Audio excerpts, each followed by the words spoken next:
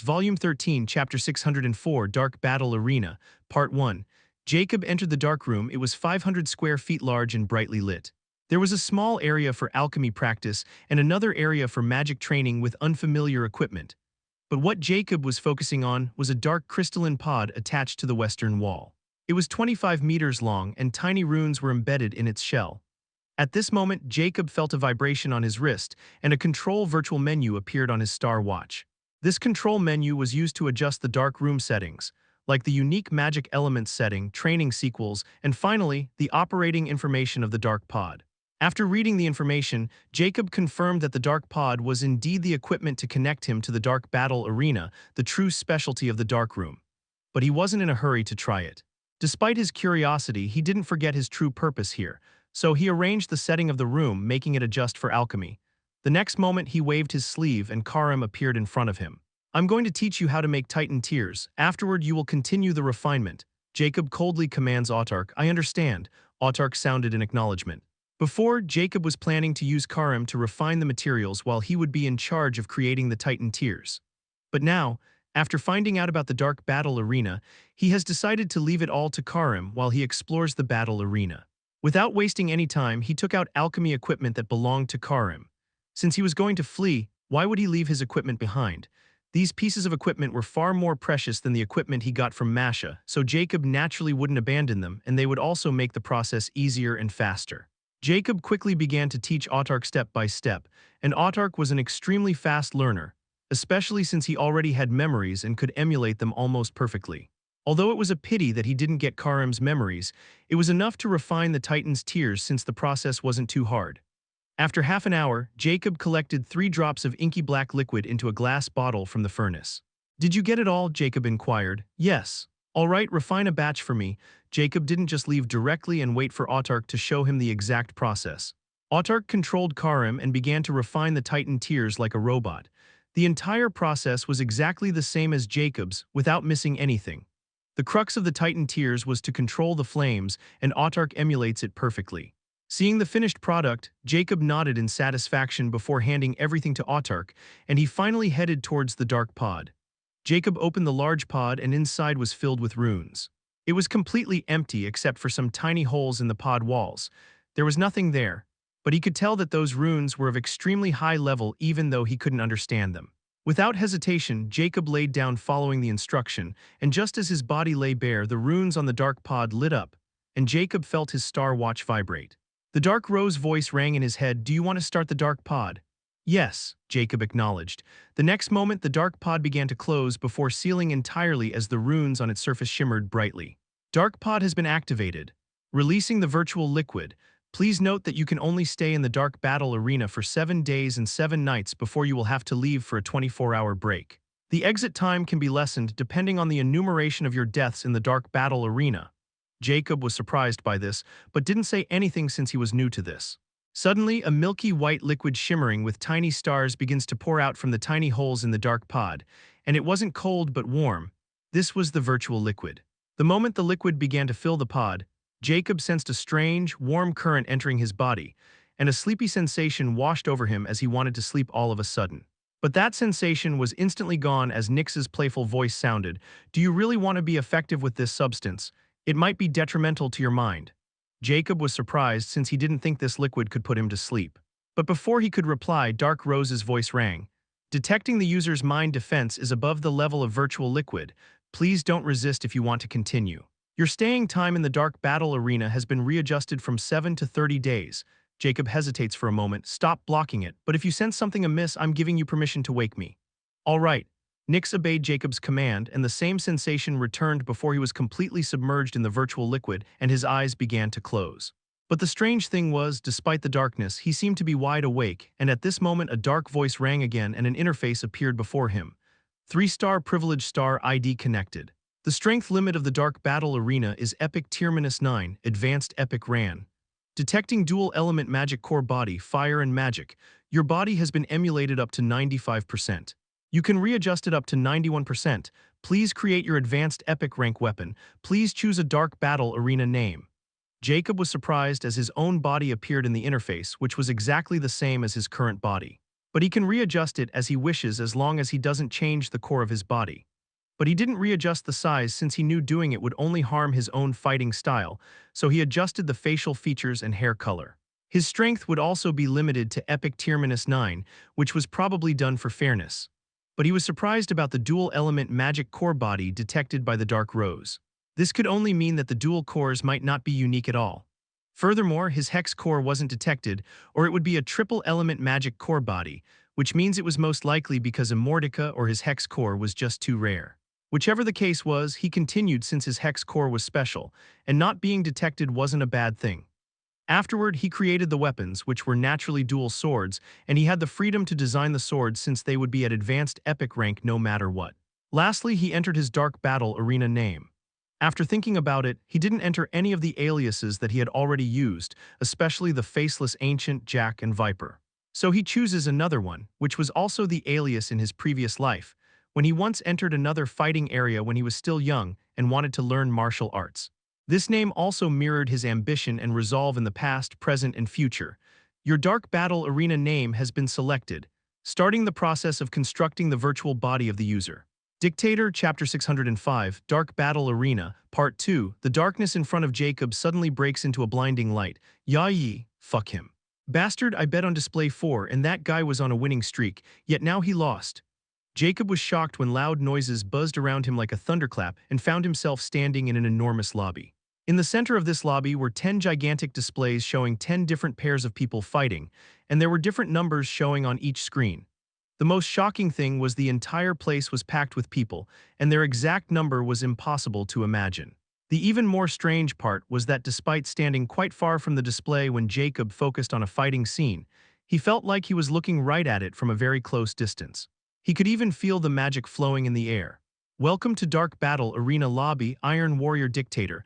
You can check your status and search for battle by thinking of Dark Arena status. You can place bets with Dark Credit on different dueling participants in Dark Prestige displays through a betting platform during a Dark League ranking match or Dark League promotion match.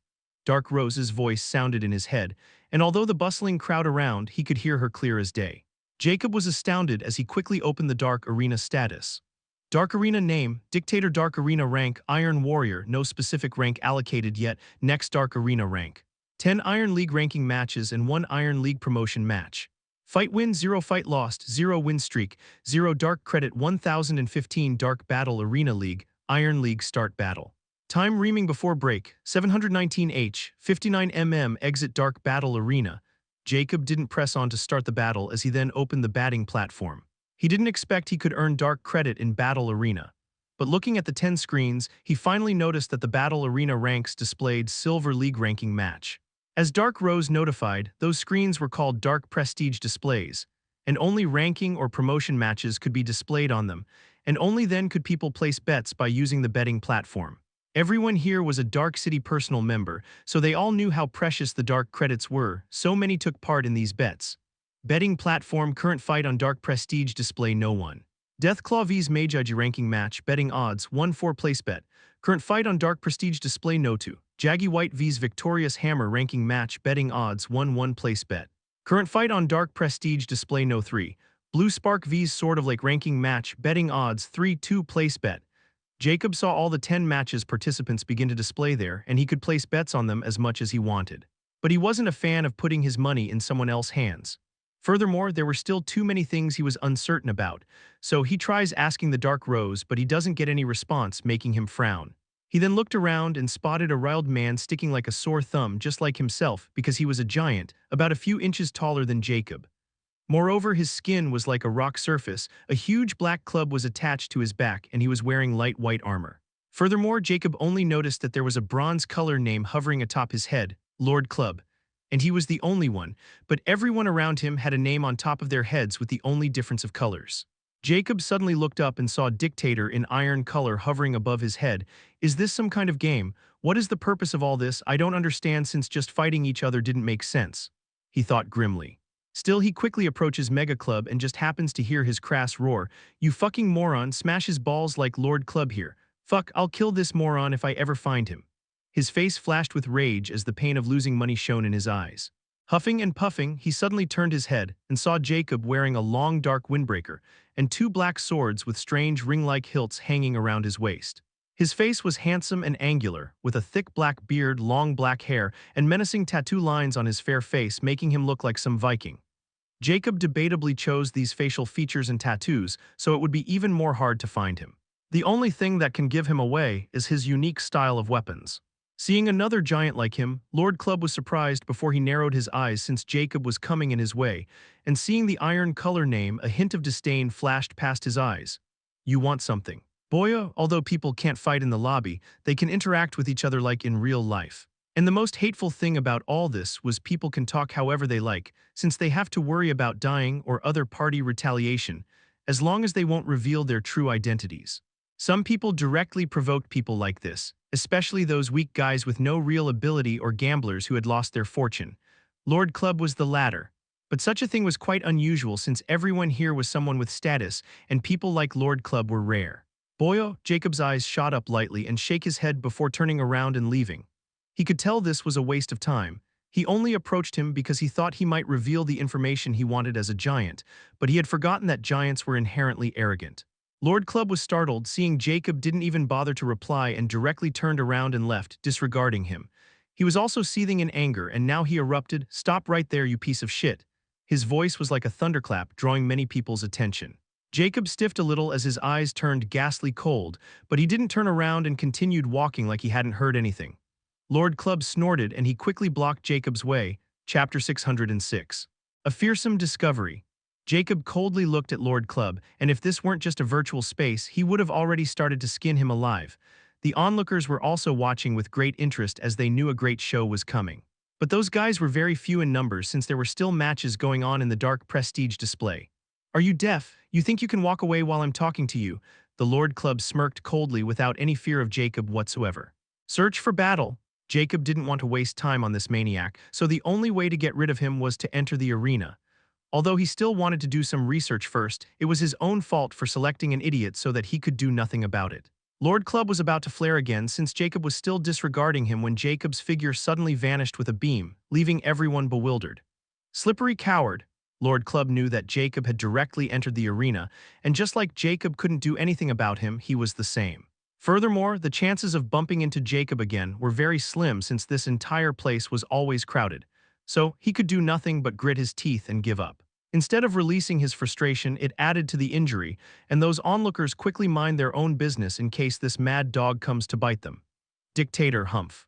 Don't let me catch you. Lord Club jolted this name in his memory before he opened the gambling platform again with bloodshot eyes.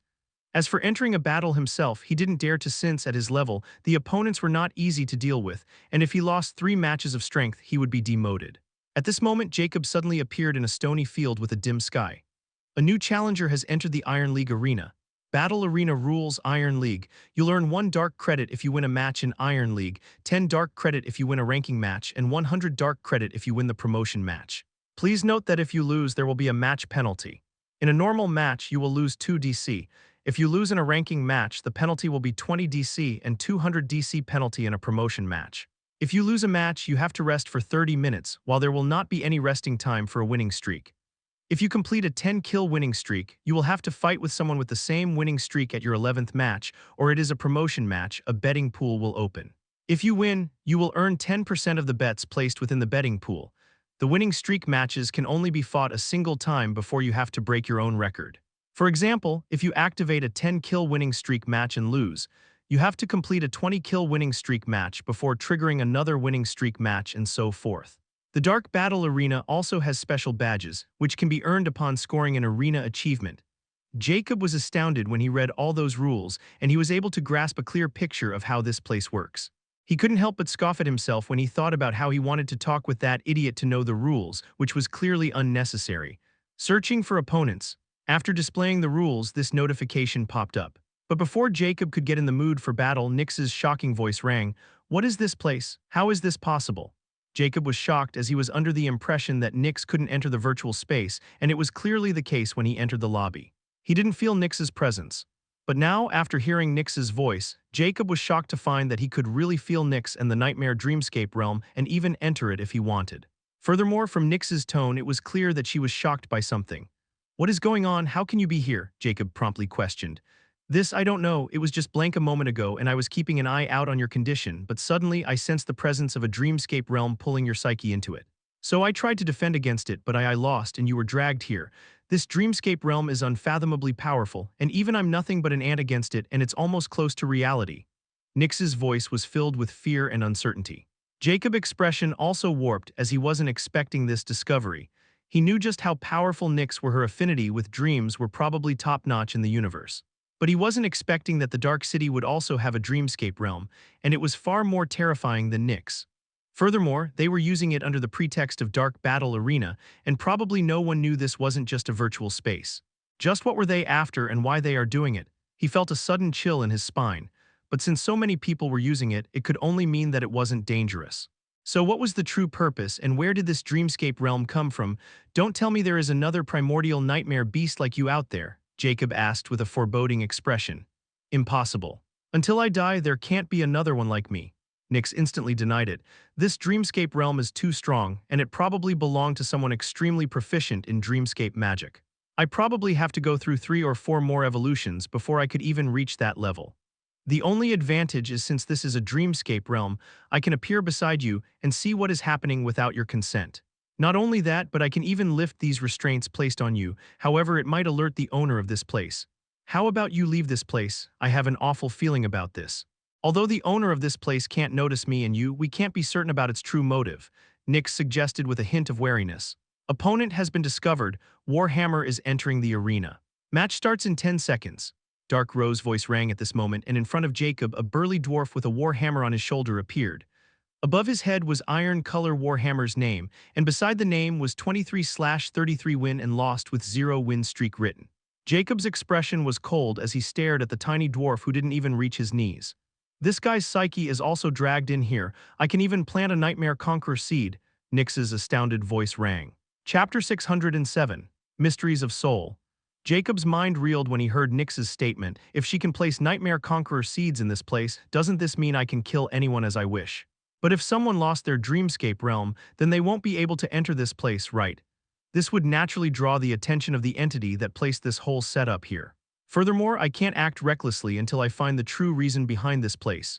Nyx, I want you to pay attention and tell me what is happening. We might be able to discover something. Other than that, do not interfere recklessly. Even I don't know what would happen if we truly draw this person's attention," Jacob sternly commanded. Nyx also had the same thought, and she quickly agreed. "Tusk, what a damn luck. I just had to encounter a freaking giant. These battles are always unfair." Warhammer mumbled with a bitter look as he looked at the towering giant. Jacob's focus also turned to Warhammer, and only 3 seconds remained before the battle would start. But he didn't dare to underestimate Warhammer even if he was like an ant. "Battle starts," Dark Rose's voice reverberated on the battlefield. "Earth spikes." Warhammer didn't even waste a second as he quickly instant cast an earth spell. Although they were not of unique rank and couldn't use the aura and spirit, their magic abilities could be emulated. Upon the character creation, the user was given the choice to use their rectified stars to create magic abilities within the realm of epic rank. Jacob naturally selected his own magic abilities, and his advantage was he had 2 magic cores. But he wasn't planning on showing them off unless he had to, especially now that he knew this place was not a virtual place but a dreamscape realm. The moment Warhammer cast a spell, he cast his own, Water Rush. A gentle blue light covered Jacob's body, turning it into liquid, and he easily passed through the spikes. "Water element shit," Warhammer cursed as he knew the water element counters the powerful spells of the earth element, and without aura or spirit, it was very hard to counter water-type abilities. "Earth Blast," he swings his giant war hammer brandished with emerald energy. Jacob's eyes were as cold as ever as his swords were already revolving around his hands, and seeing the incoming hammer, he didn't intend to dodge as one of his swords directly swung into the hammer. "What kind of swords are those?" Warhammer was shocked to see the swords revolving like clock hands. It was an extremely peculiar sword style. Furthermore, Jacob was taking full advantage of his size and physique as he directly clashed with the hammer with one hand, and his other hand was free. But Warhammer needs to hold the hammer with both hands. "Earth Shield, Earth Barrier." Warhammer double-cast protective earth spells against Jacob's other sword as the earth element had the most powerful defensive ability. "Water Control, Water Edge." Jacob's other sword suddenly brandished with the water element, and the next moment that water energy turned to revolve at a high intensity, making the blade's sharp edge even sharper. While clashing with the Warhammer with one sword, he slashed his other sword like a scythe towards Warhammer's neck. His hands were extremely long, and it easily reached its destination. With his ridiculous physical prowess, the sword passed through the earth shield and barrier like a piece of jelly, and before Warhammer could react, it flashed past his neck while his hammer blasted into the side. "Tusk, you freak." Warhammer bitterly cursed as his body turned into particles, and he vanished without a trace. Congratulations to Dictator on your first arena victory. One dark credit has been added to your account. Do you want to search for another opponent?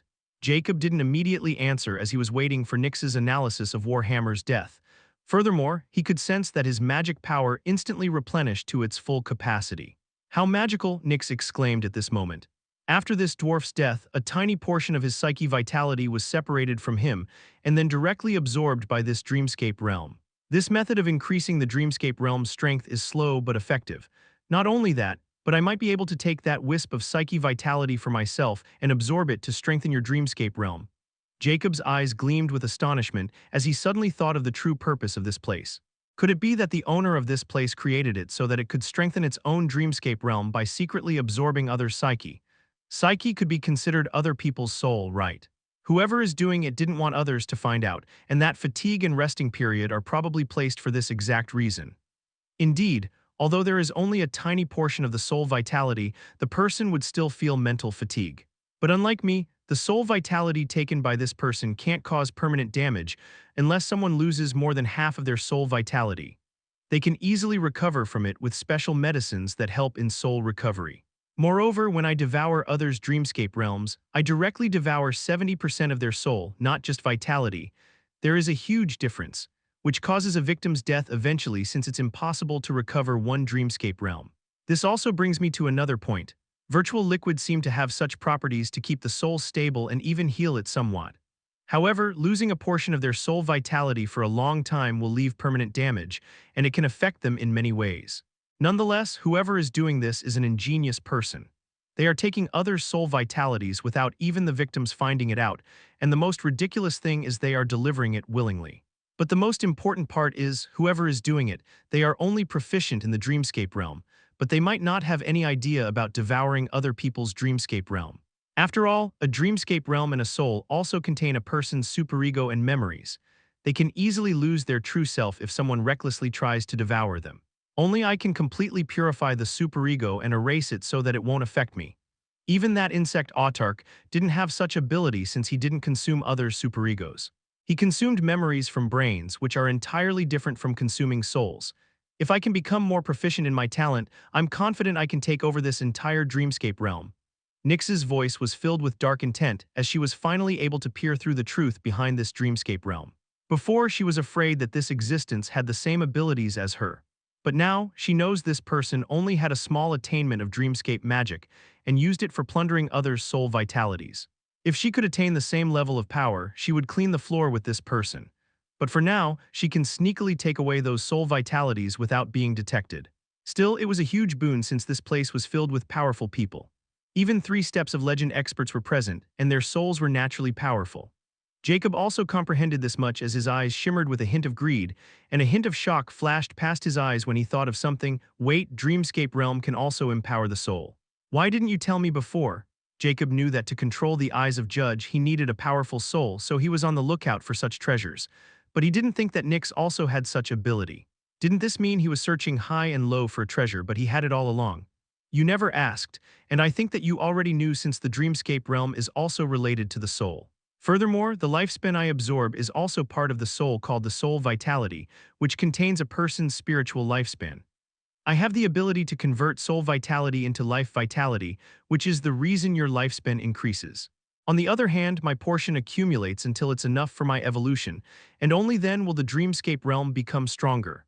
Jacob was flabbergasted, as only now did he truly understand the truth behind his lifespan. He always thought that it was just Nyx's ability, but he never dug deeper into it.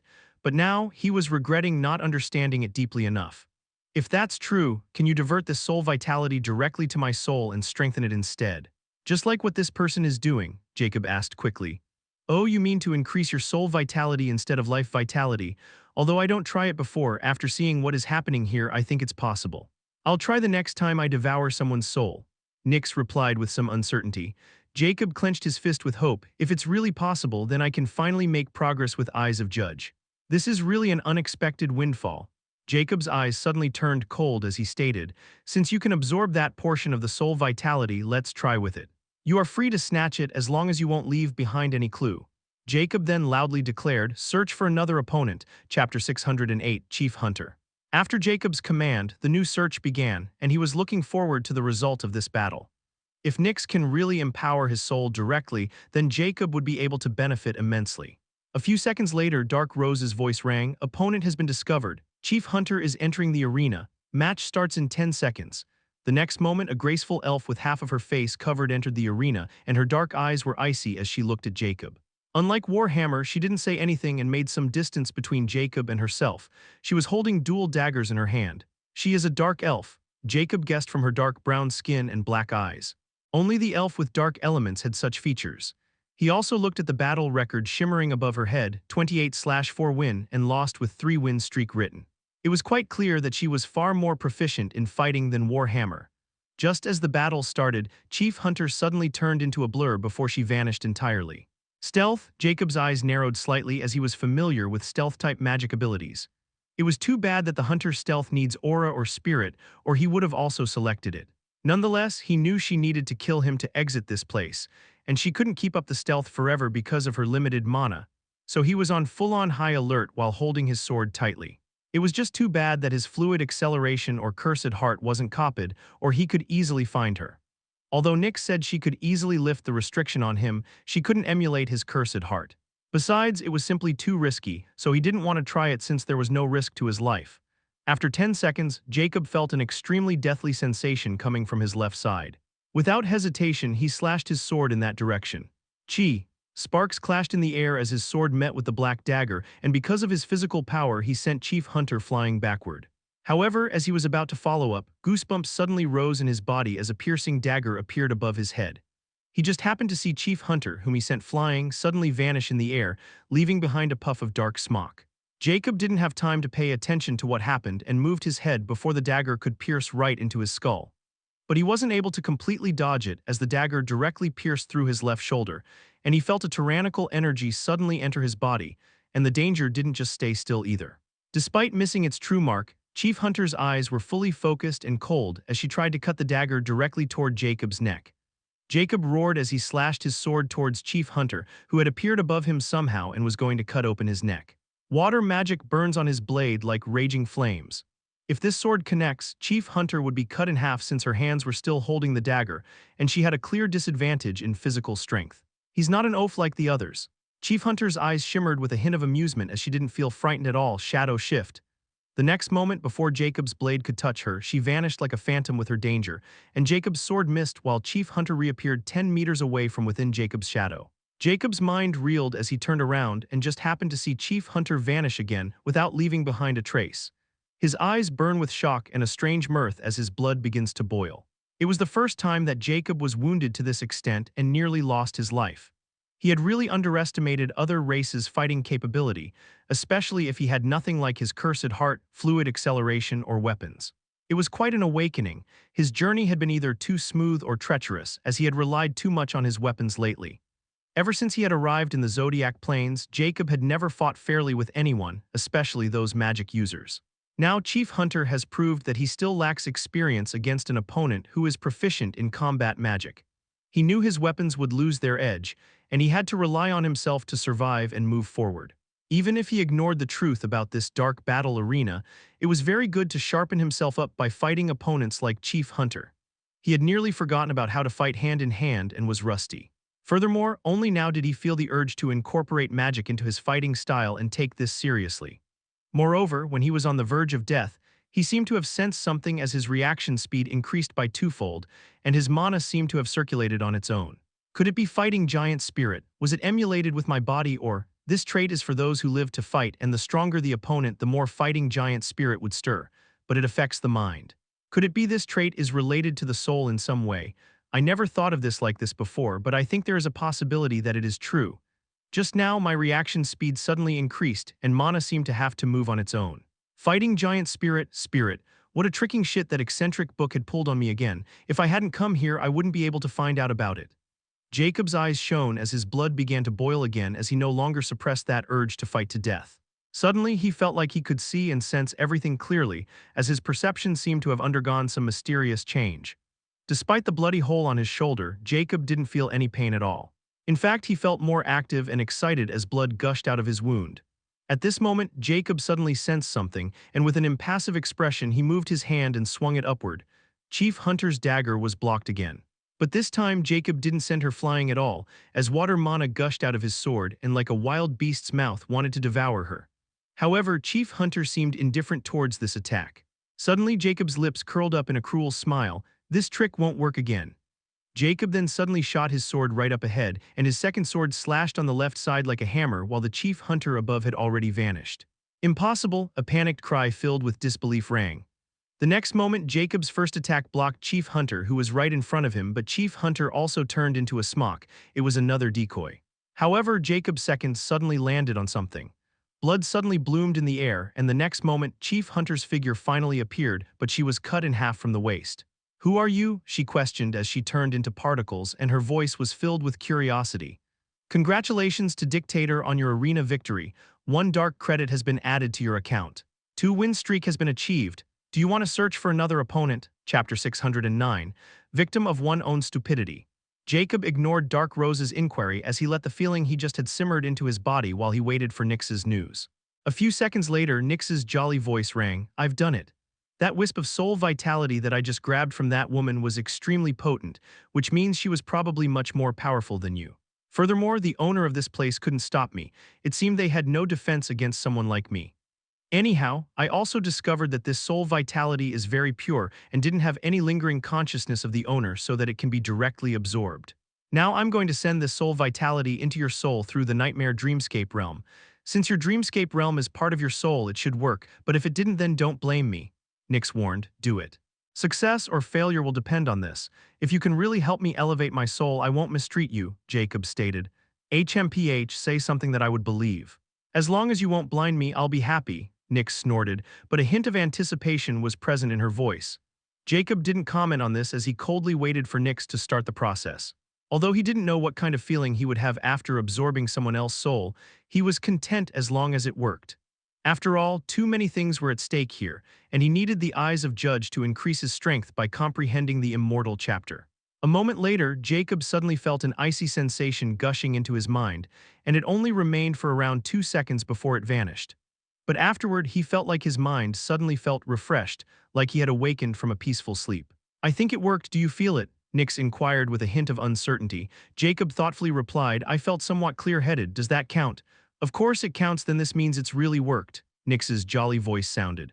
"Then from now on, just add my portion of the soul vitality into my soul. I have enough lifespan for now." Jacob commanded without hesitation with a hint of ecstasy. He finally found a way to evaluate his soul. "Alright, since this experiment was a success, let's continue to collect more soul vitality from this place. If we encounter a stronger opponent like that elf earlier, can you plant your seed in her?" Jacob inquired. "I can, actually. They are all under restriction in this place, so they don't have their usual defense. Although I can't plant the Nightmare Conquer seed within the beyond unique rank in the real world, things are not the same here. In fact, our goal should be to be the owner of this place. If I can take over this entire place, I can annex this whole setup and integrate it with your Nightmare Dreamscape realm. Then all the benefits will belong to us." Nyx passionately stated her grand goal. Now that she comprehends just how easy it was to trick others into willingly giving away their souls, she would naturally want to do it herself. Furthermore, this entire place was built after a very long time, so taking over it was far easier than building one herself. But she needs strength even to begin working towards this goal. "I like your enthusiasm, but I don't think it would be so easy just to take over this place. Don't forget to make it a reality. We need those pods and an organization like the Dark City with numerous members working for us. If I'm not wrong, this dreamscape realm might belong to the true leader of the Dark City, or I don't think they'll be doing this when the danger is far too great if they get exposed. If we ever come closer to taking over this place, we need the strength to overtake this person's authority in real life as well. Or all we'll get is an empty husk. There are too many complex factors involved in this plan. So we can't be greedy. Let's focus on the benefits at hand. Don't forget we can't be discovered by this place's owner, or the consequence of that will be unimaginable," Jacob sternly warned. Although Nyx's proposal was very inciting, the reality was entirely different. If he pissed off this kind of existence, he might not even be able to keep his life. So he was not going to put this plan in motion until he was completely confident in persevering his own life. Tisk, here I thought the owner of the universal godly scripture would be powerful.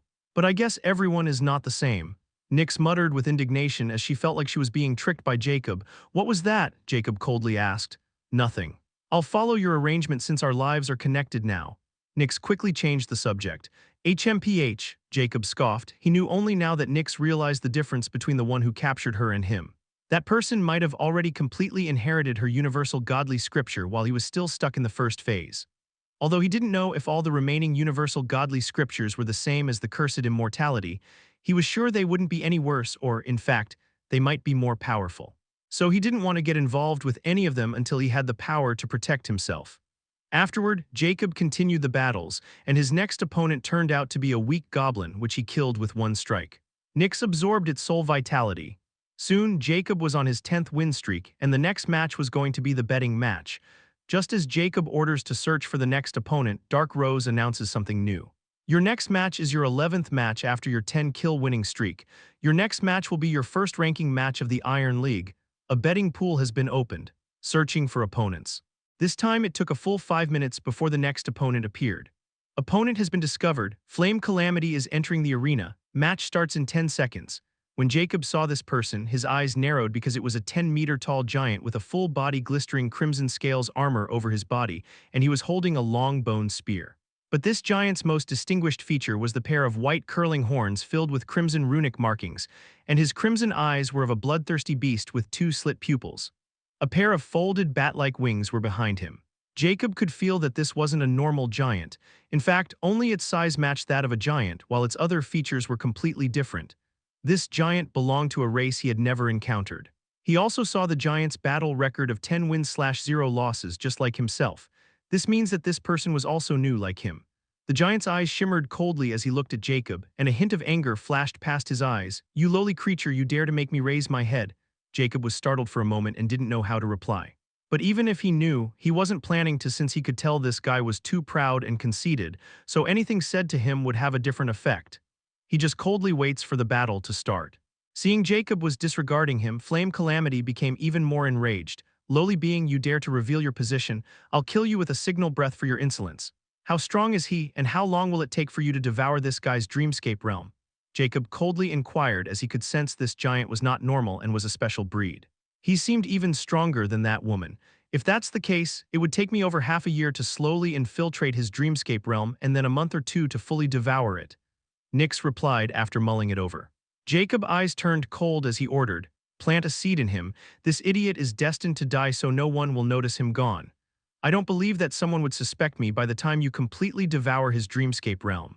He'll be quite nutritious. He's really an eyesore. I'm quite confident that no one will suspect us after all.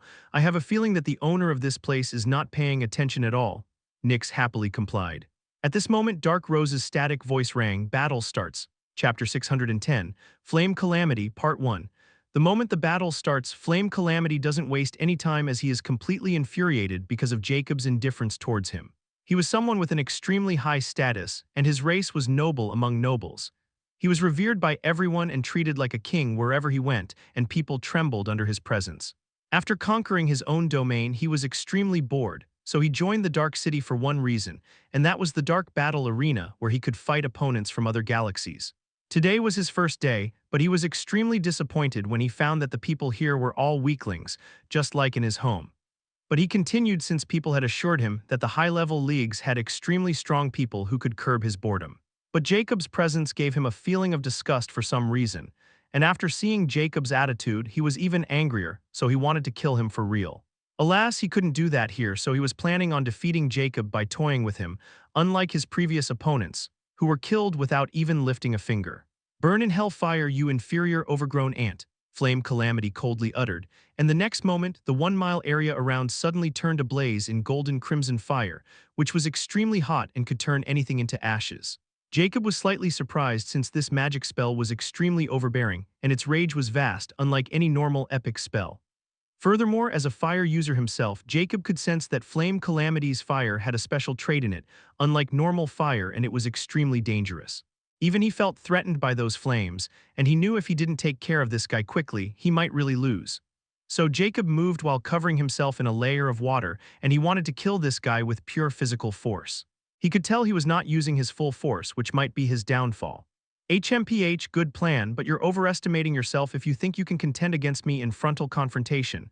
Flame Calamity sneered as his lips rose in a disdainful smile, revealing her razor-sharp teeth. He thrust his bone spear, rolling in golden crimson flames toward Jacob's chest as he wanted to send him flying. But what happened next was surprising for both Jacob and Flame Calamity.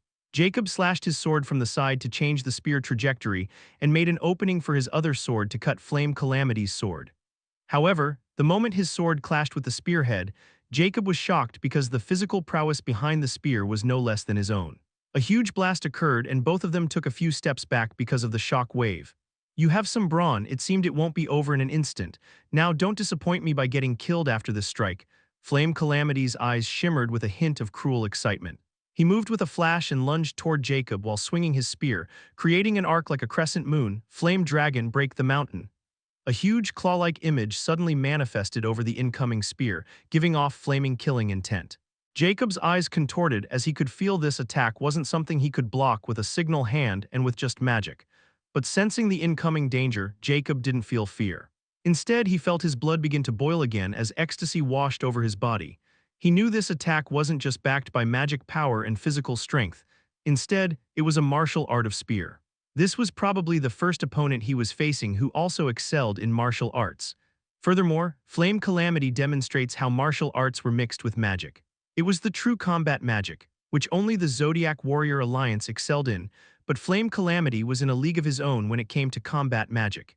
He was forced to use his own martial art he had learned from his old world and had a sudden inspiration seeing the phantom of a giant claw behind the spear. The time seemed to have slowed down as his mana suddenly channeled into his swords and began to rise like blue flames. Jacob suddenly crossed his swords like open scissors, deceptive sword style first rotation. A huge clash of golden, crimson, and blue energies happened, and ghastly shock waves spread around both of them. The ground under Jacob's feet suddenly cracked as a huge pressure like a mountain was weighing down on him. But his eyes shimmered with excitement as he was in a deadlock with Flame Calamity's spear as powerful mana was gushing out while Jacob was blocking with his own.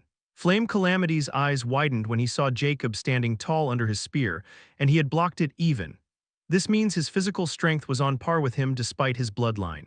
At this moment, Jacob suddenly lets his second sword rotate down, and the spear suddenly slides down while his other sword is free. Deceptive sword style second rotation.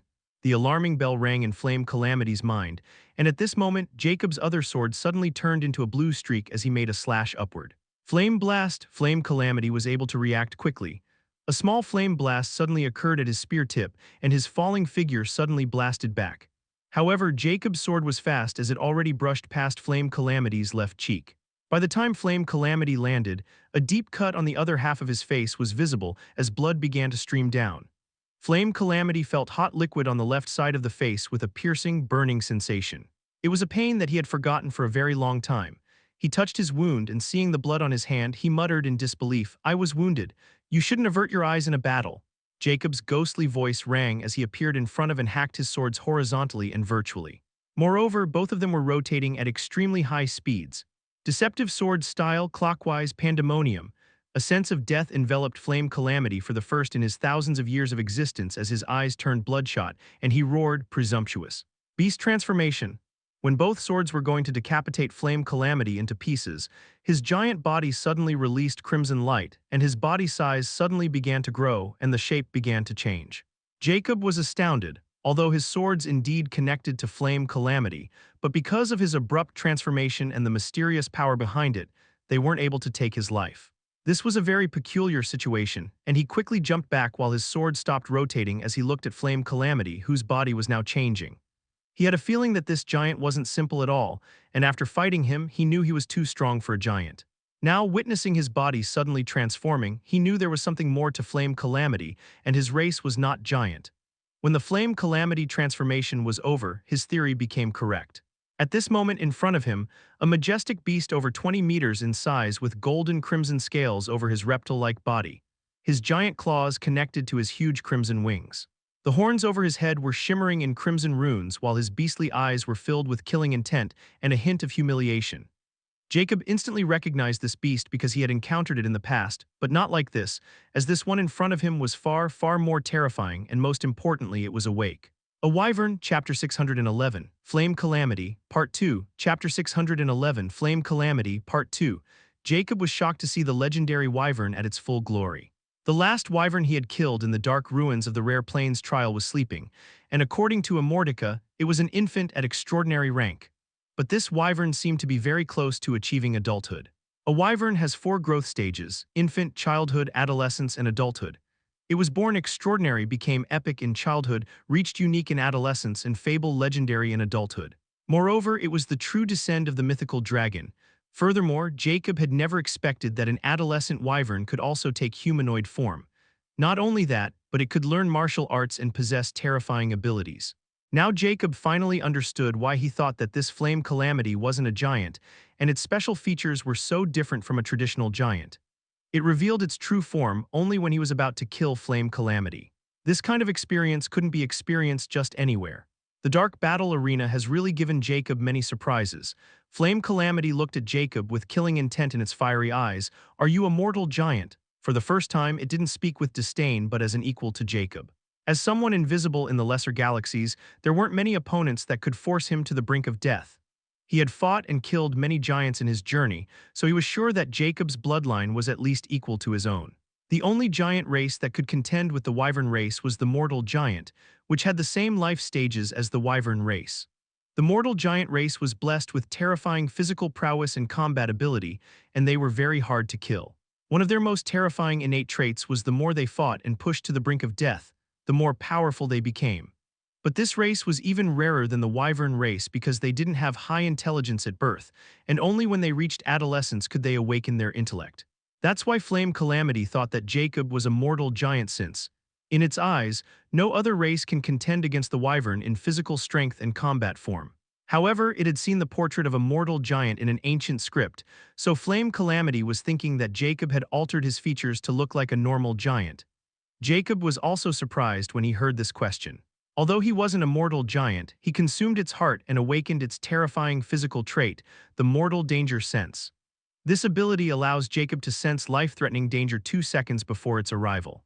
Although this wasn't much, it was an extremely useful ability in certain circumstances, and this was proof of the might of a mortal giant. However, he didn't think even a wyvern would consider a mortal giant an equal. This discovery was quite astounding. Still, Jacob was now quite curious about this wyvern as well, and now that he had ordered to plunder his dreamscape realm, he knew a massive boon was coming. This wyvern was destined to die without even knowing why. "What if I am?" Jacob questioned coldly. Flame Calamity's eyes narrowed as he huffed, spitting flames from his nostrils. "Good, you are worthy of me fighting you with my full power. I've heard the mortal giants also have a combat form. So I advised you to reveal your true form, or it'd be a pity if I killed you before I could experience the true prowess of a mortal giant's combat form." Jacob's eyes narrowed slightly as this new information was quite shocking. It seemed I'm still nowhere near understanding the races of the Zodiac Plains. He suddenly thought of something and asked, "Which galaxy do you belong to? Are there many like you?" Flame Calamity replied, "HMPH, since you're a worthy opponent that I've acknowledged, I'll answer you. I'm from the lesser grand absolute galaxy of Gemini's unique planes. The only Dark Prince of Dark City and strongest being Flame Calamity. So the other lesser galaxies also seem to have the same planes type ranking, huh? Furthermore, this Dark Prince rank seemed to be above the Dark Duke. And according to my knowledge, there isn't any Dark Prince rank Dark Noble in lesser grand absolute galaxy of Taurus. There only exists a Dark Duke or there is a Dark Prince and the Dark City is hiding its existence. If this Dark Prince rank Dark Noble is like this Flame Calamity, then I should be careful." Jacob thought before he asked another question. "Do you know about the Path of Legend?" This was the most important question he wanted the answer to, and since this was the true reason, he entered the Dark Battle Arena. Since this Flame Calamity was talking, he had to get the answer to this question or at least some clue.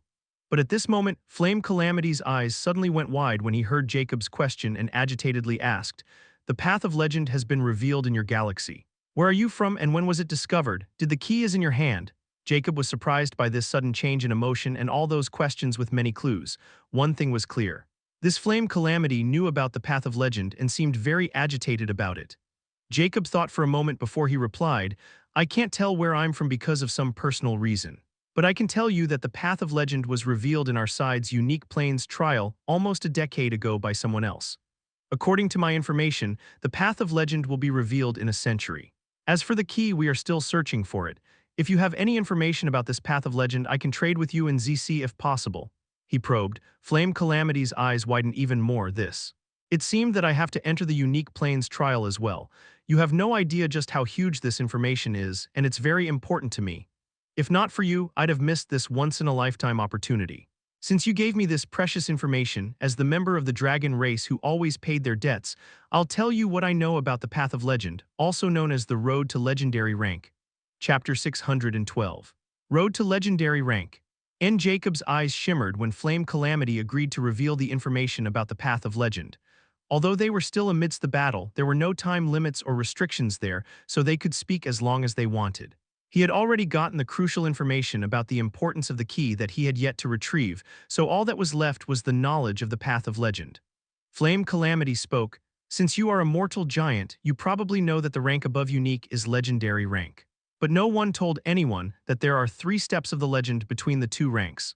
However, even these 3 steps of legend merely gave others the qualification to content for the legendary rank.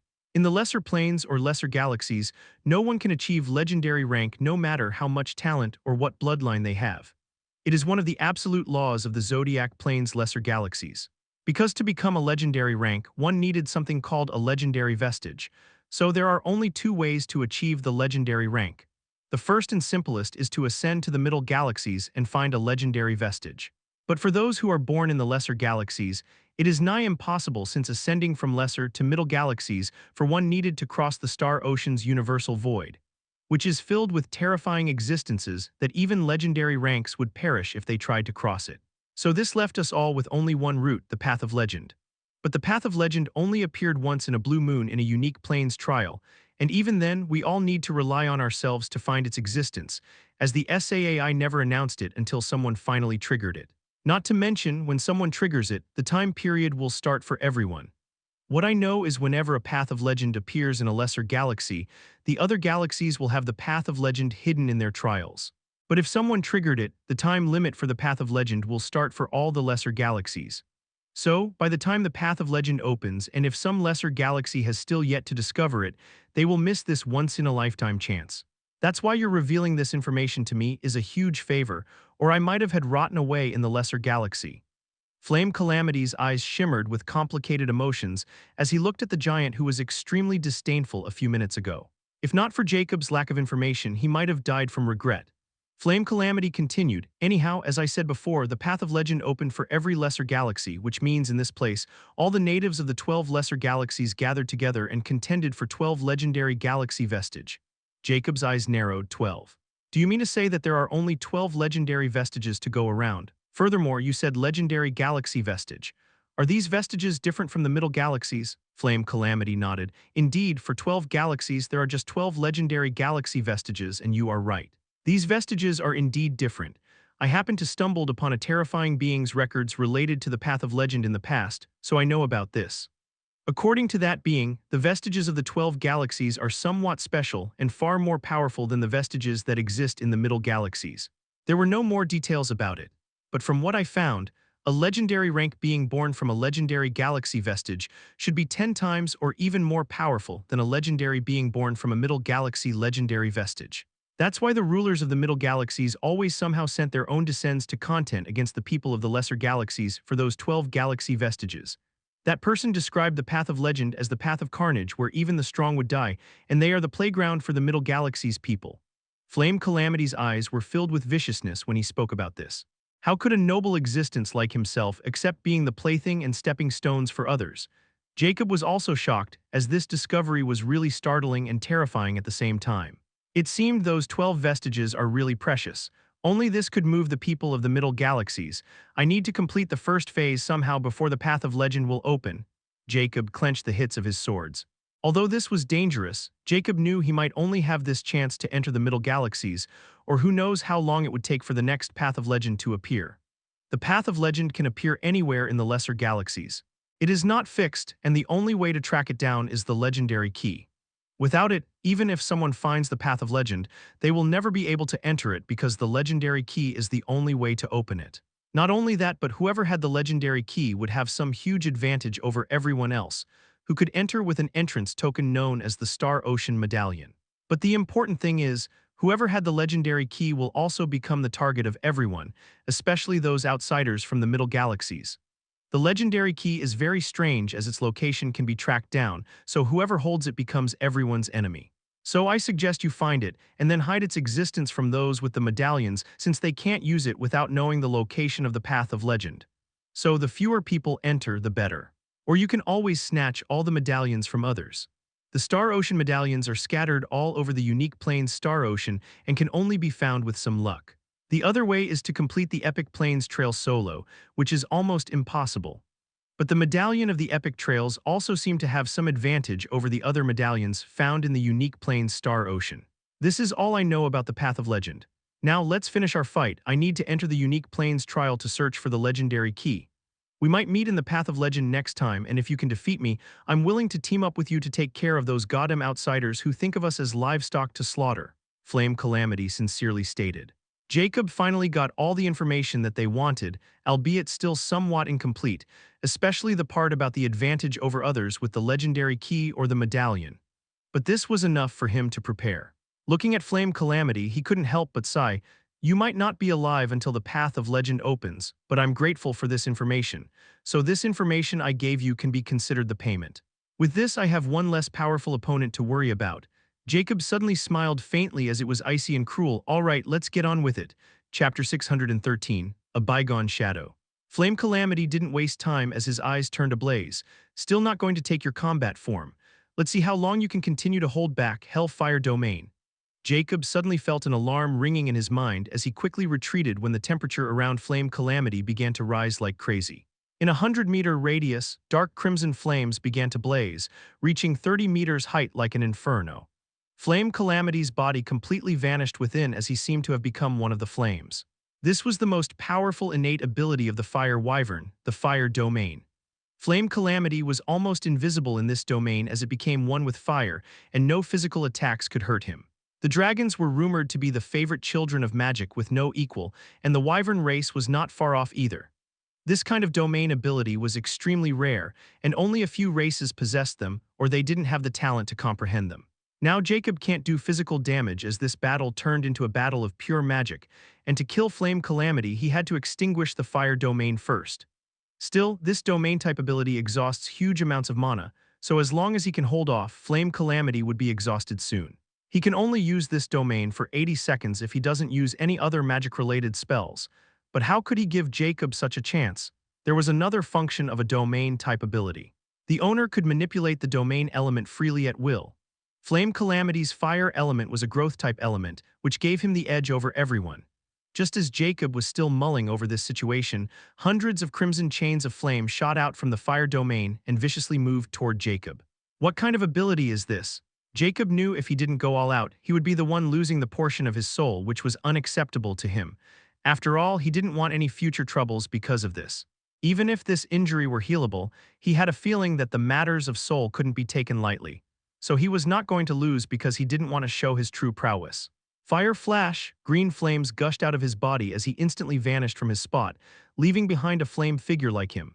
This magic spell would use his fire magic to create an afterimage of fire while sending the user a few meters away from its initial position. The flame chains ended up blasting the fire afterimage of Jacob, and Flame Calamity's bewildered voice rang, dual elements. You can also use fire as well, and your fire seemed to be mutant among fire. A growth-type core. How can that be? A dual-element body was only a myth. Just who are you, dictator? Jacob appeared a few meters away, heard Flame Calamity's disbelieving remark, and was somewhat astounded. So, my fire is also a special kind like Flame Calamity's. No wonder its color is different, and its temperature is higher than normal fire element fires. I should investigate it further, and I need to be more careful to use dual magic in front of others in the future. Despite his surprise, Flame Calamity quickly recovered. You are the worthiest opponent I've encountered in my entire life, and that's why crushing you will be the biggest achievement before I enter the Path of Legend. I'm going to use all my magic in a signal spell. This will decide victory or defeat. Dictator, I hope you can give me another surprise. The flame domain suddenly churned at this moment, and the flame suddenly began to rise as the temperature increased even more. The surroundings were beginning to melt, turning into molten lava. Jacob's eyes contorted as he had a very dangerous feeling about it, and at this moment, a strange scene flashed past his eyes when a flame dragon suddenly closed its massive jaws on him, turning him into ashes. It was a vision of death. A chill went down Jacob's spine because when he snapped out of that sudden scene, that was mortal danger sense. At this moment, Flame Calamity's eerie voice reverberated, "Forbidden spell, Hell Dragon Calamity." Just as his voice trailed off, the fire domain suddenly took the shape of a massive dragon head as crimson flames were burning ferociously on it. Like an arrow, it shot toward Jacob before opening its flaming jaw, revealing nothing but a burning inferno. The temperature was as high as the sun, everything in its path turned into cinders. For the first time, Jacob felt death incoming. Just from this, one could easily feel this place was far from being just a virtual reality. Furthermore, since the mortal danger sense was triggered, it means this death might have serious consequences. But Jacob didn't have another that could match this ghastly magic spell. Even if he used everything he had, he knew he wouldn't be able to avoid it as he felt like he was being locked by something. This was the first time he saw a forbidden spell in action, as he had only read about it in a book within the witch's palace. Just as death was inevitable, Jacob suddenly felt his blood begin to rage as if something triggered it as massive power poured into his body out of nowhere. Something suddenly ticked in his mind as the fear of the incoming death suddenly vanished, and he felt extremely powerful. Instinctively, Jacob suddenly raised his two rotating swords in two different directions and slashed them, deceptive sword style anti-clockwise. Pandemonium, something unimaginable happened. Both swords suddenly released strange whistling cries before two pitch-black sword lights materialized in the air. The sword lights were extremely tyrannical, like they wanted to cut apart the world. Not only that, but Jacob didn't know that behind him, a vague shadow, so gigantic that its height couldn't be measured, appeared for a split second before vanishing. The two pitch-black sword lights suddenly flashed past the massive dragon head when it was about to devour Jacob. The time seemed to have come to a standstill when the crimson dragon head suddenly shimmered in pitch-black light, and the next moment, it cut into myriad pieces. Boom! A huge explosion rang as the giant dragon head vanished, revealing Flame Calamity's figure, which split into countless pieces. At this moment, its eyes were filled with horror as he looked at Jacob, who still seemed to be in a trance. He wanted to say something, but his mouth turned into pieces before he vanished with a light. Congratulations to Dictator on your 11th arena victory.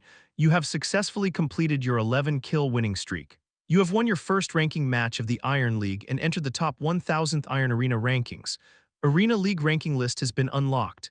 Your Iron League Arena rank is 998th. The betting pool has been closed. Calculating your final reward, 755 dark credits has been added to your account.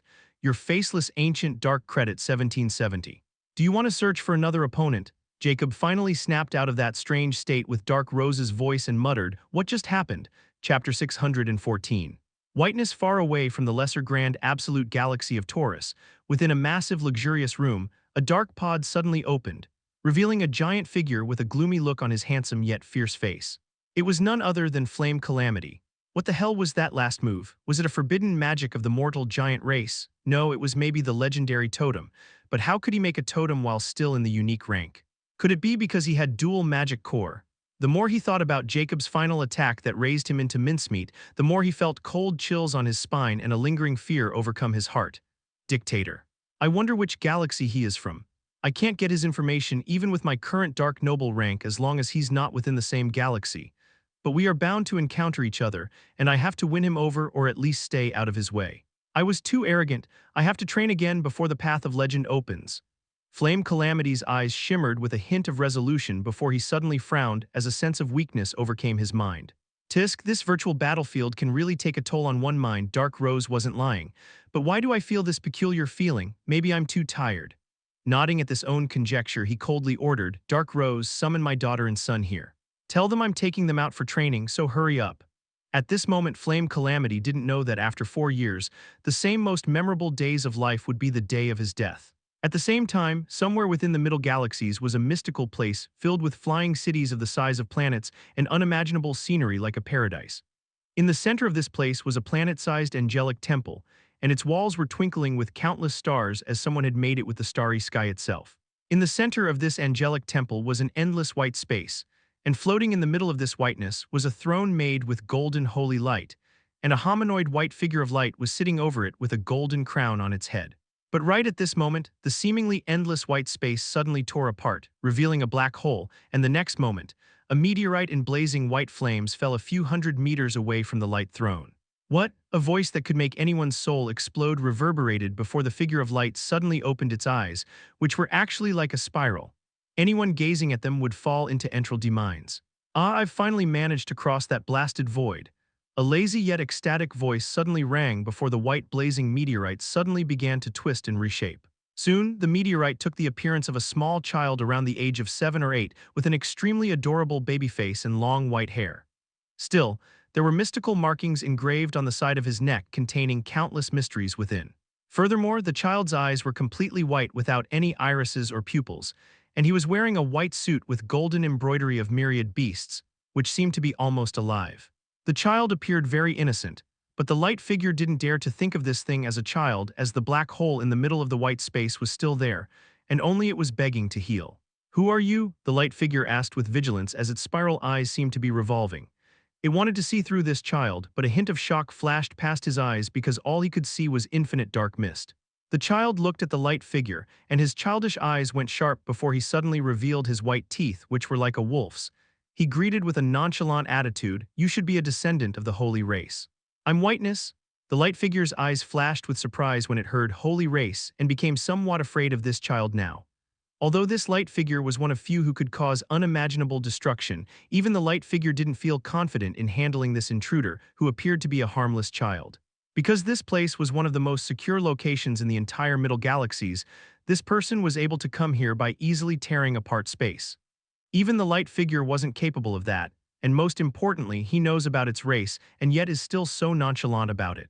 "Can I ask why you trespass in my dwelling?" the light figure asked with a somewhat reserved tone.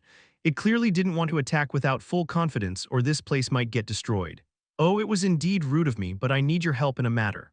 So, after asking a friend, I found that there is a descendant of the holy race in the Middle Galaxies who had awakened the inner espy and cultivated it to the intermediate stage.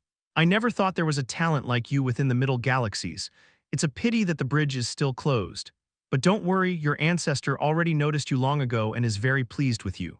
Tusk, that old fox even asked me to deliver you to him just for giving me some directions. Anyway, as long as you perform well, I can take you back with me.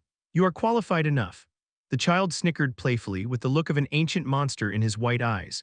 The light figure suddenly trembled when it heard that child's unbelievable words, but the light figure didn't think he was lying because its eyes could analyze the speech, and lying was impossible in front of the light figure. Although the light figure can't see past this child's background, the light figure can still analyze the speech as long as the other party isn't trying to hide it or has that ability. Whiteness clearly wasn't trying to hide it as he was unstoppable within the Middle Galaxies. Is it true? Why didn't Ancestor contact me?" the light figure agitatedly asked, still somewhat in disbelief. Whiteness chuckled, "Well, it's the same reason the Middle Galaxies can't contact the Lesser Galaxies without paying an exorbitant price. Kiddo, the Universal Void is not just for show, especially the Universal Void that leads to the Lesser Galaxies, so don't blame your ancestor. Now tell me if you're going to help me or not. Although it would be a hassle without you, it's not like I can't do without you." Whiteness nonchalantly asked with an innocent yet sly smile. Suddenly, the light figure's eyes went wide as it was only able to think clearly now. "He said he knows about me, an old friend. Didn't this mean he's someone on the same level as my ancestor?" Just thinking about it made the light figure tremble and excited at the same time as the next moment. It vanished from its light throne and appeared right in front of Whiteness. The light figure suddenly begins to change, and its gigantic form also shrinks down until it is only 2 meters tall. The next moment, the light figure suddenly turned into an extremely charming woman with long golden hair, pale skin, pointy ears, and of course, spiral eyes. She was wearing long golden robes and looked like a queen. She quickly bowed in front of Whiteness and respectfully greeted, "Please forgive Eliza's previous offense, as I wasn't aware of your noblesse's exalted status. Eliza and my cardinal spirit temple will be at your noblesse's beck and call. Please order us without hesitation." Whiteness nodded in satisfaction, seeing Eliza's current attitude like an elder. "Not bad, no wonder that old fox has such a favorable impression of you, and you could awake the espy eyes after millions of years of the last bearer. All right, Eliza, I don't need you to move your forces as my matter has nothing to do with the Middle Galaxies. I won't interfere with your matters unless you, and only you, are on the brink of dying. That is only until we leave this place." Instead, I want to use your inner spy to calculate a matter for me, and then I want you to prepare some materials and some of your faction's most outstanding quasi-legendary rank juniors. Whiteness command startled Eliza. The others are small matters. What does noblesse need me to calculate? Eliza quickly asked without hesitation. Whiteness, for the first time, released a faint, chilly aura, making even Eliza tremble before he said, "Simple, I need to hunt a heretical rat. But this rat is hiding somewhere in the lesser galaxies, and even I can't enter there with those ancient abominations in the universal void. So, I want you to calculate the exact time the Path of Legend will open, and then I'll create an ancient altar and send your people in the Path of Legend with it.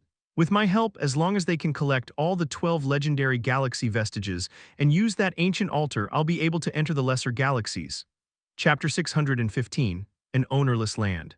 The dark pod opened within the dark room of Dark Viscount Estate, revealing Jacob's figure.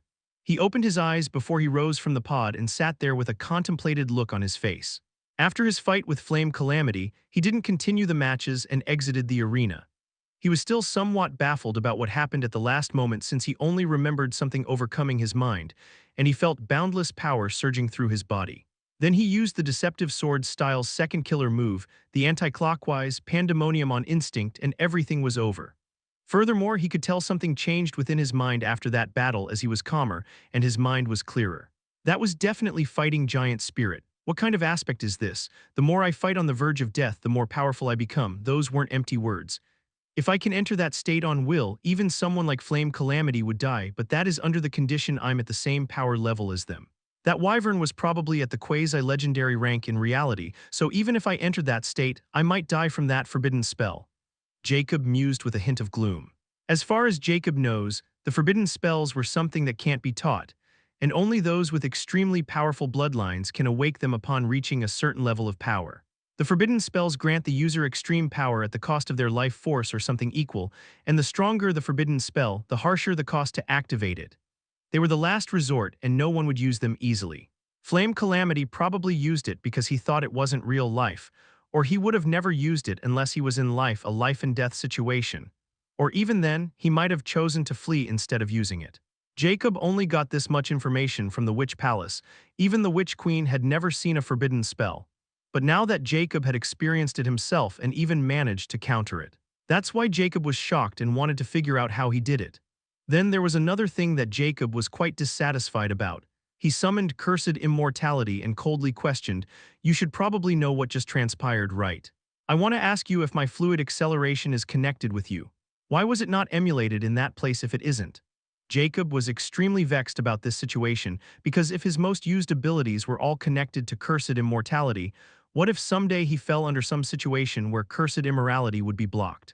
Didn't this mean he would die?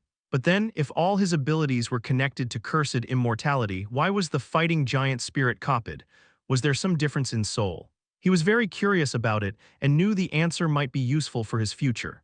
Now, he wanted to quickly raise his power since he knew what the Path of Legend actually was and its significance.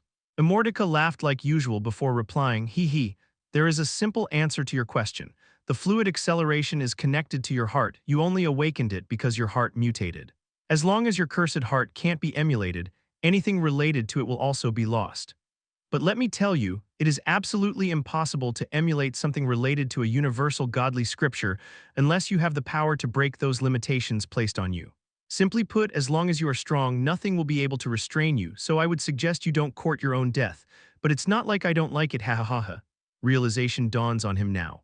Power to be unrestrained, huh? Then do you have some opinion on the way I found to make my soul stronger? Would it work in my favor and I can finally control the eyes of judge? He asked the most important thing he wanted to know, and only Immortica could judge it. No one else could. Took you long enough to figure it out yourself. It is indeed a good way to make progress with your eyes of judge. The stronger your soul, the longer you'll be able to keep your eyes active until they can fully incorporate with you and replace your eyes. But there is still a long way to go until that happens. Hee. Jacob had a sigh of relief, but he was also somewhat depressed since it was clear Immortica knew about it long ago, yet it never bothered to tell him. This was the only thing he hated about this cursed book. What about the fighting giant spirit, especially what happened in the end? Is this also related to the soul? Jacob asked solemnly. You are right and wrong at the same time.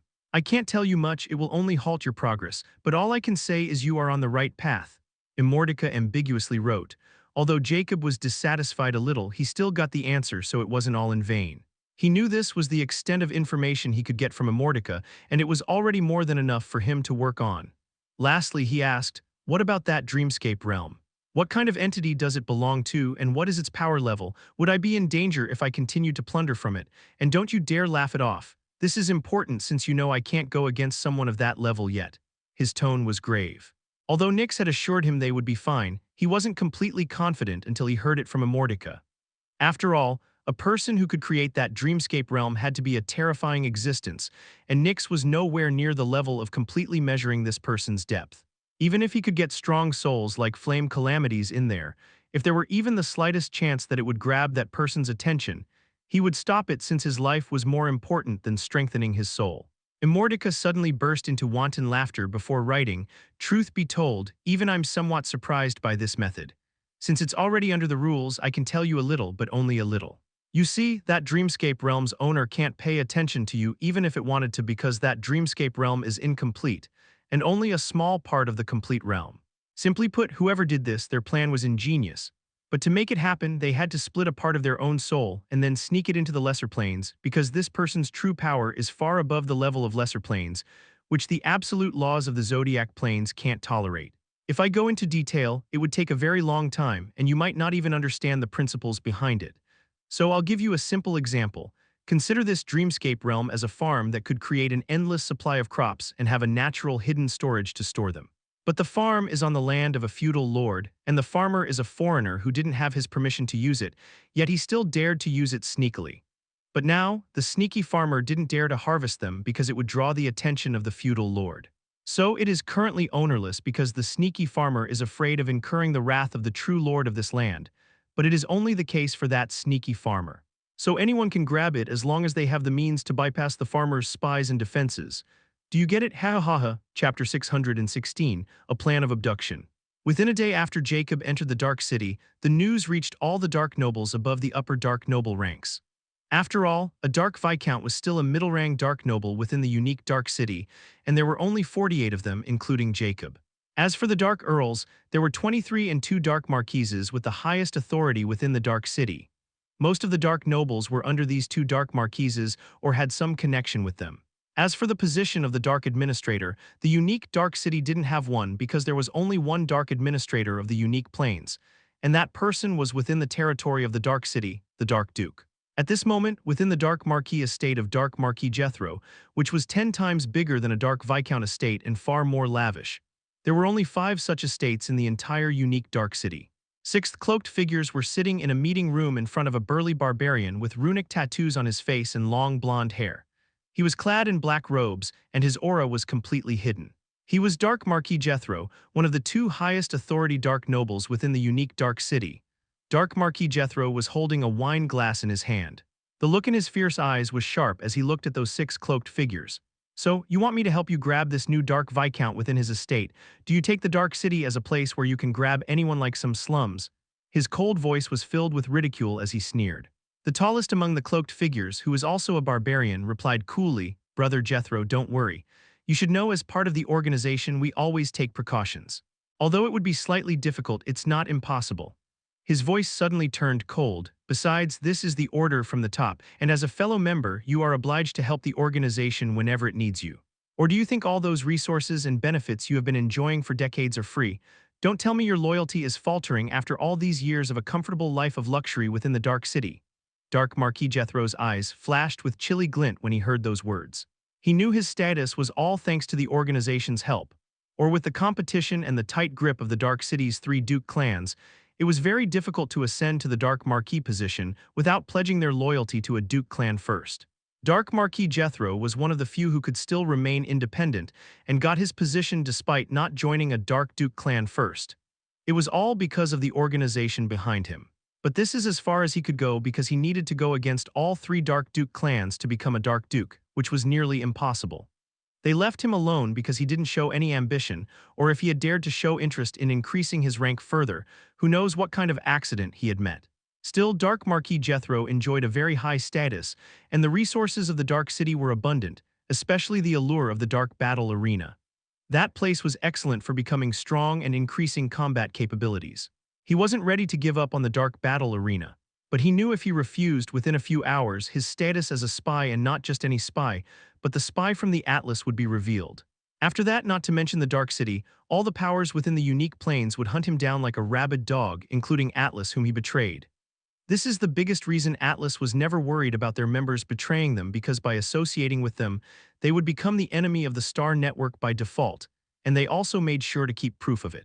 Dark Marquis Jethro was now in a similar situation. Either he helped them or he could kiss his kingly life goodbye. At least if he complied, he would still be a member of the Atlas, and they had terrifying means to change his identity as well. So it wasn't so bad to give up on his current identity as long as he could keep living. He can always start anew with a new identity. Gritting his teeth, Dark Marquis Jethro replied, "I would never betray the organization and the kindness they had shown me. My everything belongs to the organization. What do you need me to do?" Faint snickers filled with mockery were heard from the six cloaked figures, as if they were expecting this. The barbarian smiled faintly as he said, "Why do you look so gloomy, Brother Jethro? If our first plan works, you might not lose your position at all. I've heard that a dark noble can issue a dark mission to someone 2 noble ranks below him, and that person can't refuse either. So isn't this all too simple? Just issue him a dark mission to go to a certain place and we'll arrange an ambush for him there. This way both sides will be happy, no? If it was only that simple." Dark Marquis Jethro sighed ruefully, "You are indeed right. But this rule only applies to outer members, not core members. From my investigation, this Dark Viscount Faceless Ancient is a core member, so unless I'm the city administrator, I can't issue him any mission or order him to do something against his own will. Furthermore, I've already sent an envoy to invite him, but his butler stated that he's in retreat in the dark room and specifically ordered him not to be disturbed until he comes out on his own. This is the same case for others as well. So no one gets a meeting with him." Although Dark Marquis Jethro was talking about the dark room, they were all sitting within a special barrier of the Atlas that blocked any AI or eavesdropping. Furthermore, no one was wearing star watches and they all had offender rings. So as long as Dark Marquis Jethro didn't reveal core information, the Zodiac Oath contract can't do anything to him. This was the scariest part about the Zodiac Oath contracts. Even if he changed his star ID, the contract wouldn't be cancelled until he could become a completely new person. That's why the core secrets of the 3 factions were always guarded by the Zodiac Oath contract. So even if some spies managed to enter the core of the power, they wouldn't be able to reveal them or take personal action against them unless they wanted to end up dead the moment they opened their mouth. The same rules apply to Dark Marquis Jethro. Even with Atlas support, he can't reveal too much or personally harm the Dark City or he'll perish. So the 6 people didn't push it either, since they also knew about this. The barbarian frowned as he didn't know too much about the Dark City's personal member rules. "Then I guess the second planet is, we have to grab him in the Dark City. Since you're not harming the Dark City directly, it'll be fine, and you won't suffer a backlash from the contract either. Furthermore, as long as we remained hidden from Dark Rose, you will have nothing to worry about. So I want you to tell me if you have a way to go around the defenses," he asked. Dark Marquis Jethro frowned as he knew he can't back down. He had to take the risk. "I have a way, but you need to give me the anonymous scroll. To make it work, we need to enter the dark room, to which the Dark Rose pays the most attention. Even without wearing a star watch, Dark Rose could still detect my life signature there because there are many security features. Furthermore, we need to be quick, since the moment we barge in, the entire Dark City security will be there within a minute. So I need the anonymous scroll to hide my life signature and more men, or you 6 can go alone and I can give you the details about how to break open the dark room," he stated in an irrefutable tone. The barbarian looked deeply at Dark Marquis Jethro before he nodded. "Consider it done." Chapter 617, Progress and Danger. A week has passed since Jacob entered the dark room. At this moment, Jacob was looking at the barrier filled with pitch-black liquid as it was getting absorbed at a terrifying speed. Within this liquid was a tiny black centipede, shimmering in a dark hue as the black liquid was quickly absorbed into this tiny insect. This was indeed Autarch, who was now absorbing the unique rank Titan tiers it had refined this past week. As for Jacob, he was busy with the dark battle arena and collecting souls. This past week, he had won 38 battles without losing any and was already ranked 14th in the Iron League. After encountering Flame Calamity, he didn't encounter anyone as ridiculous as him, so his fighting record continued to grow while his combat skills continued to refine. Now he had a full grasp over his powers and was far stronger than a week ago. If not for collecting souls and continuing to evaluate his soul, his record would have been even more terrifying. In this past week, he found that absorbing soul vitality of a small portion and from a huge part was extremely different. He discovered that when he absorbed the soul vitality within his soul directly, he needed to be static, and he couldn't move in this window. It was a completely different concept than raising his lifespan, which can be done without him realizing it. Furthermore, after finding the truth behind the Dark Battle Arena and the Dreamscape realm from Immortality, Jacob and Nyx become more wanton, and they plunder whatever comes their way. As he was rising through the ranks, stronger opponents were coming in the battles, and they all became nutrition for Nyx and himself. Moreover, he wasn't the only one who was becoming stronger. Nyx was also making progress, probably even faster than him. She can now fully absorb the Dreamscape realm of a unique rank within 2 hours, and anyone above the unique rank would take her half or a full day. Jacob also noticed that with his soul becoming stronger, his perception was undergoing a huge change, which even he didn't know the limit to. As for the biggest benefits, it was naturally the progress with his eyes of judge. Now he can keep them active for 15 whole seconds, which was 2 times greater than last week. The only regrettable thing was he couldn't enter that state when he defeated Flame Calamity. It was as if it was a fluke that would never happen again. But as his soul was getting stronger, he had a feeling that he might be able to make progress with the fighting giant spirit. As long as he encounters another opponent at the same level as the Flame Calamity who could push him to the brink of death, he should be able to enter that state again. But it's a pity that to encounter such an opponent again, he needed to climb the leagues or encounter someone like Flame Calamity, who was new to the arena, and the chances of the latter were almost close to zero. As for the Dreamscape realm of the Dark City, when he told Nyx about it, she didn't believe it. But when she finally tried to probe it, she also discovered no reaction or retaliation from the Dreamscape realm, which made her ecstatic. But when she tried to take over, she discovered that she didn't have enough power even to infiltrate this Dreamscape realm, much less annexing it, making her sulk to no end, and Jacob was the same. However, Nyx told him that if she could evolve just once, she might be able to infiltrate it, so they were now fully focused on getting stronger with the end goal of annexing the Dreamscape realm, and even taking over it without the Dark City finding out about it. Today, Autark managed to refine this barrel of the Titan Tears with over 70% of the materials Jacob had plundered from the Potion Alchemy City, and with Jacob's permission, Autark began to absorb it. Jacob hoped this would be enough for Autark to evolve into a unique rank, as Autark was already at the peak of the Epic rank, and the Epic rank Titan Tears have no effect on Autark. As time passed, the Titan Tears continued to drop until the barrier was completely empty, leaving only Autark, who was now wrapped in a crystalline black cocoon. Jacob's eyes shimmered as he looked at the small cocoon. Does this mean Autark succeeded and started the evolution?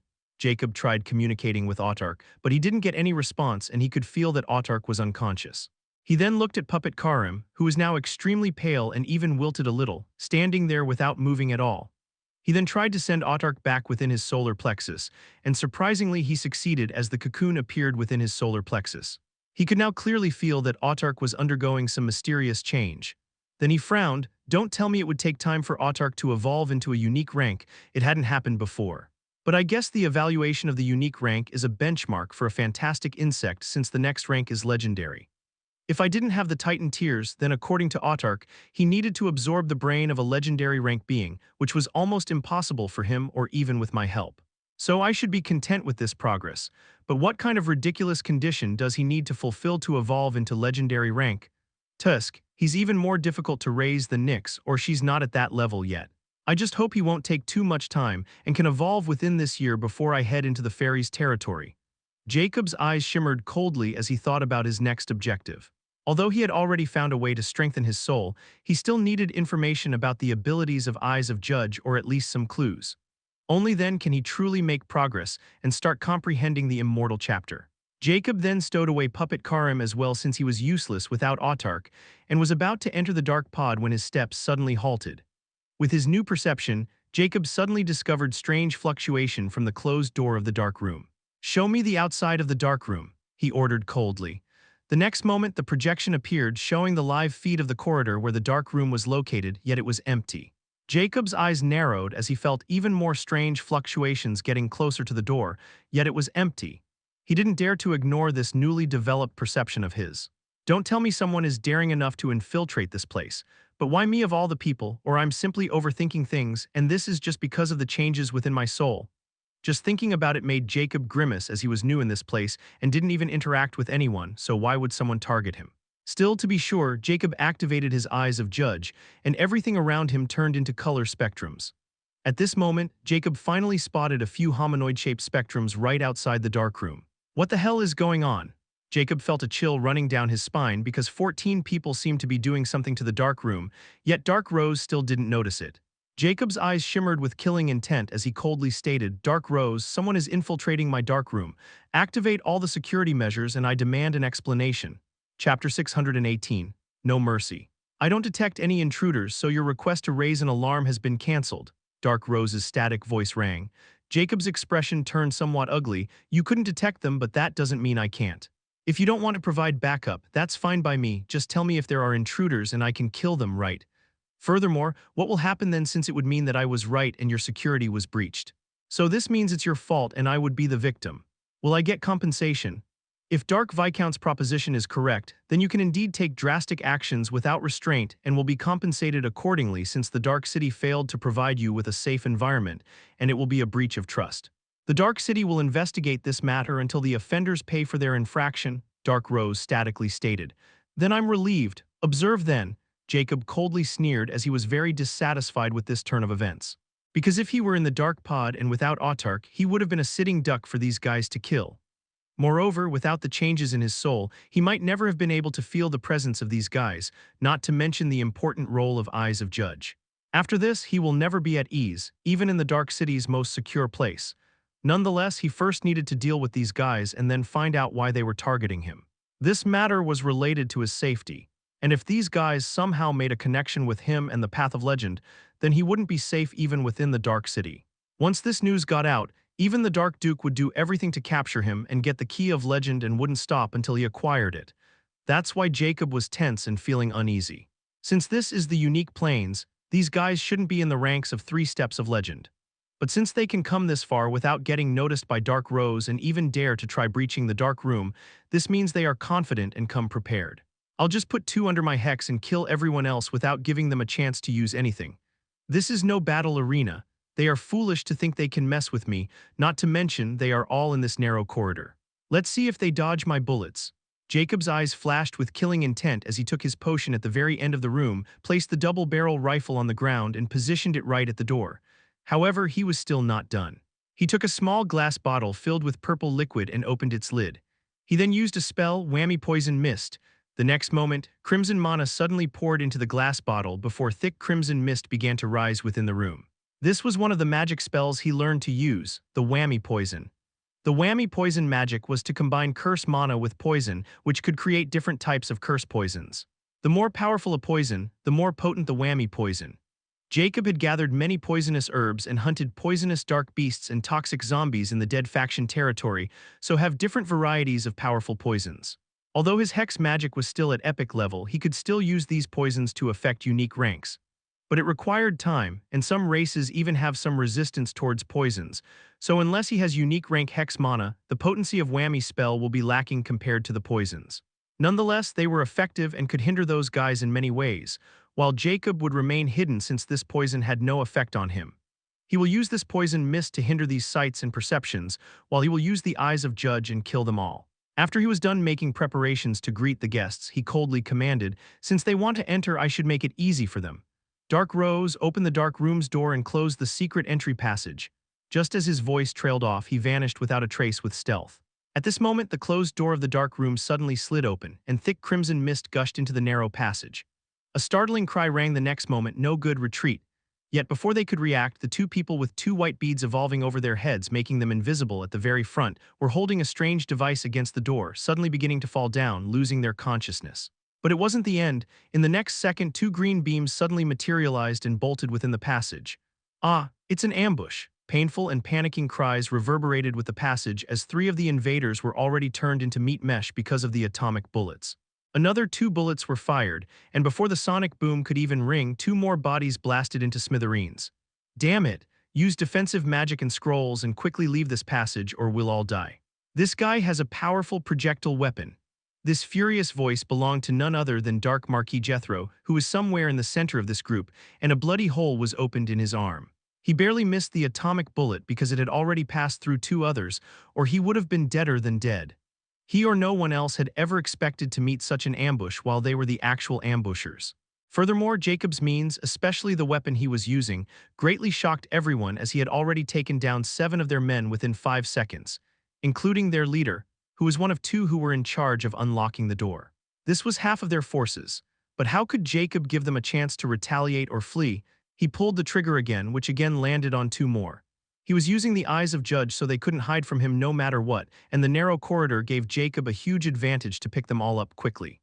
If they had entered the dark room, they might have had a chance to use their defensive measures, yet they decided to head back, which was not a good choice since Jacob's bullets were far faster than theirs. Dark Marquis Jethro finally felt despair when he saw only 5 of them remained. The other party was too fast and didn't give them any chance to use spells or magic scrolls. He roared in panic, revealing himself, "I'm Dark Marquis Jethro, Dark Rose, I was forced against my will, please stop." Before he could even finish his words, 2 atomic bullets directly landed on his chest and he was blasted into myriad pieces. HMPH, Jacob merely scoffed as he killed the rest of the 3. He would never give these guys a chance to retreat.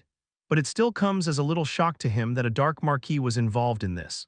But he didn't have time to mull over it right now because he knew Dark Rose had already called off the guards and they would be here soon. So he quickly approached those guys and began to loot. Chapter 619. A terrifying assumption. Jacob moved quickly without caring about the blood and gory mess within the passage, and used his eyes to pick up rings and white beads covered in blood. He didn't have time to appraise all these items, but he knew they were all treasures that even go undetected within the Dark City. After he was done looting the spoils, Jacob finally relaxed a little, but he wasn't done. Looking at the crimson mist that filled the entire place, Jacob's eyes flashed with crimson hue as he suddenly clasped his hands together, and an empty white scroll appeared between them. Whammy Poison Magic Scroll Condense. The next moment, the white scroll in his hand began to blow under crimson light, and the poison mist around him churned before a strong suction appeared, and the poison mist began to be absorbed within the empty magic scroll. This was another magic capability of an evil poison lord who practiced the whammy poison. The whammy poison magic was the result of poisons and curse mana so that it wouldn't vanish like normal magic. That's why an evil poison lord can take back the used whammy poison magic into empty magic scrolls, turning them into whammy poison magic scrolls, and using them again continuously until the whammy poison fully vanishes or is destroyed. It was like gathering poison but could only be done through magic scrolls. Not only that, but a whammy poison became more potent the more lives it took, and there was written in the ancient texts that a whammy poison can even gain its own spirituality if it becomes extremely strong after taking countless lives and absorbing powerful poisons. However, this art of the evil poison lord was long lost, and even Witch Queen Margaret could barely scratch the surface. Jacob was now as knowledgeable as Margaret of that time about whammy poison and imprecate magic and many more lore about the curse magic. But it was a pity that all the knowledge was up to the basic unique rank, and he had to do his own research if he wanted to make progress. He even wanted to find the vile witch race that Margaret belonged to so he could take their advanced rank knowledge. However, only after some investigation did he find that the vile witch race had long vanished from the unique plains. The current witch race, also the race of Karim and the ruler of the Alchemy Guild, was known as the Charm Witch race. Nonetheless, they also practiced some unknown branch of witchcraft, which made them affiliated with the curses all the same, especially their tracking curses. So this reason was enough for Jacob to put them on his list of future targets. Under Jacob's command, the crimson poison mist absorbed in the magic scroll changed its color from white to blood crimson. Now the entire place became clear, and the scene was even more bloody. At this moment, Jacob headed towards the first 2 slumbering attackers and dragged them inside the dark room. He coldly said, "So, Dark Rose, do you believe me now? Not only did I was attacked, but I even had to protect myself on my own and managed to kill 12 of them while capturing 2 alive. What kind of compensation will I get?" Jacob hadn't forgotten about his early talk with Dark Rose. He was indignant about what happened. He knew if he had been in the Dark Pod, things would have turned hectic, and by the time he had realized, it could have been all over. Dark City seeks Dark Viscount forgiveness in this matter. It appeared the Star hackers had breached our security with the help of their spy within our ranks. This matter has been deemed a 5th-degree dark incident and reported back to the headquarters. Please wait for the response. The Dark City will give you a satisfactory explanation and bestow you corresponding rewards for taking out the vermin.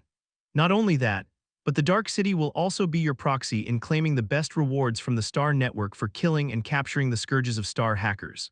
In the meanwhile, you are free to move into the Dark Marquis estate for 3 years, and your Dark Room activation of the Dark Marquis ranked Dark Room will be free. I can assure you this is the most secure place in the entire Dark City. Jacob's eyes shimmered when he heard Star hackers, and his heart sank a little. Why did those guys target me in this place? I have no enmity with them unless they found out about what I did to those two in the epic plains. But this matter is not big enough for them to send such a force while risking pissing off the Dark City. If it were the three hegemonies, at least it would have made sense. Wait, those guys were wearing two different rings and one of them had somewhat familiar patterns. Jacob's eyes flashed with shock and uncertainty as a ring appeared in his hand with some trace of fresh blood. But Jacob didn't care about it as he quickly scrutinized the pattern around the inner ring, and his heart went cold as his eyes landed on the ring on his pinky. He quickly took it off, and after he looked carefully, the pattern under his own ring was the same. These guys are extremely proficient in advanced technology and can fool the Star Network, so they might have methods to track down their own tech. And what if, like the Star Network, they can also tag the IDs of their owners in these techs? So if this ring also has such an ID, and by the looks of the force they sent after me, didn't this mean they had already found out that I have some connection with Free Sword? This is the only explanation I could think of, and even if I'm wrong, I can't brush this off. Whatever the reason is, I can't stay here any longer. If there is even a 1% chance that my assumption is true, then once they deem me untouchable, they might release this information, and once that happens. Just thinking about it made Jacob tremble a little. He knew just how important the Path of Legend was for everyone. Captain Free Sword was terrorized because of this exact reason. If those guys got the wind of this news, he could forget about living in peace. Even the Dark Duke will do anything to acquire that key. Jacob was not going to believe in those rules, as even the Dark Marquis turned out to be a spy, and since he wasn't moving against the Dark City's interest or harming it directly, he was able to target him. Dark Rose, who can see my star ID in the Dark City? He quickly asked. Everyone ranks above yours with personal membership can get your star ID, Dark Rose statically replied. No, I can't stay here even if my conjecture, and I hope it is wrong, since those guys targeted me with such a force, they won't give up so easily, especially if they had some strong motive. Jacob mused grimly. At this moment, Jacob suddenly heard the secret passage door open and hurried steps toward the dark room. Dark Rose's voice rang, "The investigation team is here." Chapter 620, Not Good. Jacob looked at the corridor coldly, and soon a few tall giants appeared in dark armor and black masks. Their burly bodies hid terrifying strength.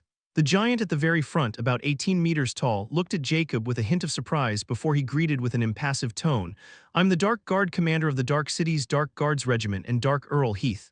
"Dark Viscount Jack." Jacob nodded and impassively replied. He could sense this guy was a tier -9 unique rank, but he wasn't any threat to him despite being a giant.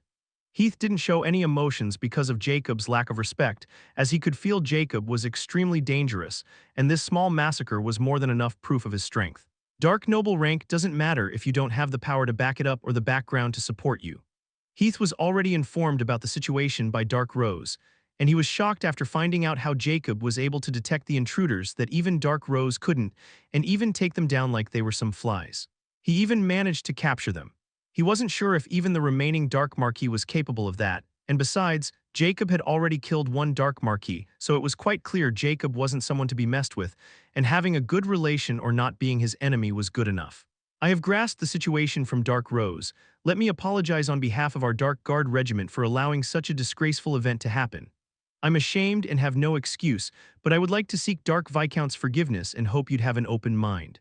After all, this was most likely done by star hackers, since they only have the peculiar technologies that could hide them from an extremely powerful AI with all the magical technology that can't detect them. You should know even the SAAI is helpless against them. But don't worry, since they dare to target one of our people, we won't sit still and do everything in our power to root out those scourges within our city," Heath solemnly stated as he bowed in front of Jacob, and the 5 other giants behind him also bowed without hesitation. Jacob was surprised a little as he didn't expect a Dark Earl and Guard commander of the Dark City to apologize and even lower his head. He didn't show any arrogance or try hiding his incompetence. "I understand. Dark Rose has already assured me, so you don't need to apologize," Jacob replied with a faint, forgiving smile. But his thoughts were racing. It seems the Dark City is more untied and cleaner than the 3 hegemonies. But this also made them extremely dangerous and ruthless. These kinds of people would do anything for someone they are loyal to and even lay down their lives to make sure the organization will thrive. Now there are even more reasons to quickly leave this place until I find out why those lunatics are targeting me. But giving up on Dark Room, my progress will halt again, and I need strength more than ever now. I can also go to the Unique Plains Dead Zone and clean up the Dark Beings. But I've heard almost all of their unique rank Dark Beings are either within the trial or have already been killed or fled the unique plains after what I did to the dead faction territory. What should I do? I think there is a way. Heath nodded in appreciation as he had a somewhat good impression of Jacob now, and he then looked at two unconscious fellows with chilly glare. Jacob had already exposed their faces. One of them was a barbarian and the other one an elf. He asked, Dark Viscount, are those two really alive? How do you achieve it if you don't mind revealing it? I'm just curious since I've heard that the core members of the Star Hackers have a way to commit suicide and it's almost impossible to catch them alive. Oh, I'm somewhat proficient in poison. In the past, I'd acquired a very special poison that could knock anyone out for 6 hours. So, I used it on these two to knock them so we could gather information from them. But it's a pity that it was the last bit of that special poison I had, or I would have had to knock all of them to get more information. Jacob sighed ruefully with a very realistic expression of helplessness on his face. Even Heath, who was an integration and investigation expert, instantly believed Jacob. After all, if Jacob had more such poison, why would he only have used on those two? Furthermore, poisons that could knock a peak unique rank out were even rarer than medicine, and not many people practiced poison arts. Only a few races were proficient in poison magic, but they didn't pose any threat to peak unique rank experts. The only poison that could terrify a peak unique rank expert was within the hands of dark beings and dark alchemists, who were also proficient in poison arts. But Jacob also didn't look like a dark alchemist, since any living practice of dark alchemy would have their appearances hideous and dark. Like they were cursed because of using the dark arts of dark beings and refining their fellow living into medicines. Then I must thank you again for using such a thing to capture these two degenerates alive. You have no idea just how huge merit it is to capture a star hacker or their associates alive. If they have high-level information, you might even acquire a special achievement badge from SAAI. Heath sighed with envy. Jacob was surprised a little as he didn't expect he could get an achievement badge. As someone who had already scored 2 such achievements, he knew just how extraordinary rewards from SAAI could be. So he was now somewhat anticipated about it. Heath suddenly turned serious and asked, Dark Viscount, although you took the attackers down, you should know that this kind of force being used against you is no laughing matter. So I hope you can tell me if you have some grudge against star hackers or if you have taken something or anything in your possession that could cause such a reaction. I'm not asking you to hand it over or anything. I just wanted to gauge how far they are willing to go for it. This way we can even set many traps for them and kill those bastards. Doing this a few times will make them give up on you and they won't dare to act in the Dark City again. Heath's plan was excellent, but it couldn't be any more ridiculous in Jacob's eyes. If what I'm assuming is right and tell you I know where the legendary key is, I'm afraid it would be the Dark City setting up traps for me instead. But I have to tell them something, or if I decided to leave after this, then they might become overly curious, and if the Atlas really knew that I have a connection with Free Sword and made it public, it would be even more believable at that time.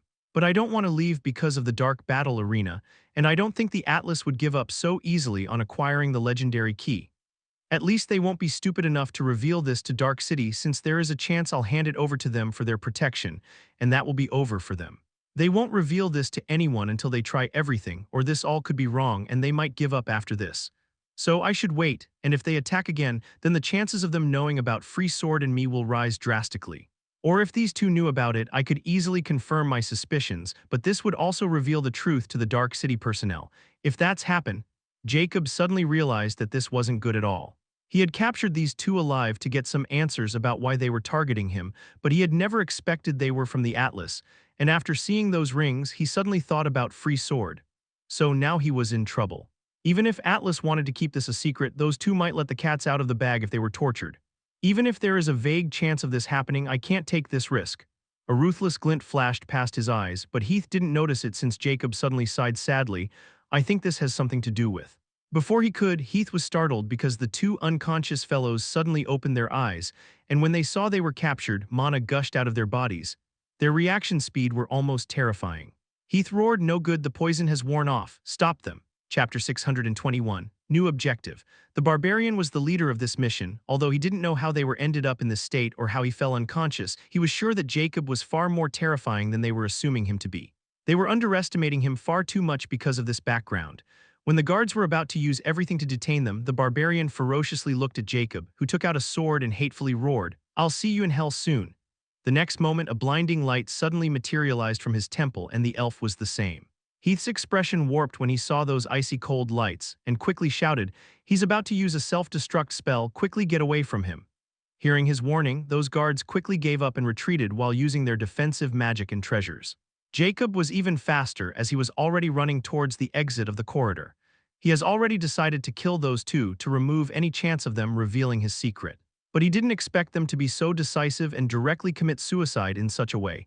He finally understood why Heath was astounded when he found that Jacob had managed to capture star hackers alive. Boom. Just as Jacob was about to open the door, a huge explosion rang, making the entire mansion tremble, and a powerful shock wave filled with a strange magic spread. Jacob quickly used his treasures and magic to protect himself, but still, he was sent flying and blasting into the door leading outside because of the shockwave. It was simply too powerful. After the dust settled, Jacob finally climbed out of the small rubble with some small scratches which quickly healed. Other than his disheveled hair, he was completely fine. If that were an atomic expression, I would have been buried here. I should be thankful that atomic weapons are extremely rare in the unique plains. Jacob thought as he looked at the corridor, which was still intact.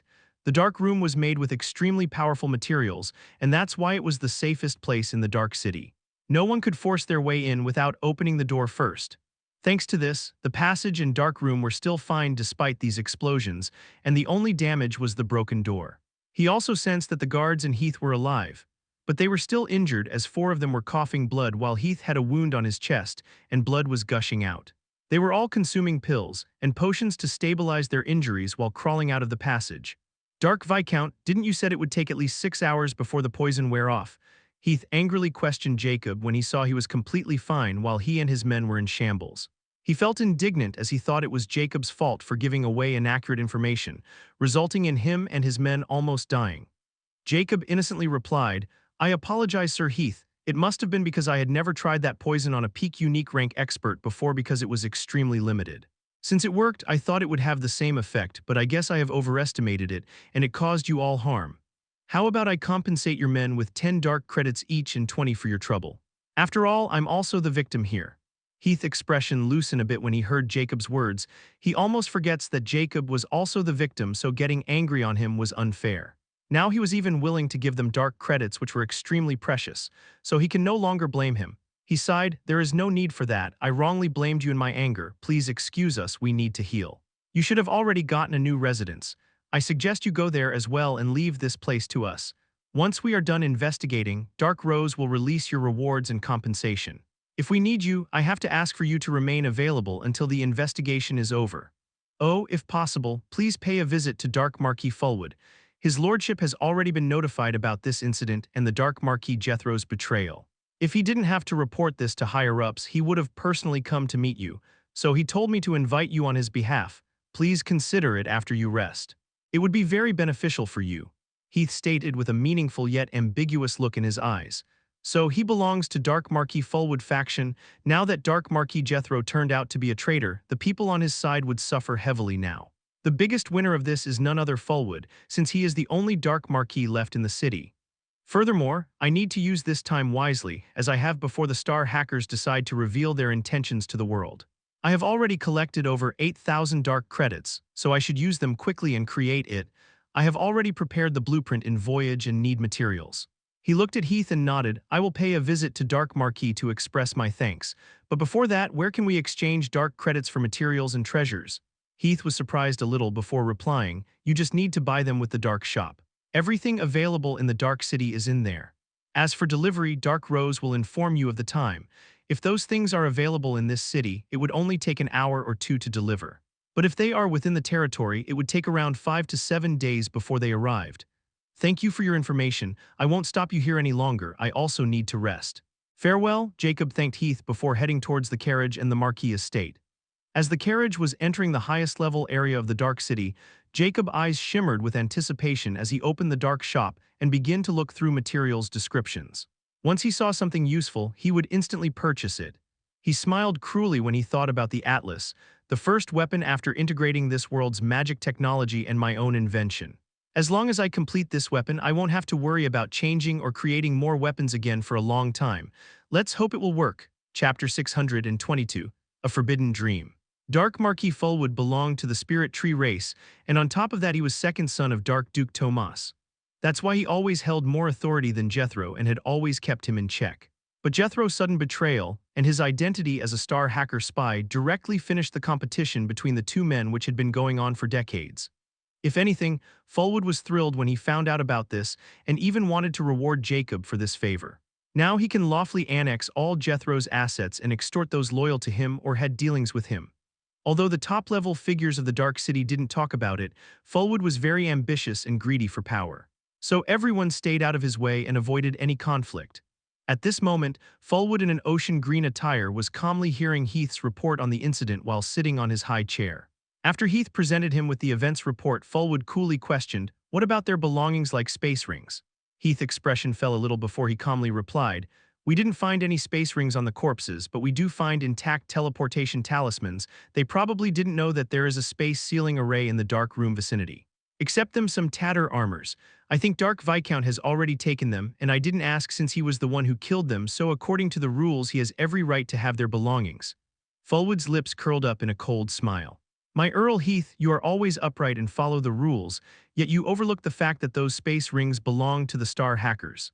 Anything belonging to the Star Hackers must be treated as suspicious items and can't be taken away until investigation. What if there was a high-ranking Star Hacker and there are some extremely important clues about the Star Hackers' whereabouts or their nefarious plans?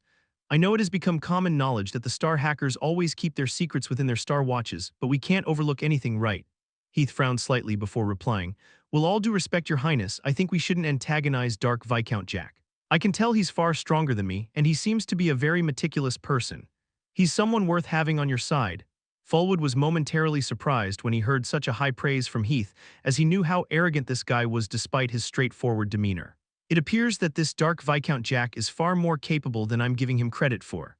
I admit that killing all guys within a minute before your arrival, including the traitor Jethro, as his prowess was a little lacking compared to my own. He even seems to know about poisons, and now he left such an impression on you. All right, I'll overlook this transgression. This will be enough to show my generosity. Summon him in 3 days, I'll hold a banquet for him, and tell him I'm looking forward to meeting him," Fulwood smilingly stated before he stood up and left the meeting hall. Heath slightly bowed his head and left with a grim look on his face. This wastrel will never learn. Fulwood approached the dark room within his mansion while deep in thought. Faceless ancient, according to father, he's an ascender from the epic plains. Not only that, but he's someone who my little niece recruited, and he has many achievements in the epic plains as well. Who could have thought that someone from that barren place had such capabilities? If I'm not wrong, he might be a hidden hermit who is living in the epic plains or avoiding some powerful enemies. Now the Star Hackers also targeted him out of the blue and went as far as to activate a spy of Jethro's caliber and many more. So the enemy he was hiding from should be the Star Hackers. Father seemed to be quite interested in him now and even told me to send him to the territory. But didn't this mean he would be a helper to my little niece then, which would be such a waste? A cruel glint flashed past Fulwood's eyes. I'll make sure he knows who has true power in the unique plains. If he knew better, then I'll consider sending him back as my family's recruit, if not then. Humph. While Fulwood was making his plans revolving around Jacob, the man himself has already arrived at the Dark Marquis estate, and without wasting any time, he entered the door room again, which was 10 times bigger than the Dark Viscount estate's dark room. But this time, Jacob ordered the butler to alert him when his items arrives, or if someone came from the Dark City Guard Regiment or the Dark Marquis estate. Jacob didn't enter the Dark Battle Arena since there was still time before Nyx would fully absorb the Nightmare Conqueror seeds, and there was still a lot of progress to be done in Flame Calamity's Nightmare Conqueror seed. Instead, he sat on a work table and flipped his hand. A blue scroll appeared in his hand, and he instantly opened it on the large table. It was a blueprint filled with many parts and information. This was the new weapon he wanted to create after going through many trials and experiments within the Nightmare realm. And Nyx also played a big part in running simulations whenever he was busy with his magic training. But Jacob knew it was still lacking in some area, so he wanted to finish it as soon as possible, and only then would he be truly at ease. Quantum Sniper and Quantum Bullets were designed after I managed to peer into the mysteries of space barely. But I always knew that it was almost impossible to create them with my world's technology. Heh, I don't even know if they can even work the same. That year when I give away the Quantum Sniper module, I never told them that to make it work, the true core of the Quantum Sniper, the Quantum Atomic Reactor was mandatory because it was against my will and never gave QAE's module. Even if they had managed to create the Quantum Sniper, it might have been destroyed after firing a signal bullet, taking hundreds of miles radius area down with it. Jacob's eyes shimmered with dark ambition. But now, after getting my hands on the space runes, I'm confident I can create the most powerful weapon by combining my forbidden creations. At that time, no one would be able to escape death in unique planes. Chapter 623, Terrifying Star Lord. On a distant island from the unique plains, thick fog enshrouded this place all year long, and because of the vague mana here, no one came here or piqued anyone's interest. However, under this island was the base of the unique plains' most notorious organization, Atlas. The star hackers of the unique plains were far more active than the epic plains counterpart. Not only were they actively involved in all the territories of unique plains, but they also had many spies within these top organizations. Furthermore, unlike the epic plains, the Star Lord held absolute authority here, and under the Star Lord were the 9 anonymous stars. At this moment, a meeting was being held among these top 10 figures of the Atlas around a round table. They were all wearing full-body battle armor, even their faces were hidden behind masks. In truth, only the Star Lord knows about the actual appearance of the 9 anonymous stars, as they all worked alone, and revealing their identities to the other organization members or the other anonymous stars was forbidden. The even bigger mystery was the identity of the Star Lord itself, since no one had ever seen the Star Lord's face or heard his real voice. But today, they were all called back by the Star Lord, which implies the gravity of this matter, and the 9 anonymous stars were quite curious about the reason behind this abrupt summons. The Pillars of Star Hackers, thank you all for gathering here at such short notice. A static voice rang from the only person who was enshrouded in darkness among the 10 seats. It was the Star Lord. The 9 anonymous stars didn't speak as they waited for Star Lord to continue, since this wasn't where they could talk without Star Lord's command first. I summoned you all from your important posts because I think we may have found the clues about the missing Captain Free Sword, Star Lord statically stated. Although the faces of 9 anonymous stars were hidden, the atmosphere suddenly turned heavy the moment Star Lord revealed this startling news. At this moment, one of the 9 anonymous stars said in his static voice, "Can I have permission to speak?" They all used voice changers to ensure no one could tell their identities or gender. "Anonymous Star 4, you may," the Star Lord replied. "Isn't Free Sword already died within the dead faction territory?" Anonymous Star 4 questioned. "It is indeed like this. There is over 80% chance of him dying in that explosion and 20% of getting captured by the dead Emperor. But there seemed to be some kind of hindrance in the dead faction territory after that blast. The top figures of the unique plains seem to be avoiding that place. And I've even acquired a piece of highly secretive news that the Federation seems to be preparing to flee to the Universal Void. Although this is an absurd piece of information, I believe there might be some credibility since my source is very reliable. We have yet to discover the valid reason behind such an action, but we are closely paying attention to it. This also brings me to our current meeting. The reason I said that we had found the clues about Free Sword is because we have encountered a very strange event in the past month. Star-Lord then briefly explained how the Captain Free Sword Offender Ring was activated, and when they tracked the source, it turned out to be someone else. Not only does this person somehow acquire Free Sword's Offender Ring, but he also has a very peculiar background. He's someone who had ascended from the Epic Plains recently, and not only that, but he even had past dealings with the Epic Plains Star-Lord. In fact, he was the reason the Epic Plains Star-Lord managed to score an impossible achievement and won the chance to ascend. This faceless ancient's background is even stranger than this, and his prowess defies common sense. Since you all heard about the explosion in the dead faction territory, you should be surprised to know this person is also an atomic weapon expert. So after analyzing everything, I reached 2 conclusions. First, Free Sword and Faceless Ancient are in the cohort, and all these years that Free Sword was missing, he was in the Epic Plains where he encountered the Faceless Ancient, or he was already in contact with him. But the chances of this possibility are meager because I have analyzed Free Sword's nature countless times from his days as the Star Pirate. He was an extremely vicious person who trusted no one. He had betrayed countless people and never worked with anyone more powerful than him. So, this brings me to my second conclusion, which seems far more accurate in comparison to the former. Free Sword encountered Faceless Ancient and they both fought. Therefore, Free Sword lost and Faceless Ancient took his everything, even his freedom. There are countless methods to make a Tier 8 unique slave. In the end, Faceless Ancient used Free Sword to cause a commotion in the dead faction territory. It even used one of the Faceless Ancient atomic weapons to make it appear Free Sword had perished in desperation. But let's be honest and think it more carefully. Why would someone like Free Sword risk showing his face, knowing what kind of calamity awaits him? Yet, he first draws the Federation's attention and then deliberately leads them to the dead faction territory. We can even consider it a good move since both sides would have fought each other. But then, like an idiot, he started killing dark beings in dead faction territory. This didn't make any sense, and it was like someone was pulling his strings. Then Faceless Ancient appeared in the unique plains with Free Sword's Offender Ring. No matter how you look at it, if you know about the faceless ancient background and his involvement with Free Sword, you will also reach the same conclusion that faceless ancient is the true puppet master. Now, just a few hours ago, he completely wiped out our No One team within seconds. I'm now even more sure that he either has the whereabouts of the legendary key or he already had it. Star-Lord revealed his conjecture, which shocked all the anonymous stars and made them dreadful because his analysis made simply too much sense. Either way, now he's our prime target, and we need to move before someone else figures it out. That's why I summon you all here to give you this top priority task, which has to be completed no matter the price, Star-Lord statically declared. Capture Faceless Ancient at all costs, and the most effective way is to make him leave the unique planes, and we can all personally move and he won't be able to stop us. Chapter 624. Dark Duke Thoughts. The territory of the Dark City was known as the Dark Kingdom, and there were over 300 islands in the Dark Kingdom. These islands were known as the Dark Fiefs, which were given to high-ranking Dark Nobles to manage.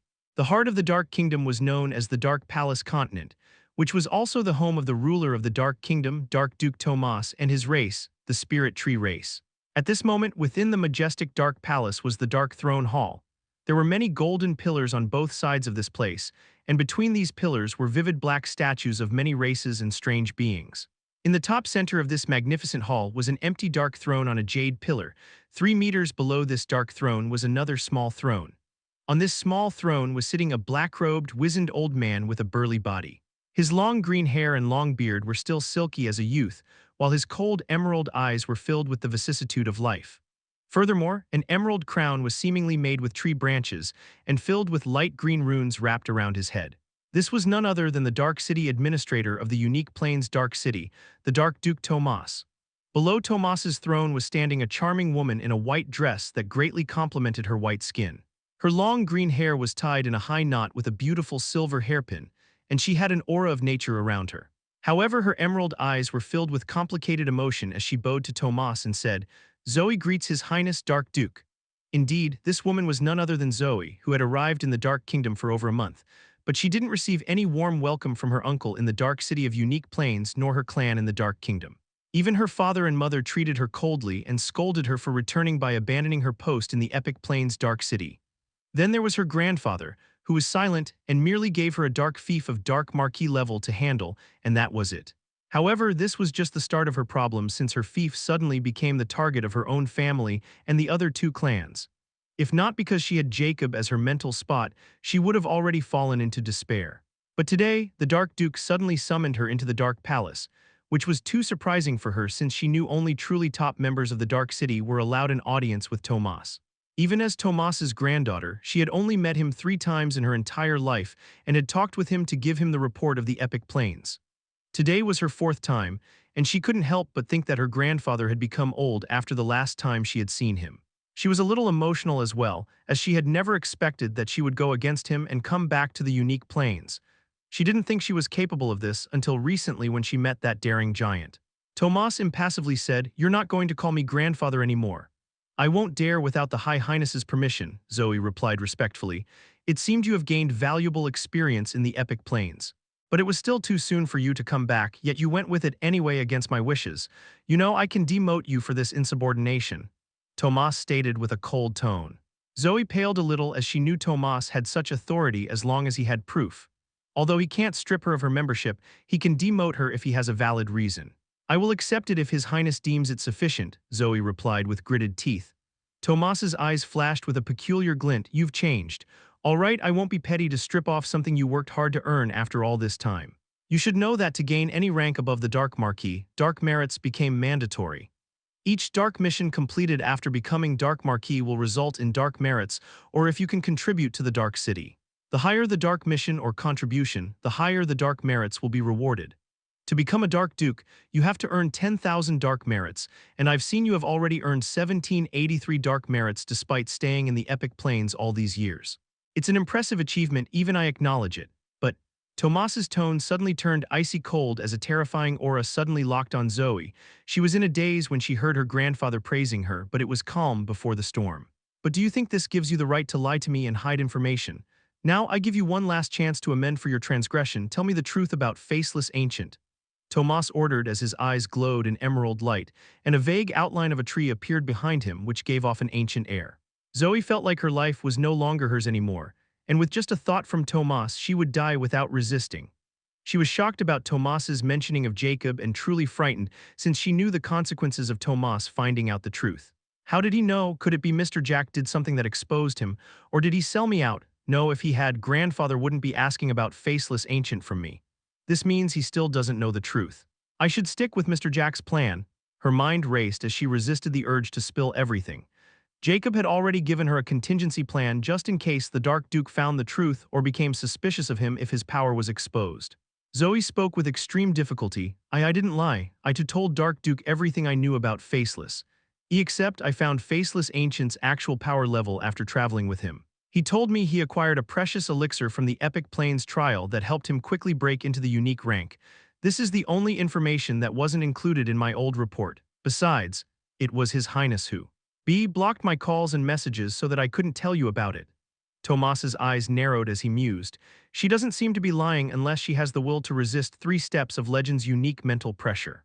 It's impossible for her, who is only at the tier -4 unique rank, right, or she no longer fears dying anymore. Then this Faceless Ancient might be the one who's using Zoe or hiding his real prowess from her from the start. But it didn't make sense since he was the champion of the Epic Plains trial, and a unique rank can never step into the Epic Plains like I can't go into the unique plains. Then could it be he found something in the Epic Plains trial that helped him achieve this strength in less than a decade? Moreover, now I'm doubtful about him handing the medallion to the Federation. But if he didn't, how did he enter the unique plains? Zoe would have missed such detail and dared to hide it from me. She's loyal to a fault. His thought process broke when he heard a painful scream from Zoe. He had forgotten entirely about retreating his mental pressure. And right now, blood was oozing from her eyes as she kneeled on her knees, supporting her body with her hands while she vomited blood. HMPH, consider it your punishment for going against my wishes. Tomas sneered coldly before retracing his mental pressure and waved his sleeve. You are dismissed now. Zoe felt massive relief as she collected herself and began to walk back with difficulty while she kept her head low. But Tomas didn't notice her emotional eyes were emotionless and turned as cold as an abyss. There is no family for me in this world anymore. Tomas didn't care about her thoughts, or if she resented him, she was not worth his attention unless she could become a beyond unique rank expert. Before that she was just like others, upon nothing more nothing less. If she wanted to escape this fate then she had to show her worth. Tomas then looked towards the empty high throne as a chilly glint flashed past his impassive eyes. If Necro managed to enter the quasi-legend rank, there wouldn't be any peace in the unique plains and you wouldn't be alone anymore. Furthermore, if he had the legendary key, his first target should be the Federation since they had the most medallions out of all the powers. But it's still not confirmed whether he managed to get free sword in the end. Now this Faceless Ancient appeared and Atlas seemed to have a keen interest in him. Did they know how he became so strong in so little time? Tomas's eyes shimmered with greed. I need to see for myself. Chapter 625. The Banquet of Dark Marquis. Part 1. Today Jacob came out of the dark room to meet with a visitor who was none other than Dark Earl Heath. But he wasn't wearing his armor, instead he was in formal attire.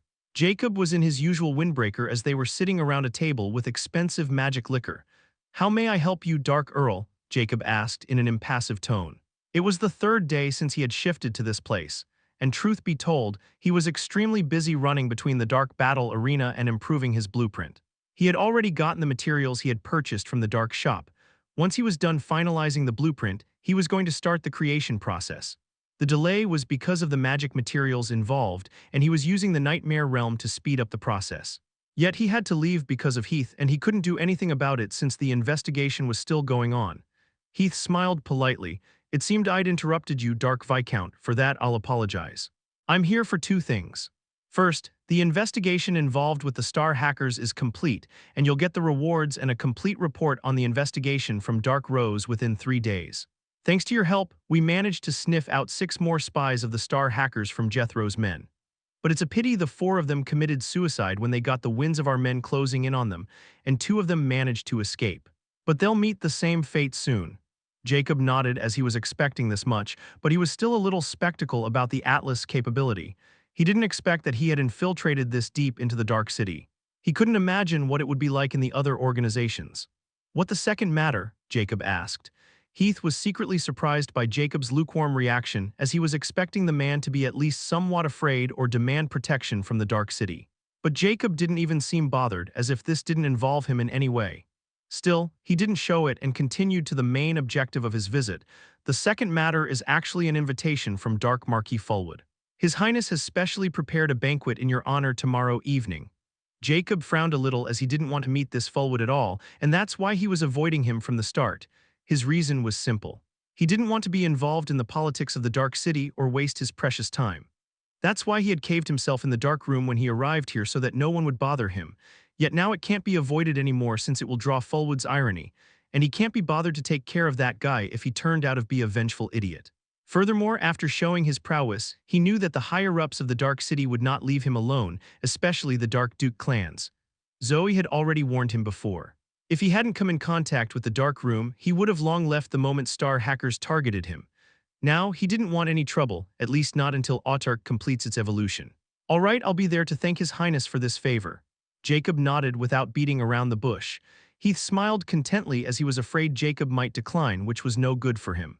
Very well, a carriage for you will arrive here to pick you up in the evening. I won't take any more of your time, Heath stated before he bid farewell and left. Jacob didn't see him off and headed towards the dark room again. But just 2 hours later, he received an unexpected call from Zoe. Did something happen in the Dark Kingdom? He was uncertain as he picked up the call. Mr. Jack, I was summoned by Dark Duke today and he was inquiring about you. Zoe didn't beat around the bush and directly reveal what happened at the Dark Palace with a somewhat frosty tone. Jacob grimaced as he was expecting the attention of Dark Duke, but it was still too soon, and with how Zoe was describing it, he could tell this interest might not be a good thing. You did well by sticking to the plan. As for why he was interested in me all of a sudden, it has something to do with the attack on me by the Star hackers. It seemed my prowess had drawn his unwavering interest. Jacob stated impassively that this wasn't worth hiding from Zoe. She was a valuable pawn in the Dark Kingdom, and if she hadn't told him about this, he would have been in the dark. Now he can be wary of Dark Duke. Zoe was startled by unexpected news and quickly asked with a hint of worry, why would Star hackers attack you in such a manner? What do we do? Jacob was her only hope to achieve her lifelong goal.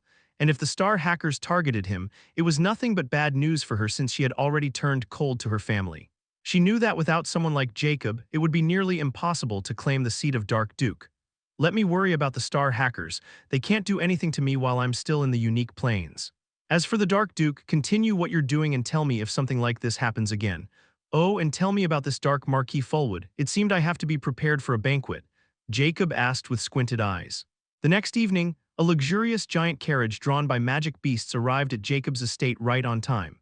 Jacob, in purple formal attire, embarked on the carriage as they headed towards the Dark Marquis Fulwood estate, which was very close to where Jacob's estate was located since they were in the same level of area. Upon arriving at the fully lit Dark Marquis estate, Jacob saw many carriages were already there. It seemed I'm not the only one invited, he thought while disembarking his carriage. A butler was waiting for his arrival and then respectfully led him inside the lavish mansion, which was like a small castle at least 2 times bigger than Jacob's. The moment he entered, a servant loudly announced, "The guest of honor, Dark Viscount Faceless Ancient, has arrived." Chapter 626. The Banquet of Dark Marquis, Part 2. The guest of honor, Dark Viscount Faceless Ancient, has arrived. When the announcement was made, everyone's attention was drawn to Jacob. There were around 15 guests present except Jacob, and they were all probably personal members of Dark Earl rank of Dark City because Heath was also present. With his soul elevated, Jacob could sense their hidden prowess, at least a tier -8 unique rank. At this moment, a tall, handsome, middle-aged man with short green hair, adored in white formal attire, walked towards Jacob with a broad smile and a wine glass in his hand. "Haha, Dark Viscount, welcome and thank you for accepting this Marquis's invitation. I'm honored by your presence," Fulwood greeted with a hearted smile. Although Fulwood was around 2.4 meters tall, he still fell short in front of 20-meter Jacob. He was the tallest person present in this place. "It should be me saying this. Thank you for putting such effort into me, Your Highness. I'm humbled to be here," Jacob nodded and smilingly stated. "Ha ha ha, you are making me embarrassed, Sir Faceless Ancient. You are the hero of our Dark City. Come, let me introduce you to others. They are excited to meet me and gather here especially for you. Even I don't have such a face," Fulwood replied with a content smile before he led Jacob to meet with the other guests. Just as Jacob expected, they were all Dark Earls of the Dark City, and they belonged to the Fulwood faction or at least had some relationship with him. However, with Jacob's current senses, he felt hidden hostility from 4 Dark Earls despite their warm smiles. Jacob secretly noted their appearances and names while greeting them with a smile. After the introduction, Fulwood led everyone to the huge dining table, which was filled with scrumptious delicacies and rare wine. Fullwood took the main set at the table, and with him was another chair for the guest of honor, Jacob. Suddenly, a yellowish hobgoblin with tiger-like black strips on his skin spoke. He was Dark Earl Tigerstrip. Sir Faceless Ancient, I've heard you are an ascender, is that true? This drew everyone's attention as they looked at Jacob, waiting for his response, and some of them were even startled since they clearly didn't know about this fact. This guy is using others to get information out of me. Jacob easily saw through Fullwood's tactics. He knew this information was only available to someone like Fullwood, and from Zoe he had already gotten an idea of what kind of shrewd person Fullwood was, so he wasn't surprised by this question.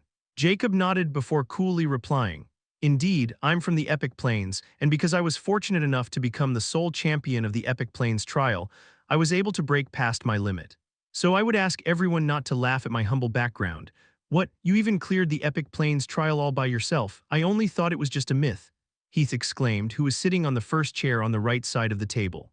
His eyes shimmered with respect. "Haha, I can back Sir Faceless Ancient's claim here, that's why he's so special. Let me offer you a toss for your peerless achievement, Dark Viscount." Fullwood raised his glass to Jacob. "Thank you, and please call me Jack, I insist." Jacob also raised his glass with everyone. "Sir Jack, I deeply admire your strength and how you took the trash of the Star Hackers. But I'm quite curious about why they would attack you so fiercely. Just what kind of grudge do you have against them?" A sharp-faced dark elf suddenly spoke with a smile. He was one of the four with deep hostility. He was Dark Earl Yisrael. "Yeah, I also wanted to know this, Jack. It is unheard of that those sly bastards dare to expose themselves like this, but if you don't want to answer, we can fully understand since everyone has their own secrets." Fullwood also chimed in. This was the only thing that no one could put their fingers on it.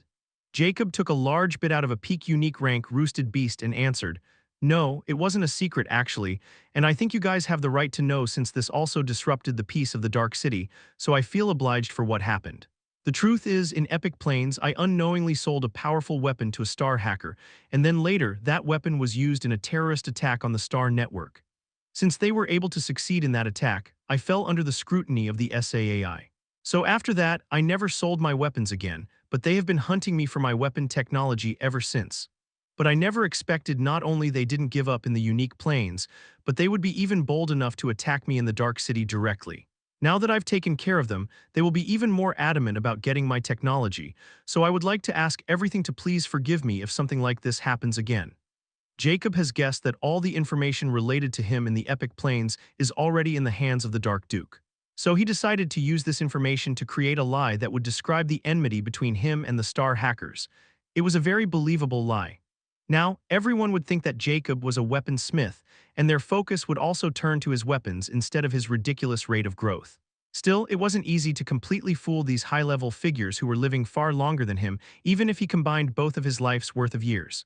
"Oh, I didn't think you were an alchemist, and by your words, it seemed you are at least at the level of a great elder." Fullwood's eyes shone sharply as he looked at Jacob. "You're giving me too much credit, Your Highness. I'm still a little bit away from crossing this boundary. In fact, I came here to practice my alchemy skills with the help of Dark City resources.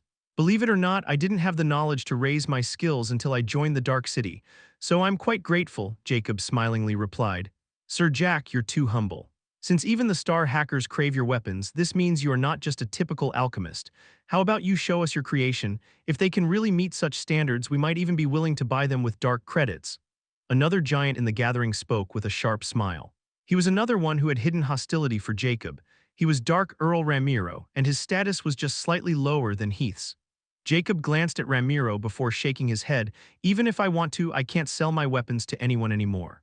As I've told you, because of the attack on Star Network involving my weapon, I fell under Star Network scrutiny and was even detained for investigation. Although I managed to prove my innocence, I was banned from intentionally revealing my weapons to others, much less selling any weapon for 100 years to anyone. So I'll apologize, I can't go through with Dark Earl's request." When the Star Network was involved, everyone shut their mouths and stopped talking about Jacob's weapons. Jacob had already decided to create a false protection net by using the Star Network for himself and not revealing anything about his weapons. He no longer needs ZC or DC, so he was not going to expose his trump cards easily, especially if there was a chance that someone might connect his atomic weapons with that explosion in the Dead Faction territory. The banquet lasted for 3 hours, and everyone asked Jacob something, and he replied almost everything without hesitation. Even someone like Fullwood started wondering if their conjecture about Jacob was precise. Chapter 627, The Banquet of Dark Marquis, Part 3.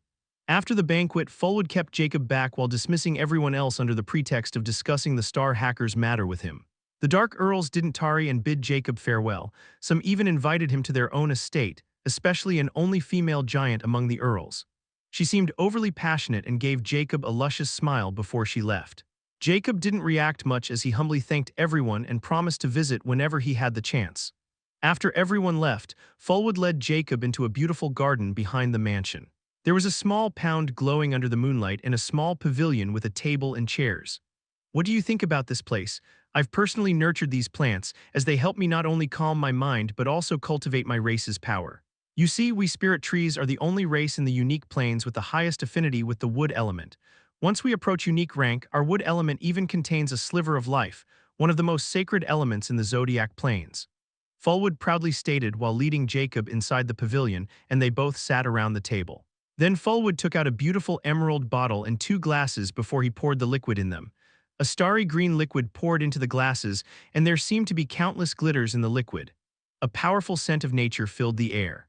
Jacob's eyes contorted when he took a whiff of that mind-soothing scent, because he suddenly felt the same sensation from this liquid that he felt whenever Nyx integrated soul vitality into his soul. Although it was far vaguer, he knew he wasn't wrong. A soul-type medicine. Jacob's heart raced slightly as he looked at the small, exquisite emerald bottle in Fulwood's hand, shaped like a pine cone. It could hold around 500 ml of liquid, and it seemed more than half full. This liquid, Jacob had to ask while he kept his wild desire in check. Fulwood smiled and grew as he said, "It seemed you've sensed the mystery hidden in this liquid, huh? This is spirit tree nectar, which can only be produced by our race. It is sweeter than honey and more intoxicating than alcohol or carnal pleasures, and most importantly, it can elevate a person's mental realm. You see, if you want to go beyond the unique rank, the mental realm becomes necessary, and without a powerful mental realm, it's impossible to take that step. Furthermore, only by strengthening your mental realm to the limit can you awaken something essential to reach a powerful realm beyond your imagination. The soul, so you can easily understand the value of this signal mouthful of spirit tree nectar, which is enough to cause a bloody war in the entire unique plains. And trust me when I say, even the leaders of factions would pay any price to acquire just this much." Jacob could see the foxy glint in Fulwood's eyes as he was explaining about the spirit tree nectar as he knew what was coming.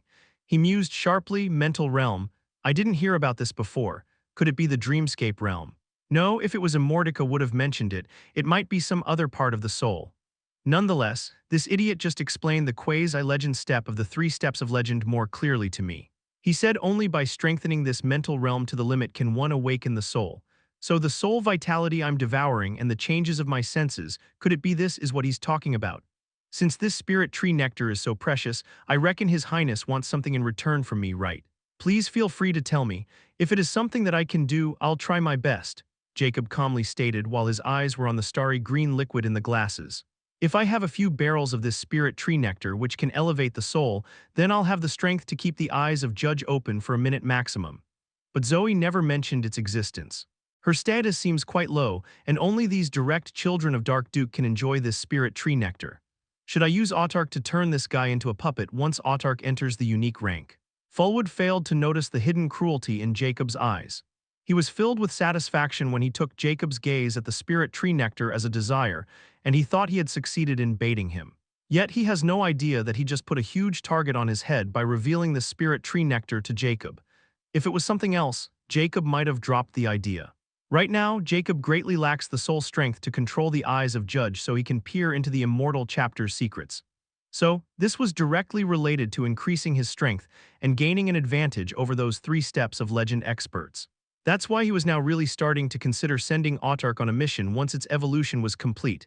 Haha, you are indeed smart, Jack. I'll be blunt then.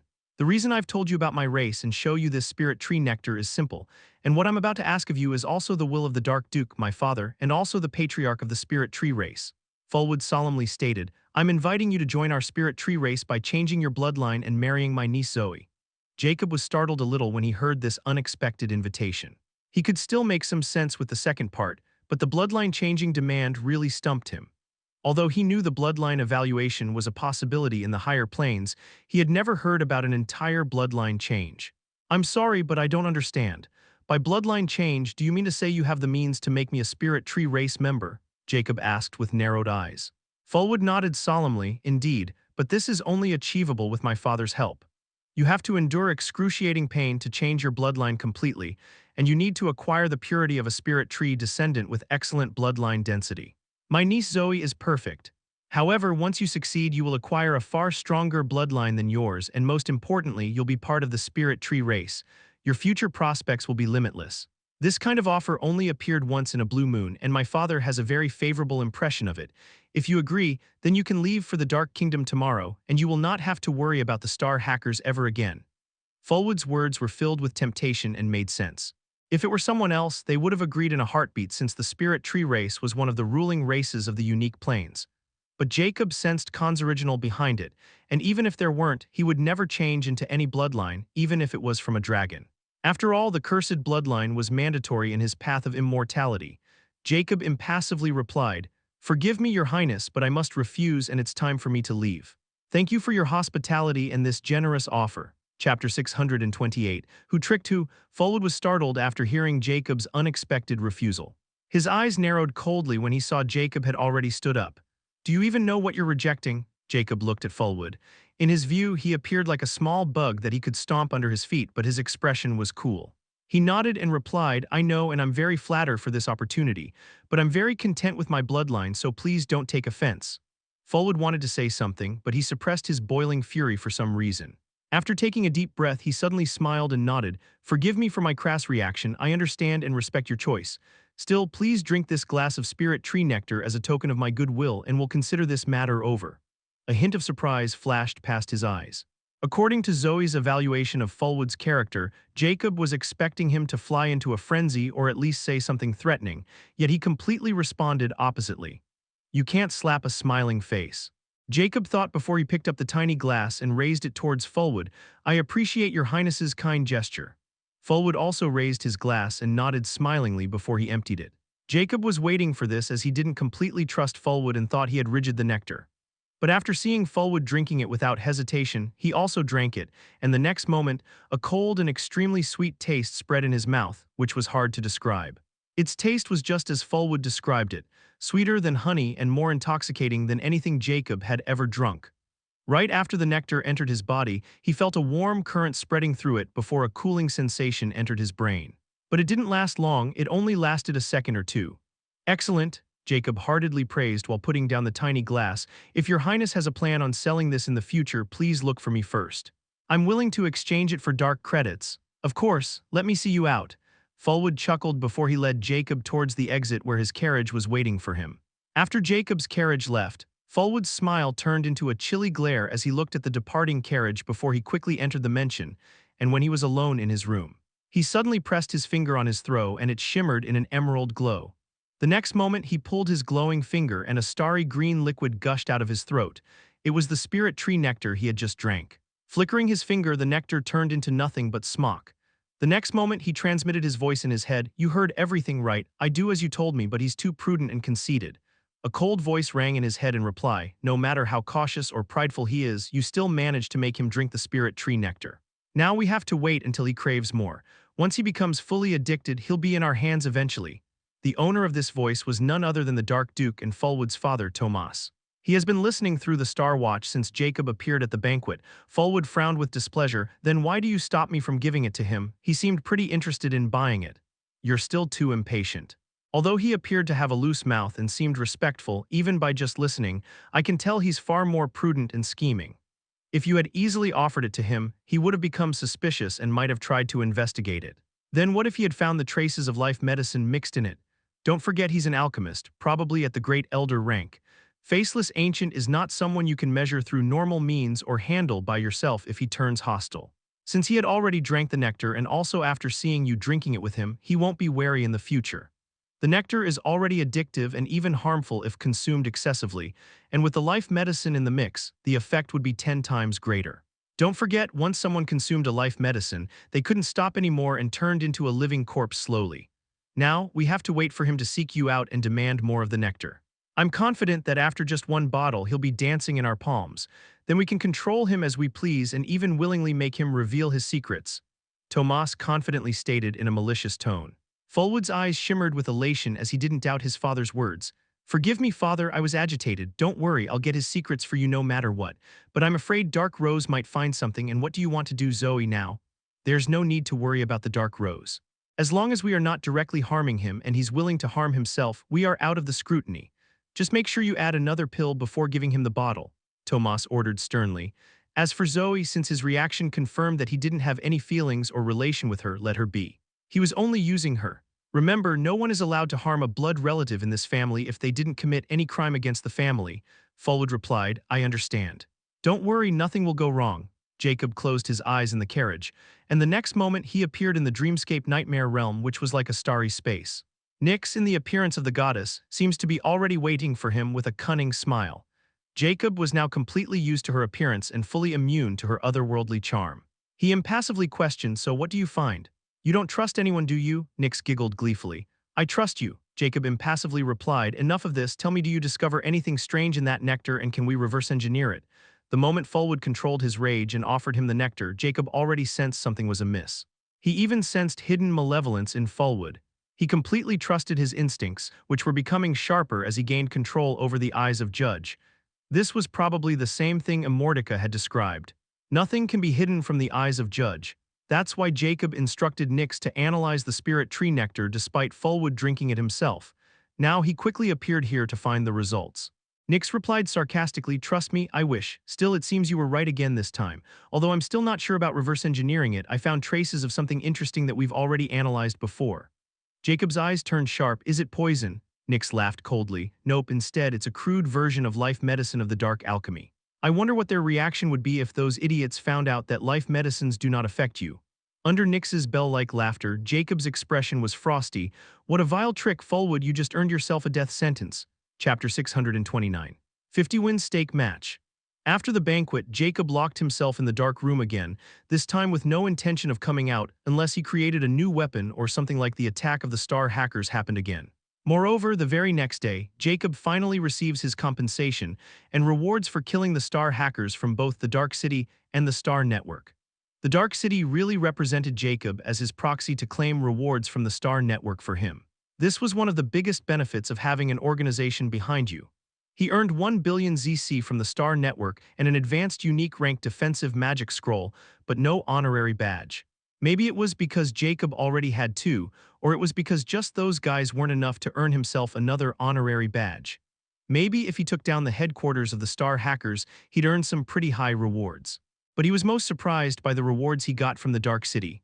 First, he got 10,000 Dark credits. Second, and most importantly, he was directly promoted to the Dark Earl Dark Noble rank and given another 500 Dark credits, and he was directly anointed as a fief lord of the Dark Kingdom. Now he can enter the Dark Kingdom and enjoy the benefits of a fief lord by ruling an entire island, and even the Dark Duke can't do anything about it since Jacob's achievement is quite high.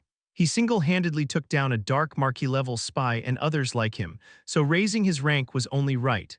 Dark Rose was completely impartial when it came to rewarding the personal members, and no one could interfere without good reason. So now that Jacob was a Dark Earl, he was even more untouchable and became more important to the Dark City. This event also made Jacob clear about something.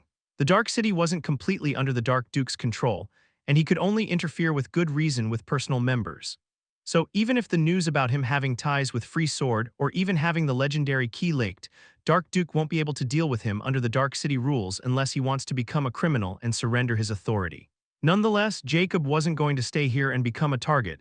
He wouldn't feel safe unless he could deal with those 3 steps of legend experts himself, and Dark Duke was one such person. Lastly, Jacob wasn't planning on leaving the Unique Plains because this was a safety net that no one above the unique rank could enter. He was invincible in this place, even with an army facing him. At this moment, Jacob opened his eyes in the crowded Dark Battle Arena lobby. Welcome to Dark Battle Arena lobby, Iron Warrior Dictator. Dark Arena name, Dictator Dark Arena rank. Second rank Iron Warrior, next Dark Arena rank, remaining 1 Iron League promotion match.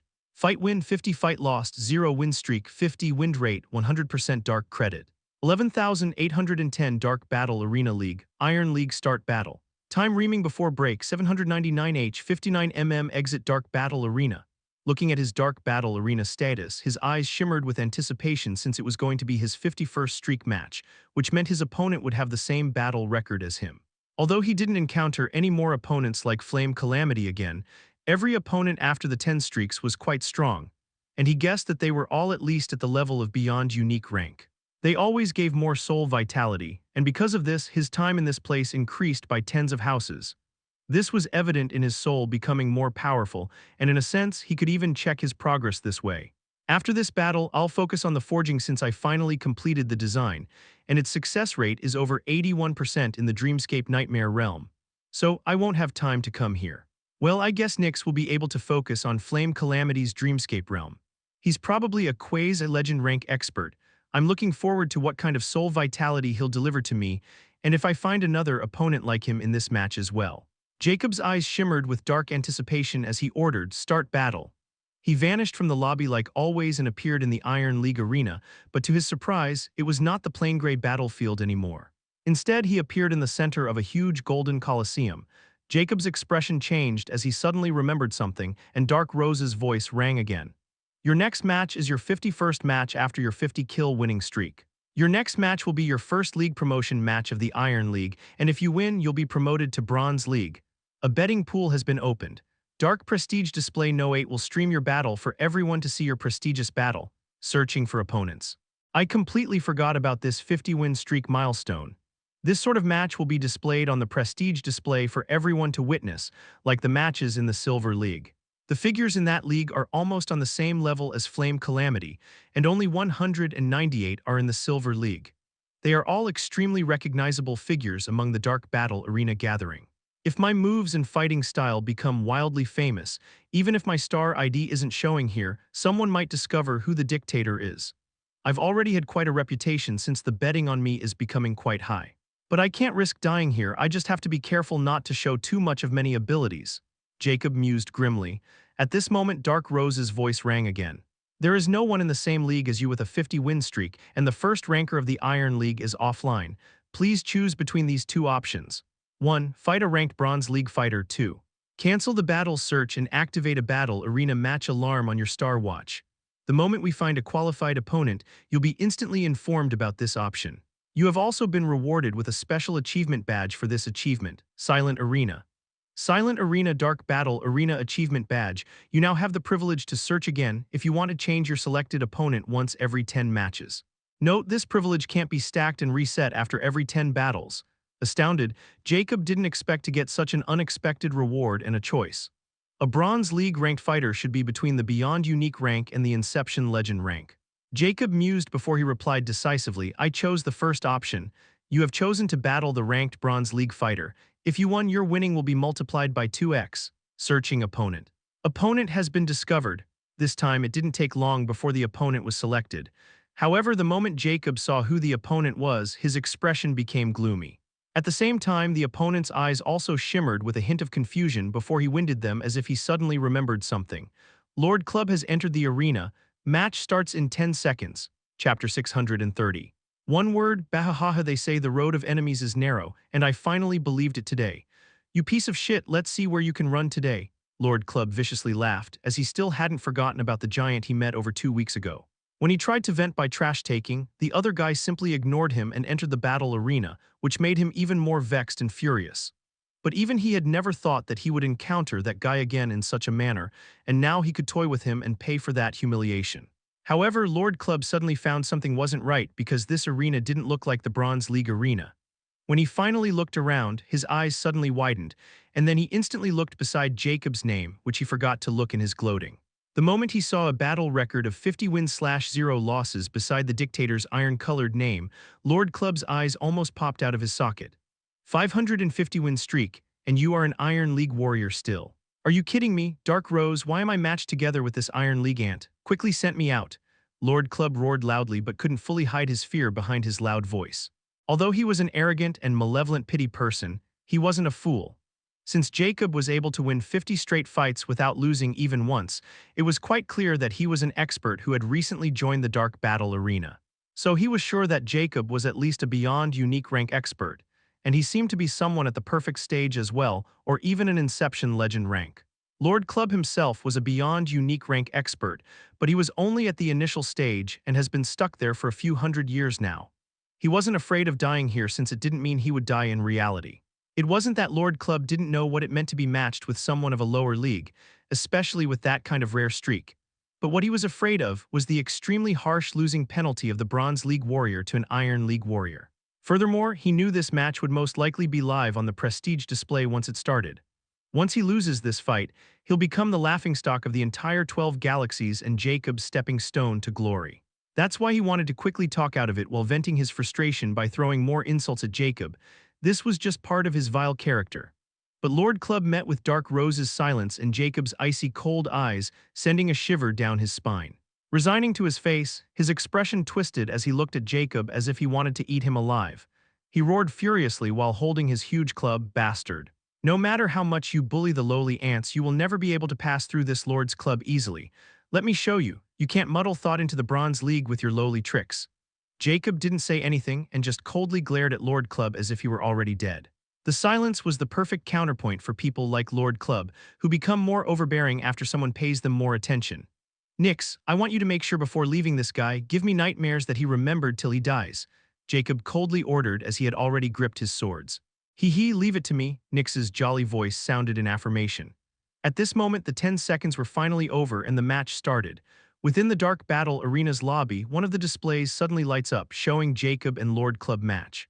When myriad Dark City members saw the match details, their first thought was to ignore it since it was only an Iron League rank promotion match. However, someone else quickly noticed the battle record over Jacob's head and Lord Club's bronze color name. "Wayo, that guy has a 50-win streak. He's probably the fourth to achieve it 200 years after Deathclaw when he first appeared in the arena. FCK my life." Just a single Deathclaw was enough to give everyone a run for their money, and now this giant freak has appeared. No matter what, I'm going to bet on this guy. Since he was matched with a Bronze League fighter at his 51st match, then this means he had no match in his own league. It's a sure win profit. Many gamblers' eyes shone with greed when they comprehended just how big this opportunity was. They all knew that if Jacob ended up losing after this streak, there would be a huge profit. But since he managed to pull up this streak, this means he wasn't an easy target. This kind of existence was extremely rare, and right about now, almost every famous person would etch Jacob's appearance and his name, Dictator, in their hearts. This was especially true for those Silver League-level existences, because there hadn't been any addition in the Silver League for over 50 years because to enter the Silver League, you have to defeat a monster in the Silver League. That's why someone like Jacob was going to enter this league sooner, and that match was a huge opportunity to understand his strength. Moreover, if Jacob could make his streak a 100-win streak, it would be a legendary achievement that hadn't been achieved since the birth of the Dark Battle Arena. But now, no one bothers to think of it being possible since if Jacob's streak continues up to 80, he'll enter a promotion match at his 81st match. Everyone knows this because it has happened in the past. This fact brought a huge audience to Dark Prestige Display number 8, as everyone wanted to see the future Silver League warrior's strength, and the moment of his unstoppable rise or laughable pitfall. Many opened the betting platform to place the bets, and when they saw the betting rations, they were all surprised. Betting platform current fight on Dark Prestige Display No 8. Dictator vs Lord Club promotion match and streak match, betting odds, Dictator 0.01, Lord Club 100 place bet. This winning rate was simply too ridiculous, which made people think that the Dark Rose wanted to tell people that Lord Club had no snowball chance of winning against Jacob. Just as the people were skeptical about these betting odds, Lord Club finally moved as green winds suddenly released from his. And like a blurry figure, he appeared in front of Jacob and smashed his club on his head with a sneering glare. "I'll make you pay the price for ignoring me," he thought as he released all the mana in his body in one signal strike to kill Jacob quickly without giving him a chance to attack. But Jacob didn't move and he didn't seem to be panicking. In fact, there was naked ridicule in his eyes as he suddenly moved, his sword shimmering in fiery green mana. Deceptive sword style anti-clockwise. Pandemonium, Lord Club, including the audience, saw only two extremely thin green streaks suddenly appear in his vision, and all he felt was a tingle of pain before his body started to turn into particles. There was a deadly silence in both the arena and the lobby. At this moment, everyone heard Jacob's single dismissive word, which would make him extremely famous and Lord Club the laughingstock of legends in the future. Boring, Chapter 631, a mystery box. Congratulations to Dictator on your 51st arena victory. You have successfully completed your 51-kill winning streak. You have won your promotion match, successfully entered the Bronze League, and entered the top 10,000th Bronze Arena rankings. The Arena League ranking list has been updated. Reward 2x. 500 dark credits, your Bronze League Arena rank is 9,990th. The betting pool has been closed. Calculating your final reward. 10,010 2x reward dark credits has been added to your account. Your Faceless Ancient dark credit, 22,320. Do you want to search for another opponent? The moment Lord Club was killed, Dark Rose promptly announced Jacob's victory and bountiful rewards. Jacob merely smiled coldly and said, "No, I want to leave the dark battle arena." The next moment, Jacob vanished from the arena and opened his eyes within the dark pod. The virtual liquid began to absorb in the pod, and its lid began to open. He only fought this match because he was going to start the weapon construction next and wanted to replenish the soul one last time. But he didn't expect to encounter that foul-mouthed idiot, so he was quite pleased. Nonetheless, he knew that after this match, he would be extremely famous within the Dark City Circle, not just in one galaxy. Still, he had quickly finished the fight, so he didn't show much of his abilities. Someone could only recognize him with his unique swords and green fire mana. But the chance of that happening was almost zero in real life since he seldom entered a direct confrontation and used his guns most of the time to finish the fight as quickly as possible. Jacob then quickly dressed up and asked Dark Rose, "Are the apparatuses that I've ordered ready?" "Yes, they had been delivered to your estate," Dark Rose statically replied. Jacob didn't delay any longer and quickly left the dark room to bring those high-end apparatuses he had spent a fortune into the dark room. He required not only top-class materials, but also equipment to complete this weapon. Some of those apparatuses were specialized in magic, while others were to be assembled by Jacob to meet his needs.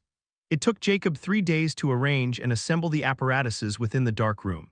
Now the empty dark room appeared to be a high-tech center filled with top-class alchemy, gunsmith, and forging apparatuses. But before Jacob could start the long seclusion, he had to entertain an unexpected guest. In fact, there were two of them. One of them was a butler from the Dark Marquis estate, one of Fullwood's servants. Jacob was curious about who that guy was and what Fullwood was planning after making him drink the spirit tree nectar blight with a life medicine. As someone who had a deep knowledge of dark alchemy and tens of thousands of life medicines made by dark beings, he knew what kind of nefarious effect they had once a living being had taken them. If he was someone without his poison and curse immunity, he knew once he had taken even a slight bit of life medicine, he would become addicted and wouldn't be able to stop himself from consuming more. Although he had yet to encounter someone who was living on that life medicine, he knew there were many old monsters or people like him who didn't want to die. There should be a black market for these medicines, and they fetch quite high prices from those desperate guys who want to live another extra day. He was even more curious about where Fullwood acquired the life medicine, and already had decided that once Autark was done with its evolution, he would send Autark on its very first mission after it became unique. The butler was very respectful to Jacob and directly handed him a space ring and a letter Fullwood wrote before taking his leave. Jacob didn't make things hard for the butler and accepted the ring and the letter. After reading the letter, Jacob couldn't help but sneer with a murderous look in his eyes as he peered into the ring.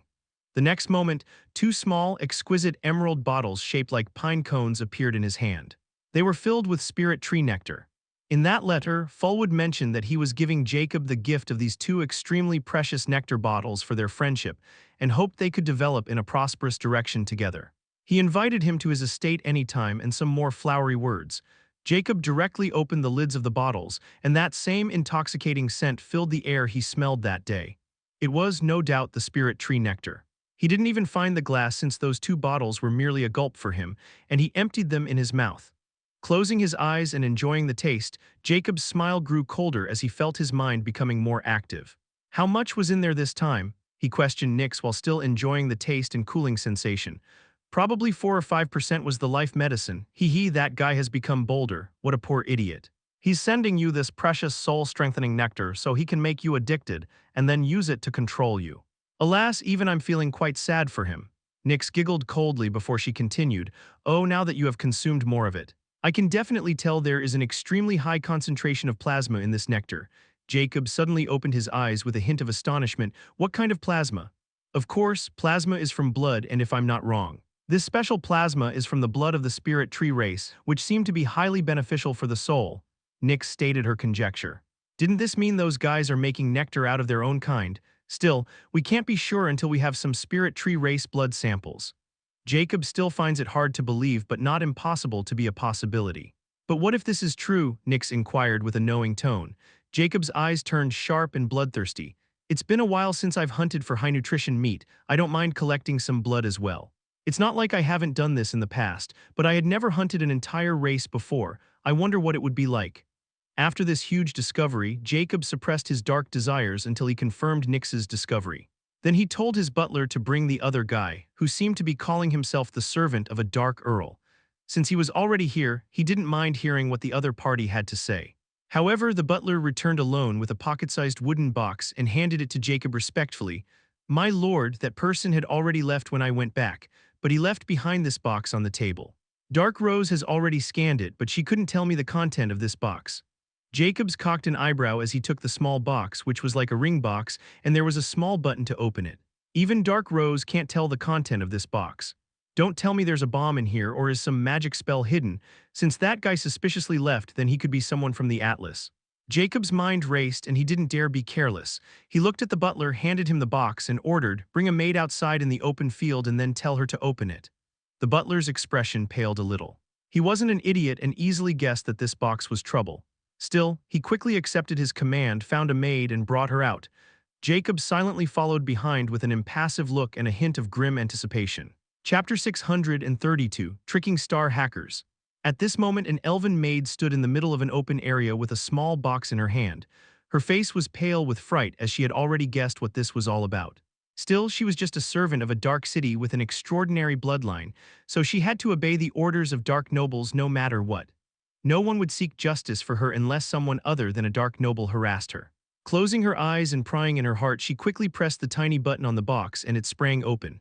Her heart almost stopped when she heard the click, but nothing happened even after a few seconds, and she dropped to her bottom with relief. When she opened her eyes, she was shocked because a towering figure had appeared right beside her, and the box in her hand was now in his. Jacob's expression was solemn as he quickly stowed away the box and tossed a unique rank magic gem to the elf. "You did well." He then vanished just like he appeared, leaving the elf dumbfounded with the magic gem. When she finally came to her senses, ecstasy filled her heart as he clenched the magic gem, which was worth 10 years of her pay. She even felt grateful instead of resentment. Even the butler looked at her from afar in envy, but he didn't dare snatch that magic gem from her since it would offend Jacob. Jacob didn't care about what the servants thought. He appeared in another section of the mansion, in his lavish bedroom, and closed the doors. He also stowed away his star watch before the box appeared in his hand again, and he quickly covered it with his mana. Because inside the box was something he was extremely familiar with, a vermin transponder, and on top of the small box were written 2 words, "Contact me." Now Jacob was 90% sure that this had to be someone from the Atlas since only these guys could pull something like this off. "Dark Rose, track this person and have him detained." "I'm sure he's a star hacker," Jacob ordered sternly, knowing Dark Rose had eyes and ears on everything in the Dark City. "The suspect has already committed suicide after exiting the estate and his body has turned into ashes," Dark Rose instantly responded, currently contacting the city guards and collecting the samples of life signature. Jacob's eyes became more solemn, a puppet, he mused since he had done this thing as well. Still, he was now even more curious about this person's identity, and he might also find out what the Atlas was after. So, he created a powerful magic barrier to make sure Dark Rose wouldn't listen. Even if it were useless, since he could also communicate with a mental voice like the Star Watch, it would be impossible to spy on him unless he was wearing the Star Watch. Moreover, as long as he kept the Star Watch within his pendant, he didn't have to worry about any tricks. Jacob then finally activated the vermin transponder, and a static fake voice said, "You're a hard man to get hold of, Mr. Ancient." Jacob coldly replied, "How about you come here so I can properly show you my hospitality? Even if I wanted to, I'm afraid I couldn't enter the unique plains." "You should know why. How about you come to me?" the static voice replied. "An expert of above unique rank." Jacob's expression hardened. "Who are you and what do you want?" "I'm Star-Lord of Star Hackers." "You have a pretty good idea about what I want, don't you?" Star-Lord stated. "I was right." Jacob's heart sank as he impassively replied, "I don't understand. I didn't have any enmity with your organization and I don't want to be your enemy, so I suggest you stop pestering me and I'll take this all as a misunderstanding between us. I suggest you don't play dumb with me, Mr. Ancient. We have eyes and ears, everything and means beyond your imagination, so I will ask you this once without any tricks or force. Hand over the key. You will not only acquire the Star Hacker's friendship. I'm willing to pay you with the method to break past the unique rank and sign an oath contract to take you with me when the time to use the key arrives. Moreover, I'm even willing to give you a seat within the Council of Star Hackers, which has never happened before. So you should comprehend just how sincere I'm being right now," Star-Lord revealed without beating around the bush. Jacob fell momentarily silent as his mind worked at lightning speed. Now that he had confirmed that the Star Hackers knew about his connection with Free Sword, He had no choice but to admit he was too careless and made a huge mistake by using Free Sword's equipment from the Star hackers.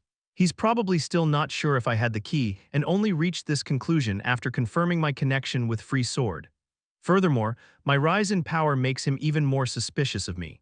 But as long as I don't admit it, I can still keep them guessing. However, if I admit it, it would be akin to making them put all their efforts on me without any misgivings. I'm the only clue that could lead them to the legendary key. I better keep it that way, and I might be able to mislead them and buy myself more time before I leave the Dark City. After thinking about it, Jacob was calmed as he finally replied, "The key, I really don't understand. But I think I know why you are making these assumptions. It has something to do with the Star Pirate Captain Free Sword, right?" "Indeed," Star-Lord didn't deny it. "Then I think this is really a huge misunderstanding, because I encountered Free Sword purely by chance when I was crossing the Star Ocean of the Epic Plains close to an island.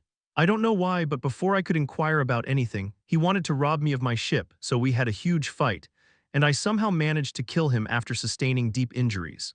However, it turned out that what I killed was some puppet. From the puppet, I acquired 2 rings. One was just a rare rank space ring with useless items, while the other ring was something I had never seen before, with the name Free Sword engraved on top of the ring. But I was traveling with the Dark Marquis, and she told me what the offender ring was, so I naturally kept it and also learned about Captain Free Sword's background. Now it appears that the ring is what has drawn your organization's attention. I have nothing else to do with Captain Free Sword. If you still don't believe me, I can even sign a Zodiac Oath contract to prove it. I didn't want any trouble, especially when I had done nothing or had any key in my possession. If anything, I think this was Captain Free Sword's scheme to make me a scapegoat, as I mused he was probably running from you guys." Jacob lied without stopping in an earnest tone and even sounded like a victim. He knew it was almost impossible to trick this guy, but since he had brought out the Zodiac Oath contract, even if Star-Lord had doubts, he would be forced to think in the direction Jacob wanted him to. As Jacob expected, Star-Lord became silent for a while before he finally replied, "If what you're telling me is true, then if you can hand over that puppet and sign the oath contract, I'll leave you alone. Even you couldn't deny the authority of the Zodiac Oath contract, huh?" Jacob's lips curled up in a mocking smirk before he quickly replied as if he had seen hope, "That would be great. I can hand over that puppet to you anytime you want and sign the oath contract on the Star Network, but I won't be meeting you since I'm afraid of my safety." "No problem. If you are telling the truth, you don't have to worry about anything. My men will be at your estate in 2 days. Hand them the puppet and sign the contract they will bring. If you dare to play any trick, then you'll witness the full might of Star hackers," Star-Lord coldly declared before he cut off the communication, but towards the end, his static voice had a hint of confusion and uncertainty. "This will give me enough time, or who knows, they might really believe me and leave me alone. It's a good thing I kept that puppet with me for research, and I even found one more intact puppet in his stash." Jacob's gloomy mood suddenly lifted. He was very optimistic about this, and he didn't think this matter would be handled in this manner. Now he has to wait. Chapter 633, A Myth of Ocean Race. On the 3rd day after Jacob's contact with Star-Lord, within the hidden base of the Star hackers, all the 9 anonymous stars were gathered around a mechanical table in a huge futuristic lab. On this table, many pieces were put together like a jigsaw puzzle, making a humanoid figure with tattered skin. "Just how much power is required to turn a soul puppet into this state?" an anonymous star exclaimed in its static voice. "Anonymous9, are you really worried about this among all other things? Shouldn't we be worried about our only lead going into the wind with this undeniable proof that Faceless Ancient was just a scapegoat to fool us all?" Another static voice rang, filled with angry frustration. "Indeed, I agreed with Anonymous8. Now that Faceless Ancient has signed the Zodiac Oath contract crafted by Anarchy, the artificial intelligence of Atlas without any loopholes, and this soul puppet and the traces of life signal on it also match Free Swords, what should we do?" Another anonymous star coldly questioned, making the atmosphere gloomy to the extreme. They all turned towards the dark spot around the table where the black silhouette of Star-Lord was sitting silently. Just as in Star-Lord's agreement with Jacob that day, Star-Lord again sent 2 men to Jacob's estate, where Jacob was waiting to receive them. Star-Lord even put out a valuable physical Zodiac Oath contract, already drafted by the AI Anarchy. It was almost as powerful as the SAAI and had Jacob sign it right in front of them and even record it. After Jacob had signed the contract without raising any objection, nothing seemed to happen to him after signing it, and this already made the Star-Lord believe in Jacob's lies by 80%. Afterward, Jacob handed him the pieces of soul puppet he had destroyed and was just keeping for research purposes. He was glad he didn't dispose of them, so his alibi became even more solid. Now, after a full day of scanning and all the research done by the Star Lord, there was no doubt that Jacob was telling them the truth without any loophole or scheme. In other words, Jacob was a victim of Free Sword's malicious scheme and turned into a scapegoat to mislead the Atlas. At least, this is what everyone in this room was thinking right now. Truth be told, they all felt humiliated and raged since they were all tricked by Free Sword, and he even saw through their trick that they put in the offender ring. If Star Lord hadn't approached Jacob and given him the opportunity to confess, they would have exhausted tremendous resources and manpower by going after Jacob in full force. Meanwhile, Free Sword would have been laughing at their stupidity. We are bested by Free Sword this time, not only us but the whole Unique Plains. Star Lord finally spoke as the temperature in the lab dropped greatly. He was really enraged at this moment. Not only did he use this trick to deliver the offender ring to Faceless Ancient to mislead us, but he probably used another soul puppet to mislead the Dark Beings and other factions as well. I once thought that Free Sword was just lucky to get the key and even able to escape that day by mysterious means. But now, I think this guy's scheme ran far deeper than we can even think of, and right now, we have again reached the starting point. Still, we got lucky not to chase after a scapegoat and waste our time, unlike the three factions. Since this guy likes to play in the shadows, we'll just have to illuminate everything and drag him out. Here are your new orders. Keep observing Faceless Ancient without antagonizing him. For some reason, I don't want to believe him, but facts are facts. Still, keep an eye on him. Other than that, we will use our full forces to search the ocean races and track down the Ocean Oracle. This is the only way to identify that sly vermin now, he ordered without hesitation. Ocean Oracle, isn't that just a myth? One of the anonymous stars exclaimed with disbelief. Star Lord replied, it's not a myth. It's just that we didn't have enough reason to provoke the ocean races, especially when Ocean Oracle is rumored to be the ruler of the ocean races and revered by them like a god. We don't need to go too far. As long as we can buy a signal divination, price is not an issue. But the ocean races are at the depth of the Star Ocean, and that place is known as the no-return zone for every land dweller.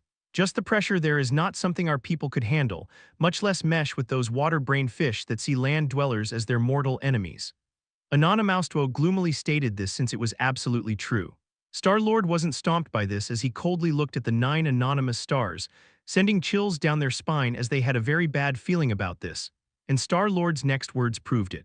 That's why I'm sending you all there. I don't think 8 intermediate stages and 1 perfect stage beyond unique rank experts have any problem handling little pressure and water brains and searching a single fish, right? Jacob stood in front of a furnace, monitoring the molding process of a few powerful metals, without any clues that he had just compelled star hackers to stir the hornet's nest known as the ocean races. Even if he knew, Jacob wasn't going to pay them any heed since he had already cleared his name and brought himself valuable time to continue to grow. He wasn't going to believe those guys will stop paying attention to him. This action of his will only made them stop taking extreme actions. But if he showed any suspicion, they would come at him with full force. However, Jacob wasn't worried since he knew that by the time they realized it or he had made his move, it would be too late and no one would be able to stop him. He looked at a machine filled with runic markings. At this moment, all those runes were glowing, and in the center of this magic machine was a transparent glass compartment. At this moment, an integral octonian polytope, condensed by dense magic power from 1,000 unique magic gems, continued to compress and glow like a small white sun in this glass compartment. Jacob's eyes glowed as he looked at the fingernail-sized polytope. I never thought I could make the quantum atomic reaction with magic energy without going through the trouble of building a nuclear power plant first. Who could have considered the magic energy also contained active radiation that I'd never heard about before?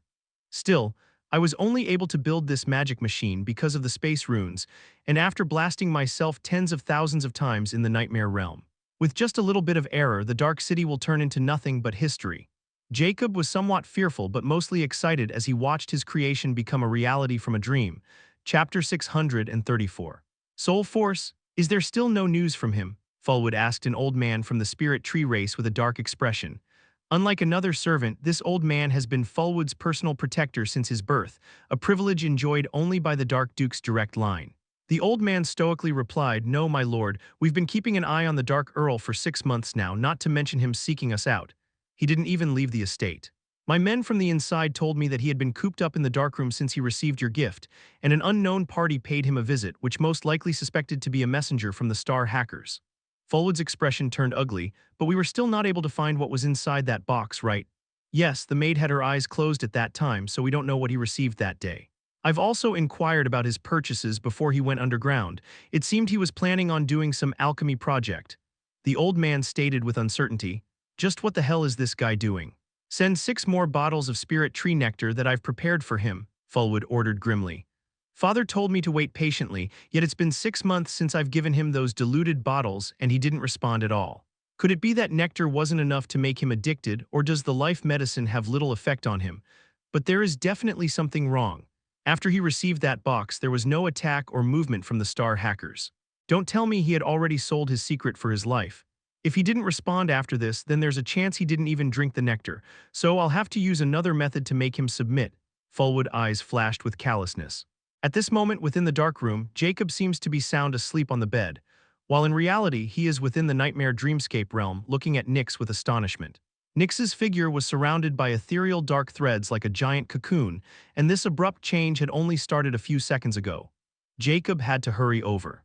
"What is this?" Jacob quickly asked as he could feel a strange power rising in the nightmare realm. "I think I'm about to evolve. I just received the Nightmare Conqueror seed from the Wyvern, and it seemed we had underestimated the strength of his soul. Anyhow, I don't know what will happen after this since I'm feeling exhausted and want to sleep. I quickly called you because you might not be able to enter the nightmare realm after this. I'm also about to transfer your portion of his dreamscape realm to your soul, so don't be alarmed after whatever happens. This power is too strong. And now, wait for." Nyx's voice suddenly became extremely faint before completely vanishing as that ethereal cocoon completed. Before Jacob could react, he suddenly felt a torrent of icy power break into his mind. His vision blanked as a mysterious change suddenly started to take place in his mind. This abrupt change was out of Jacob's calculations, and now he was in slumber without any protection. But since he was in the dark room, no one could enter without altering the entire city, or something like the Star Hackers' attack happened again. After an unknown time, Jacob finally opened his eyes, but there was something different about them now. His amber irises were now turned completely golden, and there seemed to be a strange power in them that could make anyone with a weak mind fall into a deadly illusion. Jacob also felt somewhat different. He felt extremely calm and could see more colors in his surroundings now. "Something has changed after Nyx injected the soul vitality of Flame Calamity into my soul. It's completely different from before." Jacob sat up and looked around the messy lab. To his astonishment, he saw a faint wisp of particles emitting from the alchemy equipment and almost everything related to magic. This is. Jacob clearly knew he hadn't used the eyes of Judge, yet he could still vaguely see those color spectrum particles from the magic devices. Although they were not completely clear, like when he used the eyes of Judge and couldn't see them in the environment, he knew this was some kind of breakthrough. At this moment, Jacob suddenly felt some tangible power in his brain, and then focused the Rune Artificer brush on the table. He felt as if he was touching it with his hands and instinctively tried to lift it. Something astonishing happened as the brush suddenly lifted by an invisible force, and with Jacob's will it directly pulled towards him. Jacob grabbed the brush and confirmed it wasn't a dream, his eyes shimmering with shock. Telekinesis. This has to be telekinesis. To confirm his guess, he looked at another item and tried to lift it again. Just like before, he could easily lift it and manipulate it with his will. Ecstatic, Jacob tried to lift the furnace, which was around 500 kg, but this time he wasn't able to lift it and only made it slightly tremble before his grip on it broke. "So there is a limit to what I can lift," Jacob mused, not discouraged at all, and began fiddling with this new power more. However, after just 5 minutes, he felt exhausted and lethargic and could no longer use the telekinesis to lift any object. Cursed immorality, Jacob quickly summoned Immortality while fighting the urge to sleep. He wanted to grasp the true changes that had happened after he fell into slumber. "Can you be so kind as to tell me if this ability is related to my soul or my eyes? Any clue would be helpful," Jacob asked as nicely as possible. Immortality burst into usual laughter before finally writing, "Well, since you've already reached this point and asking so sincerely, I can divulge some information. First, your eyes of Judge just entered the initial stage of their awakening, which gave you the passive ability of judgment gaze, which can allow you to see true and false. The second thing, telekinesis, is the innate ability a person awakens when they reach the fable legendary rank, and it is called the soul force. Oh, and since you've already awakened the soul force, you are ready to know that the eyes of Judge is also a connate ability that uses the soul force. Before you were using your soul vitality to use the eyes of Judge, which is akin to burning your life. Still, if you exhaust your soul force, you will again start to use it with your soul vitality, so I suggest you don't be reckless. Although you have awakened something that only a fable legendary should have, the amount of soul force you possess is 1/10,000 of what a fable legendary rank possessed, and you don't have the. Oh, look at me. I was about to break a rule. I guess I was too emotional about your progress. Ha ha ha ha. This is the limit of what I can tell you now, but knowing you, I think this much should be enough. Hey ha. Chapter 635. Judgment Gaze. Jacob's eyes shimmered with ecstasy as he finally got the answers he had been looking for a long time. The part about soul force was a bonus, and now he finally has a clear picture of his ability. Taking a deep breath, he asked with deep anticipation, "Since that's the case, can I now use the eyes of Judge on the immortal chapter as long as I use them with soul force?" Heh, I knew you would ask this. Well, since you were working so hard, it would naturally bear rewards. Yes, you can now peer into immortal chapter for 15 seconds with the eyes of Judge and your current soul force. Finally, Jacob felt a huge mountain had been lifted from his shoulders at this moment. He can now finally start with his progress with the cursed bone marrow amalgamation.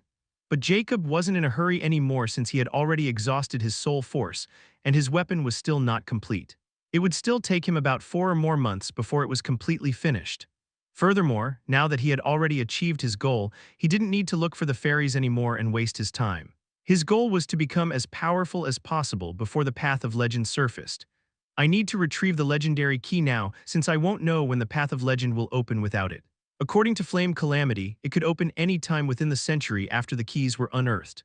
Furthermore, since Nyx is now evolving, and I have completely lost connection with the Nightmare Realm, there is no point in wasting time on the Dark Battle Arena now. But I won't give up on annexing the Dark Battle Arena, and Nyx might be able to do it after she evolves.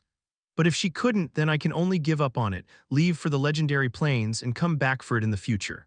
Right now, I should quickly complete it, then leave for the legendary key and start my seclusion for the immortal chapter. It is too important to do it in here. Jacob quickly made his plans and then asked, "Can you tell me if this soul force can be increased by only absorbing soul vitality or if there's some other way?" Heh, you're asking too much. Just follow your path and you'll be fine. This will make things more entertaining, especially now that you are about to start the cursed bone marrow amalgamation. Immortica ambiguously wrote. Jacob suddenly felt something was amiss. What is this supposed to mean? Ha ha ha, I didn't say anything. Immortica instantly burst into wanton laughter. Jacob's heart sank even more as he knew there was definitely something wrong, but he was helpless against this cursed book, so he could only close it in frustration. Then he finally paid attention to the items in the room, which were emitting wisps of colorful particles. The judgment gaze can allow me to see true and false. What does it mean? Although I only believe that those color spectrums show flaws and true structures of the world to me, it is still only my conjecture. Now, these strange smoke-like wisps are emitting from these magic items. Wait, why only these items that had magic, not these ordinary items that didn't have any magic? Could it be that this judgment gaze allows me to see only magic? No, I need more input. From then on, Jacob started experimenting with his new vision and even used fluid acceleration to increase its input. The results were out of Jacob's expectations. Furthermore, he found that his soul force recovery was natural, and he couldn't accelerate it by another, at least now with normal means. He reckoned that since the soul force originates from the soul, it can only be recovered by the soul medicines, which he didn't have. Nonetheless, it was the least of his worries since it only required around 8 hours of sleep to recover fully. Other than that, he used his eyes of Judge with the soul force and found they were somewhat different, and he could keep them open for a whole 500 seconds now. He also does some experiments with just his soul force, but he finds that other than telekinesis-like abilities, it doesn't seem to have other uses or he didn't know them yet. After all, this ability was something a fable legendary rank should have, so its uses and information about it won't be available in the lesser planes. While experimenting with his soul force and getting familiar with his new abilities, he didn't stop crafting the weapon. During this time, Jacob received notification from Dark Rose that he had guests from the Marquis estate, but Jacob ignored them all. After all, Fulwood could only send him messages but not force him to show himself if he didn't want to, which made Fulwood absolutely abhor Jacob and sulk to no end. More than a year had passed since Jacob entered the Dark City, and many things had taken place in this time, but they had nothing to do with Jacob. On this day, the dark room's closed door finally opened, and Jacob's figure appeared wearing his usual black outfit. In his disguise, his hair and eyes were black and he wore a mask. But behind him, the dark room was now completely emptied, and except for the original equipment present in the dark room, everything else Jacob had brought was gone. Dark Rose, I'm going to leave the Dark City today. This estate will be vacant, Jacob announced impassively. Confirmation received. The remaining time has been saved in Dark Earl's account. "You can use it any time," Dark Rose statically replied. Jacob didn't pay much heed as he exited the dark room. A few moments later, the head butler approached him. Jacob's eyes suddenly widened because the head butler was also emitting a wisp of particles in a dark blue color. So, it wasn't just the magic equipment and treasures. Anyone with magic emits the same color patterns. According to my experiments, these colors showed the different power levels of magic ranks. Sky blue color is for rare rank magic, blue is for epic rank, and dark blue is for unique rank. Magic runes without any formations or use will emit a white color. If I create rare, epic, or unique rank treasures, talismans, or arrays with them, their color will turn into the aforementioned patterns. I can now confirm that no one can hide their true power level from the judgment gaze. Jacob's eyes shone, and the butler suddenly felt uncomfortable for a reason. But since Jacob's real eyes were hidden behind the disguise, the butler didn't find the source of that strange sensation. "My lord, you're finally out. There are many messages and gifts from His Highness Dark Marquis." He quickly started to tell him about the events with agitation. However, Jacob was completely focused on something else at this moment. The color particles emitting from the butler. As the butler spoke, those particles began to tremble like an electrocardiogram. Jacob's mind jolted at this moment as he instantly thought of something. The judgment gaze can allow me to see true and false. Nothing can hide from the eyes of judge. No one can lie to me. I think I finally get it. Wait, I never got your name before. Tell me 10 names, 9 fake and 1 real. You don't need to tell me which one is your real name, Jacob quickly ordered. My lord," the butler was startled by Jacob's eccentric request.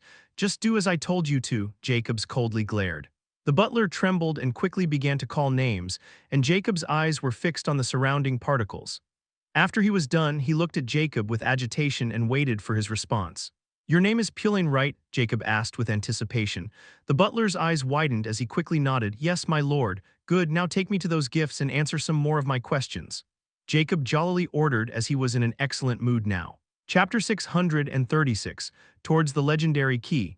Pulling felt extremely uncomfortable as Jacob asked all kinds of strange questions, both personal and meaningless. Yet he had no choice but to answer since Jacob wasn't someone to take a no. Pulling led Jacob towards the estate treasury, where all the accumulation of the estate and treasures after an estate lord anointed were gathered.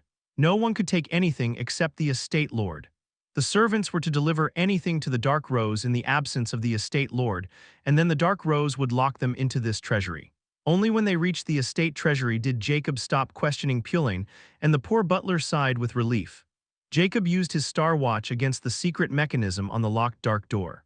Once his ID was confirmed, the cogwheels began to rumble, and soon the dark door opened. The spacious treasury contained 12 emerald pine cone-shaped bottles in a glass case. Jacob's pupils dilated when he saw a faint wisp of dark blue particles with a tint of red particles around those bottles. Since this nectar is from Fulwood, I'm sure it is dilated with the life medicine. This red color is light on some bottles while heavy on others. I've already scanned many of the life medicines, life crystals, and even the dark being's magic cores, and for some reason, their colors always contain shades of red with their rank colors.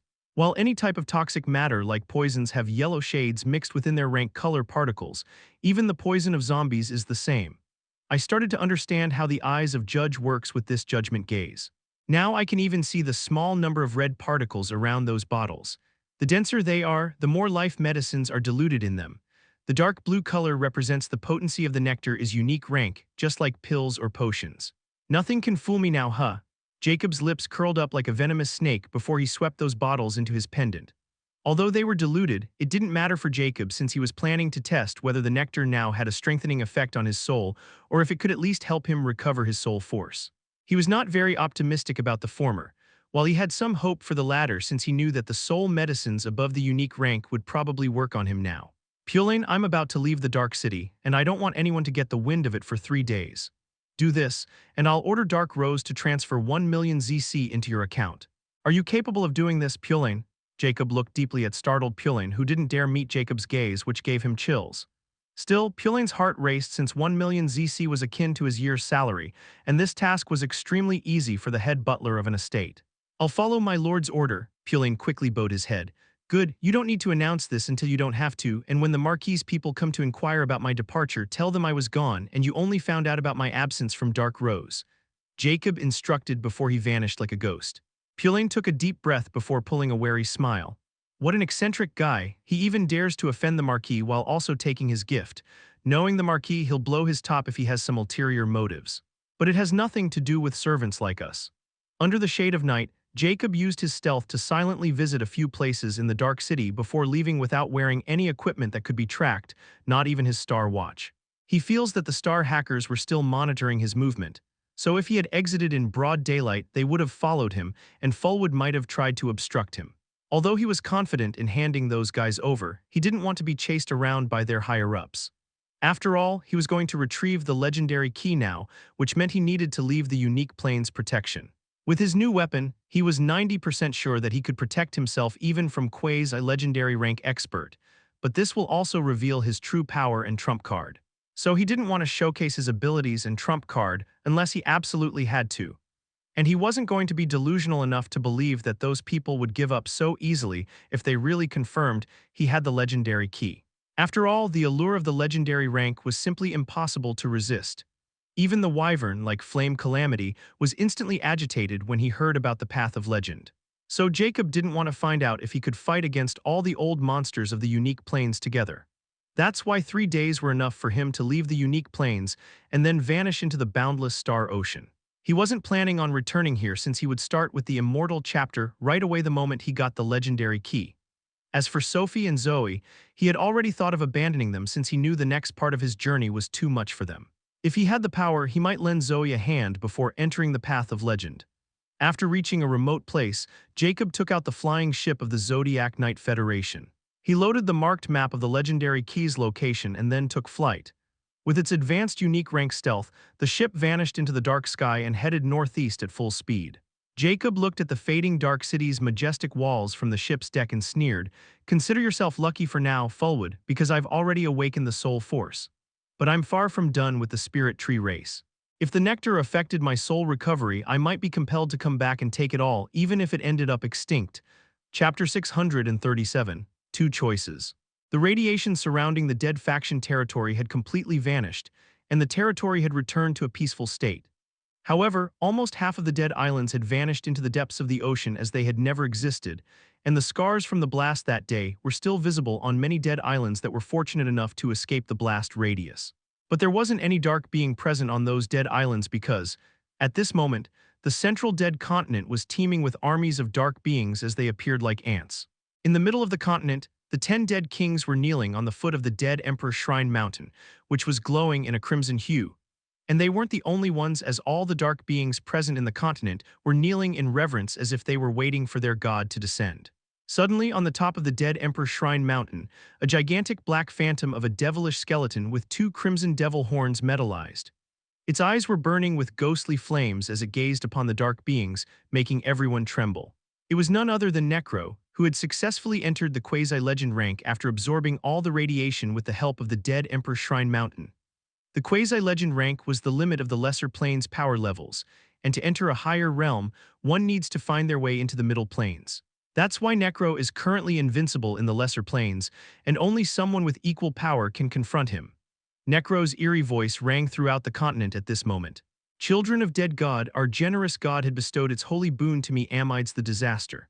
The sacrifice of our kind wasn't in vain, and now, with the blessing of the dead God, I shall bring about doom to all those livestock. Heed my order, prepare yourself. We are going to raise the life faction into rubble first and then conquer the hypocrites of the neutral faction. From henceforth, only the dead shall rule these lands," he declared with boundless confidence. "Only dead shall rule these lands. Only dead shall rule these lands. Only dead shall rule these lands." All the dark beings roared after him in hysteria, making the air tremble in their fury and mirth. Ho ho ho, now that's a bold claim coming from just a newly advanced initial stage quasi-legend. A jeering voice suddenly reverberated like a thunderclap at this moment.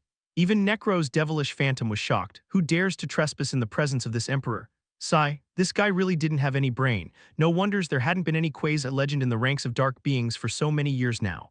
A woman's melodious voice rang with a sigh, but a clear disdain was present in her voice. Necro's phantom instantly vanished, replaced by a 30-meter giant body of a crimson-cloaked dark being holding a bone staff with a black crystal skull. His jade-like red-black skeleton faces illuminated under his blazing gray eyes, and 2 devil horns gushed out of his hood. "Bunch of rats didn't know their place. Perish." Necro waved his bone staff and crimson magic energy covered the entire continent. "Do we really need to keep this bonehead alive?" An arrogant voice inquired in annoyance. Ho ho ho, we need all the help with the path of legend on the horizon and the key still missing. At least according to the treaty, we have to give him a chance. The jeering voice said as if he were completely helpless and making a great sacrifice. All right, I'll spare him this once, but I can pummel him right, the arrogant voice inquired. Do it moderately. The woman replied with a hint of malice. Die rats, death domain, Necro furiously roared. The crimson magic energy on the horizon suddenly released massive pressure, and then ghostly wails began to reverberate as if someone had opened the gate of hell. Oh, a domain-type spell. I guess you didn't just reach the quasi-legend rank without any merits. The arrogant voice rang with great interest. But it's a pity you only just threw, and there's nothing my sword can't cut. Skyfall sword, Necro finally felt the other party's aura for the first time as he could vaguely sense them hiding in the sky. The gray flames in his eyes trembled in disbelief. NOOO. How could there be others? He howled in full of unwillingness as if someone had poured an icy bucket of water on him, waking him from his glorious dream. He thought he was finally above everyone else, could conquer every land and turn his old enemies into his slaves. Yet his dream didn't even last for an hour before he was forced to face reality. Right at this moment, within the Crimson Death domain, an ethereal white line appeared and the domain was cut in half. That white streak directly landed on the giant Necro, who instantly drew power from the mountain behind him and was covered in a thick crimson barrier. But it shattered like glass, and the white streak directly clashed with his body. He was sent down like a dead bird and crashed into the mountain while the white streak passed through half of the continent, obliterating anything in its path. When the dust settled, the central continent seemed to have been split in half, as a steep chasm appeared in the place of that white streak. Even the colossal Dead Emperor Shrine Mountain was cut almost in half. At this moment, three figures descend from the clouds, engulfed in magic energy like some deity. Necro's giant figure lay in front of the ruined shrine. His right side was completely gone and only half of his figure remained. But the attacker had deliberately missed his dead core, or he would have been deader than dead. The gray flames in his eyes were extremely dimmed, yet he was still awake and filled with disbelief and despair. It was an extremely harsh awakening, and now he finally understood how foolish he had been as he glared at those three light figures. Tusk, I told you to do it moderately, yet you almost destroyed the poor guy's treasure and home. The figure of a woman in sky blue light snickered. I didn't know he was so weak. I guess that wasn't the real death domain at all. What a letdown. The arrogant man in the white light chuckled with disdain. All right, we're not here to bully the new guy. The impish voice in emerald light retorted playfully before he spoke with Necro, who was glaring at them with hatred. Don't hate us, little lick, but it was necessary to show you your place or you won't be obedient, right? Anyway, I'll get straight to the point. As you can see, you are not the only quasi-legend rank in the unique plains. It's just that we never appeared in the public eye, interfered with factions, or harmed anyone below our level unless our faction is threatened by destruction. Only the dead faction was without a quasi-legend rank for nearly 20,000 years. There are 7 in total, including us 3 and you, and we all had a treaty among us. You just experienced what kind of might a quasi-legend rank holds, so it isn't hard to make you understand why we are in this treaty and can't move against those who ranked below us. So, you only have 2 options. Join this treaty, leave this chessboard, and become a chess player, or you can die. Since you are a quasi-legend rank, we can attack you all we want, so I suggest you choose wisely. Just like that, the calamity that the other 2 factions were desperately preparing for passed unbeknownst to them. At least, that should have been the case. Chapter 638. Blood Glyphs. Jacob had no clue what happened in Dead Faction as he followed the Maker on the map where Free Sword had hidden the legendary key. However, even with the flying ship's Match-5 top speed, a month had passed since he left the unique plains, yet he was still only halfway there. That's why, after making sure he was not being followed or there wasn't any danger, he started to comprehend the Immortal chapter 2 weeks ago. With his current soul force, Jacob can only peer into the Immortal chapter Mysterious for 45 seconds in 24 hours.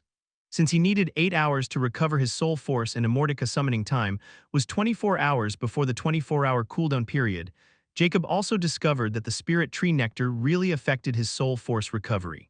A 500 ml bottle of Spirit Tree Nectar can reduce the recovery time from 8 hours to 1 hour. This makes Jacob desire the nectar or any soul medicine even more. Still, he didn't dare to use those remaining bottles anymore and kept them for emergency situations only. Other than that, Jacob was focused on the Immortal chapter and the path toward the legendary key. Today, Jacob again summoned Cursed Immortality, opened the Immortal chapter, and looked at the blood drop on the page with a somewhat gloomy expression. It's been 2 weeks and I finally managed to count those blood-colored glyphs. They are a total of 99 glyphs, and not only they are different in size, there seemed to be some kind of power that stopped me from approaching them. Just like the first day when I tried to approach the largest glyph, I was instantly struck with pain in my head and had to stop using the eyes of judge, and even my soul force recovery took a full day. According to this cursed book, I shouldn't chew more than I can handle. Since then, I've only been observing those glyphs and finally found all this information. Now I know they all had different sizes. I'll try approaching the smallest one, and let's hope I'll make progress. Or I don't think my current level of eyes of judge is enough to find the mysteries of those blood glyphs. Calming his mind, Jacob took a deep breath and then opened the eyes of judge. His eyes turned completely golden, and his pupils turned into white flames. The very next moment, Jacob found himself being pulled into the drop of blood before he appeared in a familiar crimson surroundings. He was extremely familiar with this place now. Without wasting a single second, Jacob's eyes darted around, and there were blood-colored glyphs that he now called the blood glyphs of many sizes. The thing was, these blood glyphs always appeared in random arrangement every time he came to this place, so it took him 2 weeks to gather all this information. After all, he only had 15 seconds on each try, so he had a very hard time just counting them accurately. Jacob finally spotted his target in 5 seconds, which was like the smallest star in the starry sky. In his vision, it was only around 1 centimeter in size, while the largest among these glyphs was 100 meters in size, which was impossible to approach. With just a thought, Jacob's vision began to approach the smallest glyph. Once he was in front of it, he felt boundless pressure from it, making his blood run cold. Still gritting his teeth, he tried to grab it. As he approached this glyph, he felt like he was trying to grab the sky infinity far away from him. But like a mad devil, he didn't give up and continued with all his willpower. He had already experienced this kind of oppression from the biggest blood glyph, which was akin to a sun in front of this smallest glyph. Just by approaching it, Jacob was sent out directly. But with this smallest blood glyph, he didn't instantly send out, so he knew he was on the right path, so he didn't give up. Jacob forgot about the time and focused solely on approaching the smallest blood glyph. It was like climbing up in a raging waterfall. At this moment, just when Jacob felt a strange sensation of grabbing something, his vision suddenly blurred, and the crimson surroundings changed into a bright room. Blood was streaming from his eye sockets and nose, and without any further action, he found his vision turning dark and falling on the floor. The cursed Immortality page turned at this moment, and Immortica's laugh filled the page. Haha, he's progressing much faster than I've anticipated. Maybe he's able to pull it off, or more entertainment for me, ha ha ha ha. The words appeared as quickly as they vanished. Jacob didn't know about any of this, as he was in a strange dream where he saw rivers of blood flowing everywhere. Right in the center of this ghastly scene, he spotted a blood-red symbol he was very familiar with. It was the symbol of infinity. He didn't know why. He felt extremely close to the infinity symbol and approached it, but right at this moment, something within the infinity symbol awakened, and before Jacob could understand anything, the dream shattered and he opened his eyes. The path of cursed blood flows like an infinite loop, vast and endless. Jacob suddenly muttered this phrase before ecstasy filled his heart. He didn't care about his bloody appearance. He was too occupied with this strange information in his brain. So he quickly sat down, closed his eyes, and focused on that vague information, desperately trying to understand it. Jacob forgot about the time, and 3 days had passed since he had just sat like a statue. At this moment his eyes opened as he muttered, "I just touched that blood glyph, yet I managed to get this much information and only understand a tiny portion of it. I finally understand why I need to comprehend this all within the immortal chapter. All I managed to get is the information about the immortal chapter. Who could have thought that it is actually divided into different parts, and each part will grant me a pinnacle level of control over blood, as well as grant me terrifying connate abilities with the infinite growth potential of cursed bloodline." Just thinking about it made Jacob's heart race, and he wanted to instantly go back to the immortal chapter and grab that smallest blood glyph again. Chapter 639, Mysterious No Return Zone. Jacob had left the flying ship on autopilot and activated the warning mode if anything untoward showed up. The warning he just received was from the flying ship interface, so he quickly entered the control room and saw that the flying ship was now flying into a fog-filled sky. Furthermore, the fog was filled with faint white energy particles, making him wince his brows. How long I'd been out? Jacob frowned as he quickly scanned the map on the ship. He was surprised to see that, including the 3 days it took him to assimilate the information he had gotten from the blood glyph, 23 days had passed since the last time he opened the immortal chapter. Now he was very close to the location, and this misty area seemed to be where the legendary key was hidden. After confirming that there wasn't any danger, he felt relief. Suddenly, blue energy gushed out of his body before turning into a water glob, washing away the blood on his face. He then used the fire aura to dry himself and felt refreshed, just like he had taken a bath. But he didn't open the cursed immortality this time, for he was reaching the destination, and he wanted to be alert at all times, especially after finding that he had been out for over 20 days just by touching the blood glyph. Now that he knew what he had to do, he was no longer in a hurry to explore further. But it was too dangerous for him to fall unconscious while he was still traveling the Star Ocean and this close to the legendary key. Jacob sat on the captain's chair and again fell deep into thought about the information. I seem to have a closer connection with my blood after touching that glyph. I can't wait to unravel its mysterious, especially the crimson infinity symbol that I can't get out of my mind. However, when night fell and the surroundings turned pitch dark because of the fog, Jacob suddenly felt uneasy in this eerie silence. He was confused since everyone seemed to be fine a moment ago. Now, all of a sudden, he started to feel uneasy. Nonetheless, he didn't dare to ignore it, for he had learned a lesson in the past. He quickly took control of the ship and started to descend towards the ocean from a 100,000-meter altitude. But Jacob noticed that as he was going down, the fog was becoming thicker and the atmosphere was becoming colder. That uneasy feeling had almost vanished. Alert, there is a solid surface at a 4,000-meter distance. What surface, not ocean, just where in the world is that bastard hiding the key? Jacob was astounded as he quickly decreased the speed, and the next moment he opened the eyes of Judge. Instantly, the mist ahead of him vanished without a trace, and he could finally see the ground, which was actually a mountain peak. Then Jacob instinctively looked up, and his heart palpitated the next moment because right above him, a few hundred meters ahead, he saw a huge dark mass floating there like a flying island. But the particles emitting from it were purple, a color that Jacob hadn't seen before, and by just looking at it, Jacob felt mortal danger. He finally understood why he was having that feeling. Just what in the hell is that thing? Could it be a flying island? But it's impossible since lands don't emit those color particles.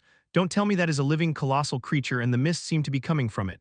Jacob didn't dare to be careless, nor was he curious to go there and seek his own death out of curiosity, so he hid his aura as much as he could and desperately descended toward the mountain. If I'm not mistaken, that bastard hid the legendary key in some no-return zone since they are the safest places, and people seldom enter them.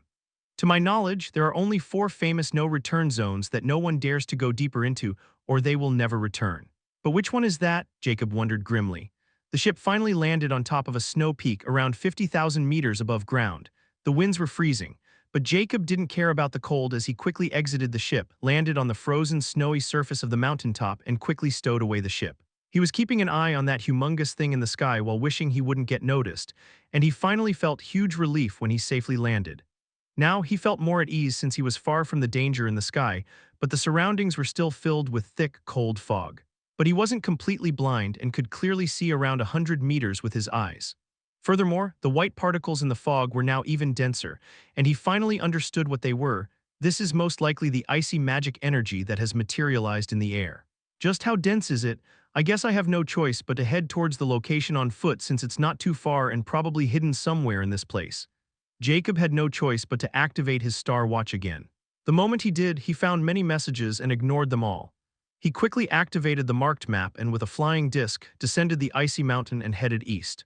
Roared, growled. Jacob suddenly heard ear-piercing roars not far away from his position and then powerful sonic booms, making the fog churn and ripple in the vicinity. Magic beasts fighting each other. Furthermore, I can feel their pressure from this far away and they are not at the unique rank. Jacob's eyes shimmered, as he never expected to encounter beyond unique rank beings in this place. I never had 3 steps of legend rank meal before, and since they are fighting with each other, I can just finish them off. Jacob didn't delay and sneakily made his way towards the source of the uproar. Chapter 640. When Thieves Fall Out. Jacob quickly appeared a few hundred meters below the peak of the snow mountain and stopped his advance, as he was now extremely close to the sources of the powerful energy blasts. Despite the fog, Jacob clearly saw the battle taking place. Well, calling it a battle was an understatement because it was more like a war. A huge snow-white wolf with purple horns over its head was clashing against a white fox with 2 tails with a shade of ash gray. Besides these powerful magic beasts were their underlings, slightly smaller than them, ripping each other apart.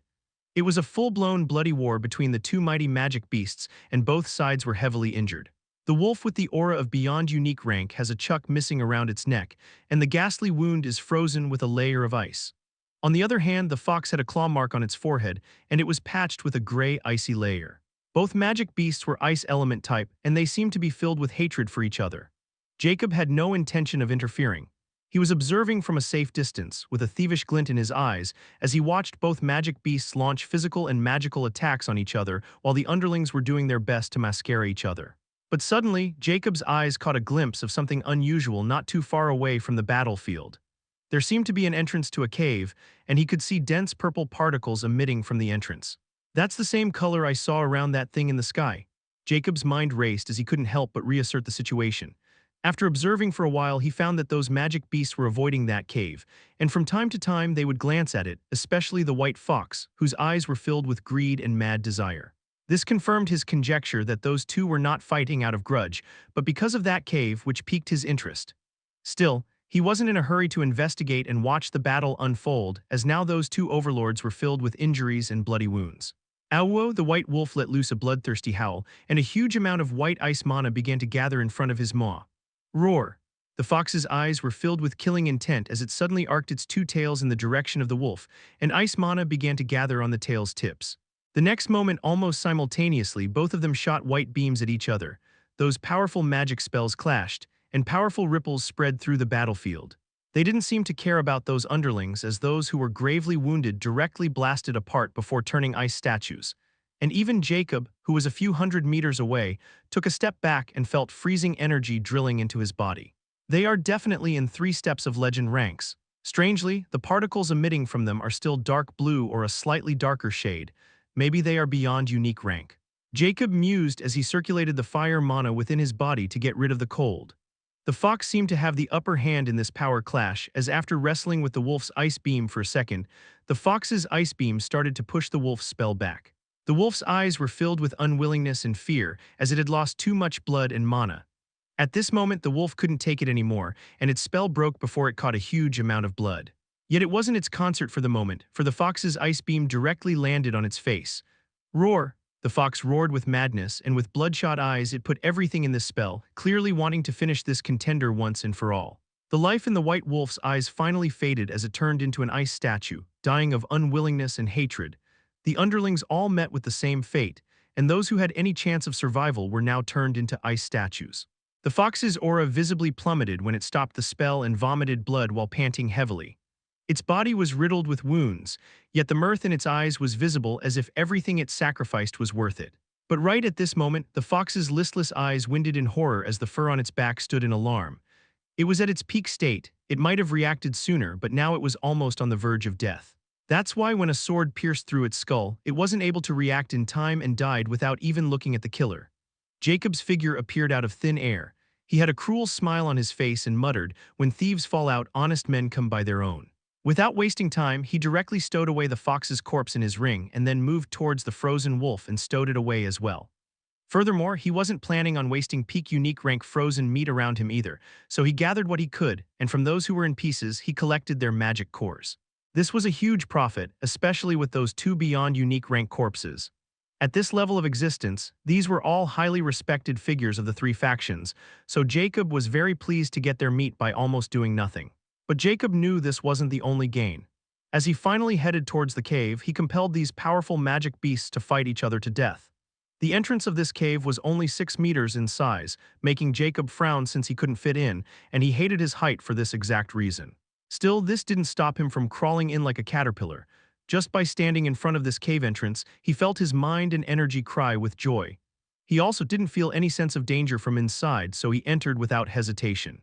The cave wasn't too deep, only around 30 meters, and Jacob already spotted the thing within the edge of the cave. It was actually an exotic plant glowing in a beautiful violet color, and dense purple particles were emitting from it. Just by getting close to it, Jacob felt something stir within the depth of his soul and instantly wanted to devour it.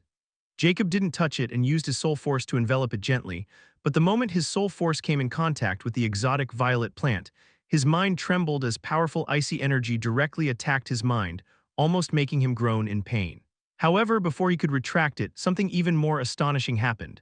The plant suddenly turned into violet haze and was directly absorbed into his soul force. Jacob felt as if someone had poured liquid nitrogen directly into his brain.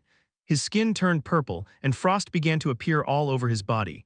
Soon, he was turned into a violet ice sculpture. Chapter 641, Legendary Keys Location. Part 1.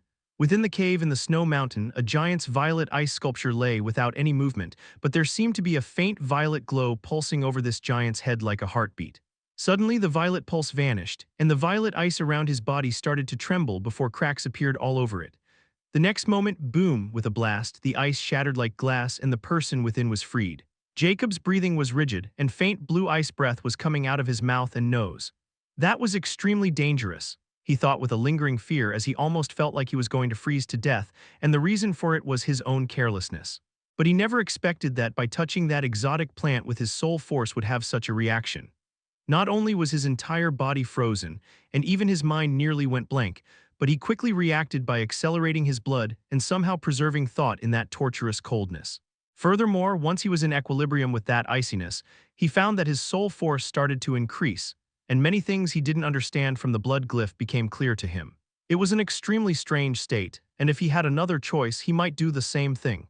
But he knew that the exotic plant might be one of its kind and that he might never find it again. Just now, he was finally able to regain his senses and break free from that strange state. Instead of feeling tired or having a strangely light head, except for the empty stomach because of the use of fluid acceleration, he was completely fine, even better. Jacob quickly crawled out of the small cave.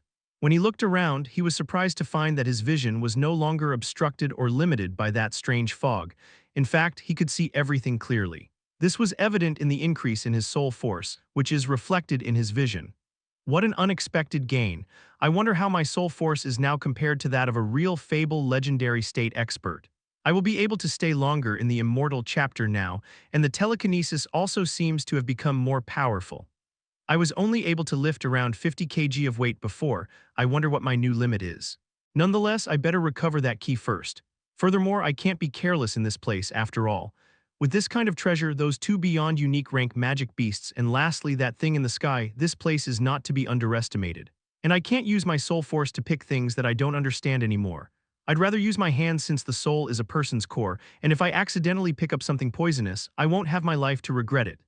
Jacob still felt lingering fear about the incident, so he vowed not to use his soul force just to protect his body. The telekinesis, after all, wasn't what he was expecting. This ability was directly connected with his soul, and he didn't dare take a risk with his soul. Afterward, he took out a frozen wolf belonging to the giant white wolf faction, directly melted the ice with his fire, and then skinned the peak unique rank beast, and then roasted the entire 8-meter beast and ate it, including bones. It took him only 10 minutes to complete all this, and then he was finally full. Then, using the flying disc, he again began to descend the mountain carefully. This rare rank disc is too slow for me now. It's only useful for this kind of thing now. Although I had managed to deduct its materials and even make it, I couldn't seem to find the optimal materials to make a unique rank disc. I can't find a good replacement for the rare rank soft aluminum used in its base. Then there's another strange material that even Nyx can't analyze yet. My knowledge is not enough. I wonder if that mysterious assassin organization is really part of the Atlas since I never heard or found any clues about them again. Jacob mused as he remembered those faceless assassins he encountered in the rare plains. Thereupon, Jacob soon reached the base of the mountain, and the fog was extremely thin. However, he was astounded when he found that a tree forest surrounded the mountain. Those trees were completely white, and the leaves on them were sky blue, just like translucent crystals, and extremely beautiful. Jacob didn't stay to admire the beauty of this place. Even from this distance, he could see different shades of particles rising within this forest, which was filled with magic beasts. So he decided to stop using the flying disc because its slow speed and stealth form were easily detectable. He confirmed the direction on the map, which was still around 800 miles away from his position, and he quickly darted towards it while avoiding the magic beasts. Soon, Jacob noticed the sky of this place was filled with fog that he saw on the mountain, and when the sun started to rise, the light past thought that the fog was extremely dim. Furthermore, the white tree forest stretched for several hundred miles, and when he exited it, he found himself on a barren rocky plain covered with frost. Far away, he could see a wall of dense gray mist that was completely out of place. Jacob frowned because the location of the legendary key was somewhere in that mist wall and mused. Just how did Free Sword enter this place, with all those vicious beasts more powerful than them wandering around?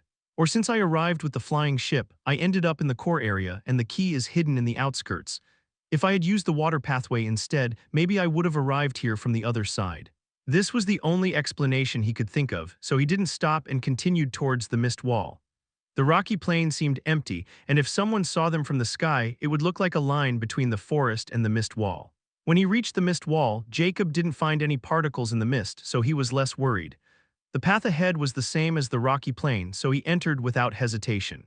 But when he was a few miles inside this dense mist, He stopped because in front of him appeared a vast frozen river, and not too far away was a frozen waterfall. However, what made Jacob stop was the sense of danger suddenly arousing upon reaching this place. Chapter 642, Legendary Keys Location, Part 2. Hidden in the dense fog, the colossal silhouette that Jacob saw that day was actually a floating island, the origin of the fog surrounding the plain below and in the air. This floating island was probably the only one in the entire unique plains and a wonder of nature, but no one had ever been able to see it, and those who did were never able to live to tell the tale. Because this no-return zone was one of the most dangerous zones in the entire unique plains, known as the Vicious Calamity Fog Zone, not even inspection legend rank experts dared venture into its depth. As for why was this name given, rumor has it that there is a strange fog somewhere in this zone that can devour anything and everything. No one knows the origin of that fog. At this moment above the ice plains, the phantom island drifted through the swirling mists. This, however, was a horrific illusion.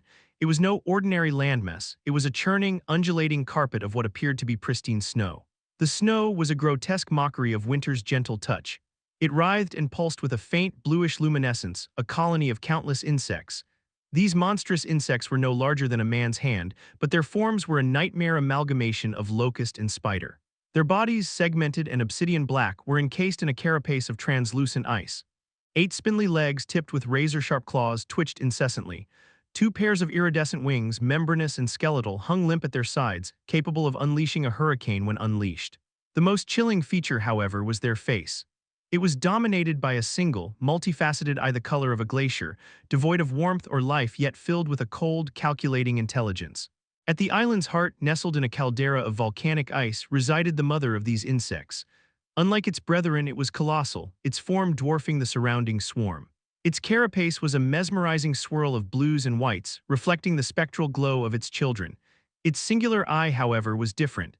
It pulsed with a fiery crimson, a beacon of malevolent intelligence. It had slumbered for who knows how long, its vast treasure of stolen starlight fueling its dreams. However, this slumber was abruptly shattered at this moment. The frigid soul saxifrage gone, a guttural screech like glaciers scraping against bedrock erupted from its maw, a sound that resonated through the island and sent shivers down the very spine of the world. Seemingly an unseen hand had pilfered its hoard, leaving the mother insect enraged. The ice fiend locusts stirred, a collective tremor rippling through their mass. At this moment their wings unfolded, catching the dim light and transforming the island into a shimmering shroud of death. "Go, my children, spare no one, bring me back the thief's body." With a final, ear-splitting shriek from the mother insect, the swarm surged forth, a tide of ravenous insects descending upon the unsuspecting ice plains below, ready to unleash their frigid fury and reclaim this frigid soul saxifrage. At this moment, Jacob started to feel extremely uneasy, as if a calamity was about to befall him. He abruptly looked behind and opened the eyes of the judge and was horrified. Despite the distance, he saw a huge storm of purple particles rising from the horizon like angry flames. "What the hell is that?" His heart palpitated. Although he couldn't tell what it was because he was still hundreds of miles away, he was sure that it was most likely the reason behind this sense of deadly crisis.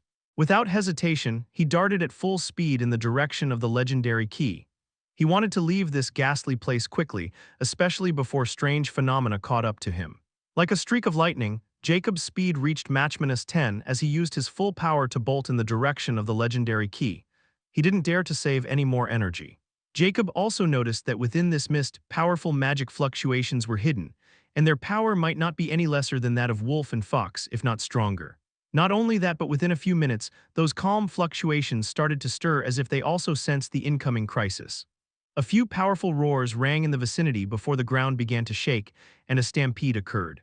Jacob was now even more sure that whatever had awakened back in the snow mountain was nothing but bad news. He avoided all the obstructions, and within half an hour, Jacob reached a cliff at the end of this thick mist. He quickly followed the map because the final location of the legendary key was nearby. Thereupon, he reached a tree that was just like the other trees in this place, and without hesitation, he used his eyes of judge to scan through it. Finally, Jacob felt relief and dread at the same time as the incoming crisis was getting closer. He directly punched through the tree roots, where a grove was hidden and protected by an array. But against his full strength, that array shattered, and he finally grabbed the hidden box within this grove. Buzz. At this moment, powering buzzing sounds filled with air, sending powerful vibrations that had a powerful effect on the mind. Jacob finally turned around, paled with fright, when he saw those locust-like insects swarming towards him like a giant dark cloud. Furthermore, their numbers were probably in the tens of millions, and the ghost insect swarm that he encountered in the dead faction was nothing but a speck of dust in front of this one. Those locusts were leaving behind nothing but a trail of desolated ice layer, for anything, whether it was a tree or a living being, would vanish without a trace. Without hesitation, Jacob stowed away the box and immediately jumped off the cliff, for the ocean was right below it. He knew if he stayed here, even if he launched an atomic bomb, those insects would be simply too many, and he would be affected as well. So since he had the option to flee within the ocean, he was not going to take meaningless risks. But Jacob had overestimated the tenacity of those insects. Chapter 643, Ice Fiend Locust. Jacob didn't know that the scene of him jumping off the cliff, despite the mist in his stealth, was visible to those insects' single multifaceted eye, and those visions were equally shared by none other than Mother Insect. The Mother Insect had a terrifying cognitive ability to see everything without leaving behind anything, and she saw Jacob's figure, which was infrared red in the insect's eye, jumping off the cliff. But unlike those insects, the Mother Insect could see something that they can't.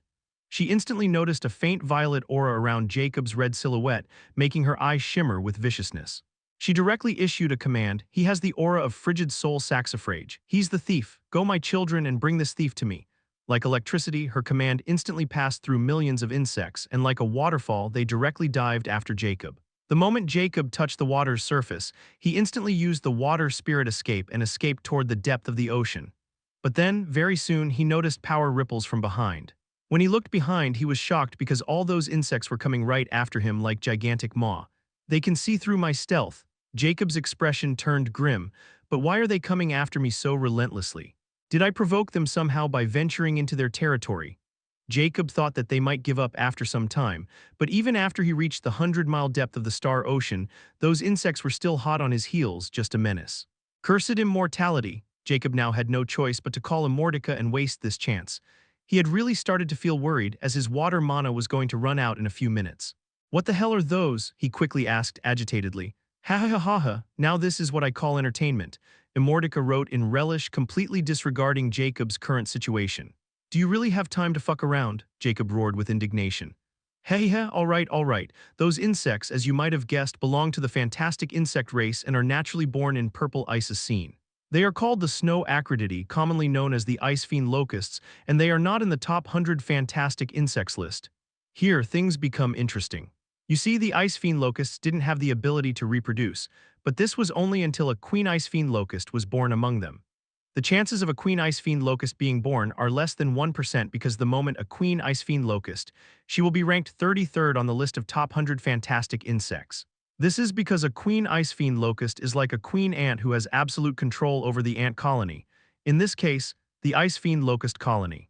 She can breed 100,000 tier-1 common rank ice fiend locusts while being herself in tier-9 common rank, 1 million in tier-1 rare rank at the peak of rare rank, 10 million tier-1 epic at the peak of epic rank, and 100 million at the tier-1 unique at the peak of unique rank. Not only that, but she has almost perfect sensory abilities that let her share the vision with every ice fiend locust she births. Not to mention, her congestive abilities can rival even legendary existences, and she is no less intelligent than you. All in all, she is a perfect controller. Although an ice fiend locust only has the ability to devour physical matter and turn it into yin snow, with Queen Ice Fiend Locust in command, they are like an army that can maneuver with just a thought without caring about their lives. But despite her intelligence, she had a huge flaw just like any other fantastic insect: her vengeful, greedy nature. You see, if the queen claimed something to be hers, she would protect it until she died, and if she felt provoked, she would not stop until she took her vengeance, hence the name Fiend. If we start to go into the arrangement of Ice Fiend Locust Colony, our time will not be enough. Lastly, despite the Queen Ice Fiend Locust's powerful mentality, she has almost zero defense, and even a normal mortal can kill her. But this is only if you manage to reach her and her guards are not around. Now, you should understand what kind of existence you have provoked. Oh, and even if you manage to evade those Ice Fiend Locusts somehow, the Queen has already marked you with her most powerful Connate ability, which can only be awakened after she goes beyond the unique rank, the Fiend Mark. All I can tell is that this Fiend Mark will remain with you unless you can completely get rid of any kind of magic you have. The more you use the magic, the more she'll be able to deduce your location and even tell if you are in a location that can threaten her or is good enough to hunt you down. To summarize it, she will never stop coming after you as long as she's alive. This is her true flaw and your doom if you can't kill her. Ha ha ha ha, I'll advise you never ever to underestimate the Queen Ice Fiend Locust. She's like a vengeful spirit and always finds a way towards you because the more you evade her, the deeper her hatred for you grows. It's almost romantic, ha ha ha ha. Jacob has an ugly expression at this moment, and at this moment he feels nothing but utterly speechless. Isn't it too excessive?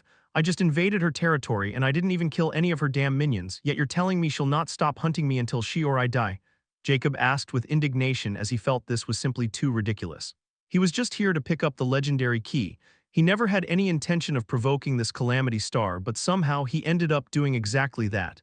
Ha ha ha ha, just invade her territory. Maybe you'll understand after hearing this. You see, the Ice Fiend Locust can only evolve by absorbing soul-type natural treasures. Ha ha ha ha ha. Realization finally struck Jacob at this moment, and he was utterly baffled when he remembered that exotic plant that evaluated his soul. Fuck my life, he couldn't help but curse furiously and no longer found that free fortune likable anymore. Ha ha ha ha.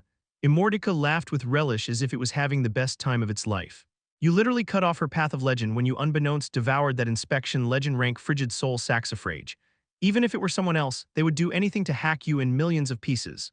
Jacob's expression grew even darker since Immortality directly confirmed it, and couldn't help but looked behind. The army of millions of Ice Fiend Locusts were relentlessly pursuing him. There has to be a way to get rid of this fiend mark, right? Jacob asked after calming down, but his expression was gloomy to the extreme. Didn't I've already told you? Just kill her and those locusts will lose their intelligence and be scattered throughout the unique plains. Furthermore, you might be able to get a very useful reward for your efforts, while the other method is too far away from you. Heh, Jacob sighed ruefully in resignation as he knew his life was going to be extremely harsh from now on. Chapter 644, Planet Destroyer.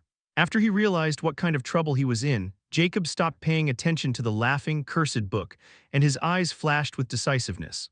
Although it was hard to accept that an owner of a 100 million unique rank army was bloody for him, he wasn't going to wait for death. He had reached this point by undermining many powerful originations, so another bug added to his troubles was not a big deal. Although it might be inconvenient for him to chase around, it wasn't like he didn't have ways to make the Queen Ice Fiend Locust pay the price for chasing him around. While diving deeper into the star ocean, Jacob already started to feel the gravity incursion. Yet the army of locusts behind him seemed to have no intention of giving up. My water mana can only last for another 2 or 3 minutes before this spell breaks, but my speed of descending is continuing to increase, and with this pressure around, I can use some drastic measures to get rid of these bugs. After making his decision, Jacob stopped using the water spirit escape and appeared within the water. The Ice Fiend Locust army was only over a mile away from him. I'll let you be the first one to experience my new weapon, Jacob cruelly muttered.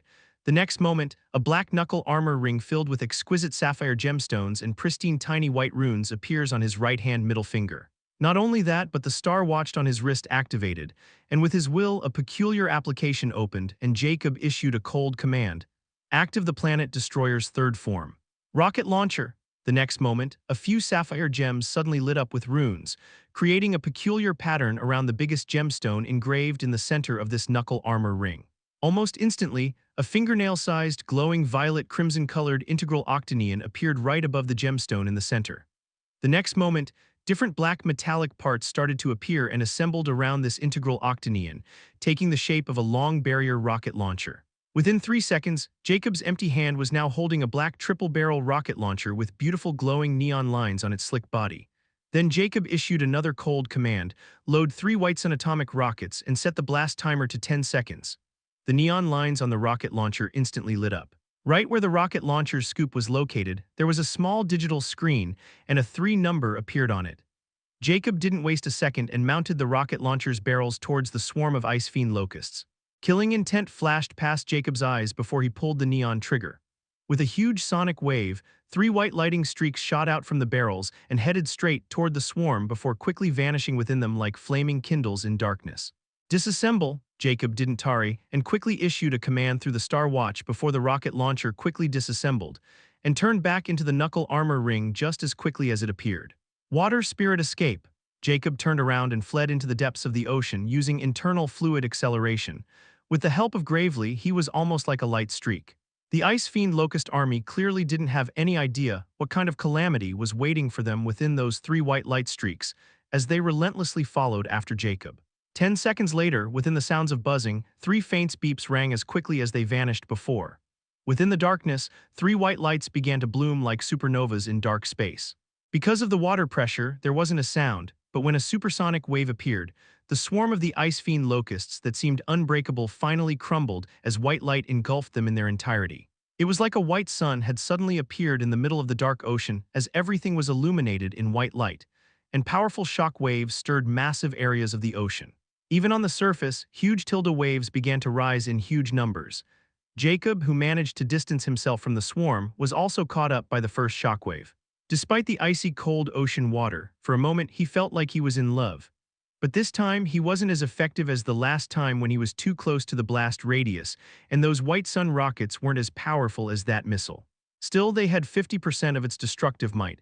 Enduring the heat waves, he continued diving until he was finally out of the blast radius. Because of the depth of the ocean and gravity, he was competently fine this time around. Furthermore, there was no longer an ice fiend locust swarm following right behind him. At this moment, he finally ran out of the water mana as his body appeared again, and even without doing anything, he was still going down. Sigh, it seemed I have to live under the ocean for some time now. That bug bitch would be seeking her own death if she sent that army down here. I can live under this pressure, and the place is kind of perfect for me to comprehend the immortal chapter in peace. If I go back to the surface, and since the comprehension of the immortal chapter depends on magic, I'll have to look over my shoulders because of this fiend mark. Jacob sighed in resignation and also vowed to kill the Queen Ice Fiend Locust once he comprehended the immortal chapter or reached the quasi-legend rank. So without wasting more time, he begins to recover his energy and magic power while he continues to descend into the depths of the ocean. Furthermore, as Jacob was getting deeper and deeper, he noticed that this time the bottom of the star ocean was even deeper than last time, making him gloomy. His mana was still not begging to replenish because he first had to recover the physical energy that he used with fluid acceleration, so he couldn't stop his descent. Just when Jacob started to get worried, his heart churned as he looked below, and his eyes winded with disbelief because he saw a few peculiar creatures riding a huge ocean beast headed right towards him. Chapter 645, Encountering the Ocean Races. Jacob was startled when he saw those novel creatures riding on a whale-like ocean beast were coming in his way. This was his first witnessing this scene, and even from here he could tell that the ocean beast was at the peak of its unique rank.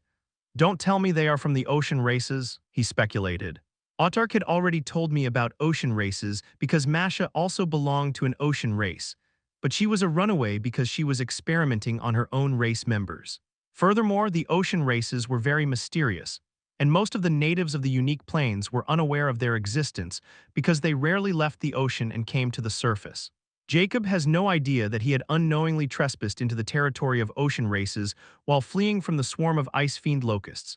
He still hadn't unsummoned Immortality because he was afraid those persistent insects would still come after him and because he might run into such a situation. After all, when it came to sniffing out enemies or hidden dangers, Immortality had never disappointed him. "You know what I want to know, right?" he questioned gravely. He was still calm because those newcomers were at the same rank as him, and since they could move freely under this heavy gravity, he now wanted to know more about them. Furthermore, even if he tries to flee, he won't be able to outrun them before his mana gives up on him. Lastly, he has no plan of going back to the surface because of the Queen Ice Fiend Locust.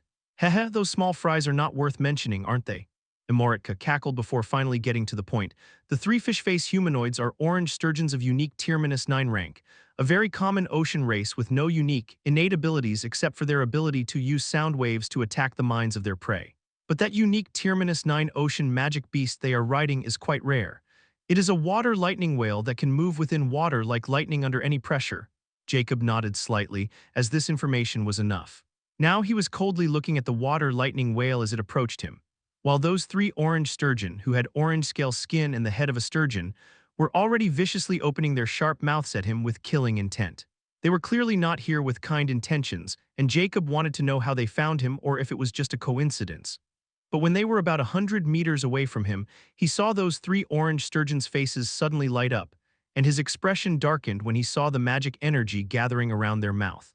They were about to attack him without any intention of interrogating him. A ruthless glint flashed past his eyes, and since he was more than half recovered, he stopped playing dead. Slumber Hex, Jacob directly targeted the water lightning whale since those guys were using it to mount an attack. Although he wasn't sure if they were moving so fast in this gravity because of the water lightning whale, they would be fishes on a chopping board if they were relying on it. Just as he predicted, the moment the water lightning whale was cursed, those sturgeons suddenly lost their balance, and with the water lightning whale they began to sink like a stone in water. The orange sturgeons were baffled by this sudden turn of events. One of them even tried to kick the water lightning whale to awaken it but gained no reaction. One of them cried furiously, using strange gibberish, and the other two nodded before they finally jumped off the whale body and directly bolted towards Jacob, leaving behind powerful wave shockwaves. Although their speed was not as fast as that of the water lightning whale, they were still moving very agilely. But what they hadn't thought was that Jacob could also move like them within the water. The three orange sturgeons quickly surrounded Jacob in a triangular formation, and they again began to cast their spells as the surrounding water began to churn. But how could Jacob give them any chance? At this moment, using the water spirit escape, he turned into a blue streak and darted towards one of the orange sturgeons. Those guys were again shocked.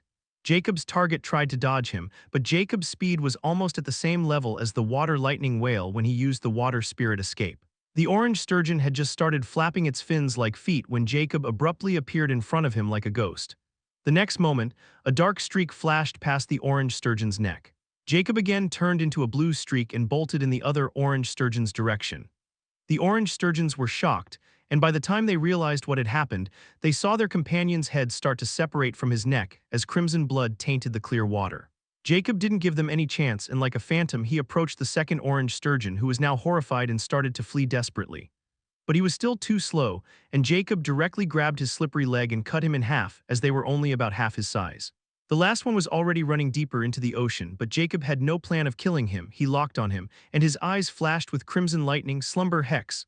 The last orange sturgeon turned motionless the next moment, and Jacob went after him directly, grabbing his body before stowing him away in his pendant alive. He then finally looked towards the water lightning whale and dived towards it.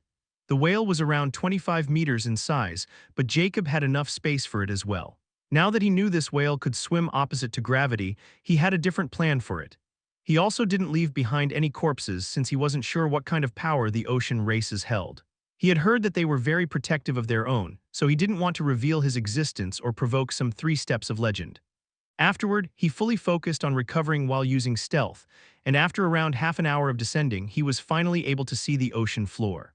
But what surprised him was not too far away from his location. There were huge glowing buildings with strange shapes that he had never seen before. And he saw many orange sturgeons swimming around those buildings and even other ocean races that he had never seen before. It was an underwater city that belonged to the elusive ocean races. Chapter 646, Seclusion Under Star Ocean. Jacob observed the city from a distance. He didn't dare get too close since his appearance didn't match the orange sturgeon at all, and if he were spotted, everyone would notice him. Furthermore, with his eyes, he could see a huge glob around the entire city emitting faint color particles. There is an array formation around that place. How peculiar. He mused before he averted his eyes and decided to find another secluded place. He had no intention of going there, and he was not interested in the ocean races as they were of little allure to him. Since he was already on the ocean floor and had already spotted the inhabitants of the Star Ocean, he knew he couldn't be reckless. Unlike last time, this part of the Star Ocean wasn't barren and filled with ocean weeds and all kinds of ocean fauna and flora. He even found some small creatures hidden among them, and they were epic rank at least. The gravity here is around 600 times greater than the surface, and if someone didn't have a physique like Jacob's that had undergone powerful gravity before, they would be absolutely crushed in this place. After the city was no longer in sight, Jacob looked around and found a dark mountain in the distance. When he reached close enough, he found that it was a black coral with long threads sawing in the water like tentacles.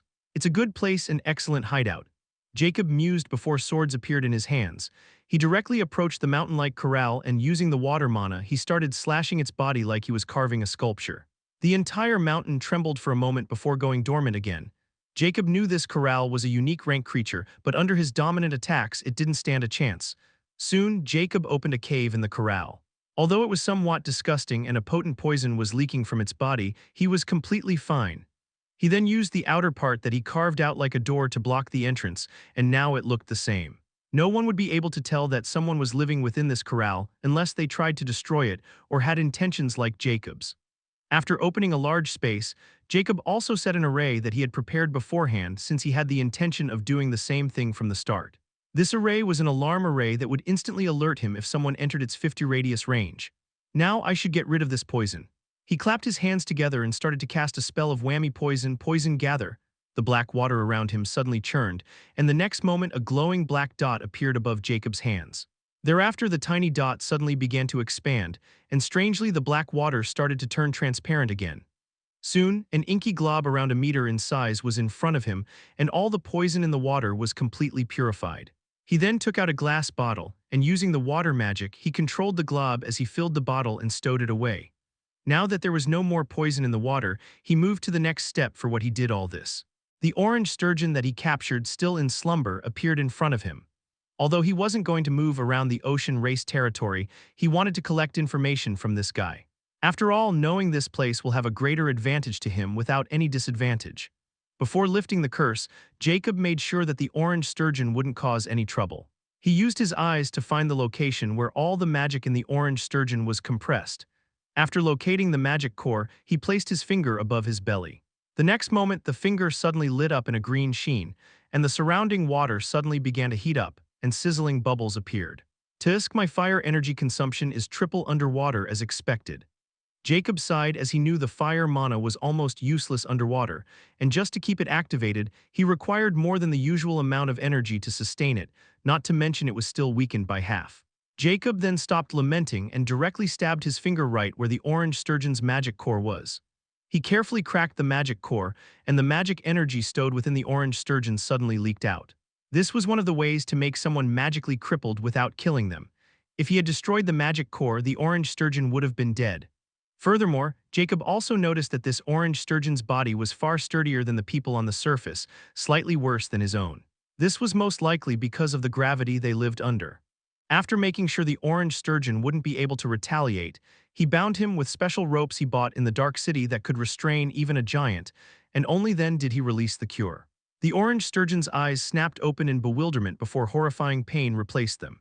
He wailed loudly in pain, and when he saw the giant in front of him, his bloodshot eyes shone with hatred and killing intent.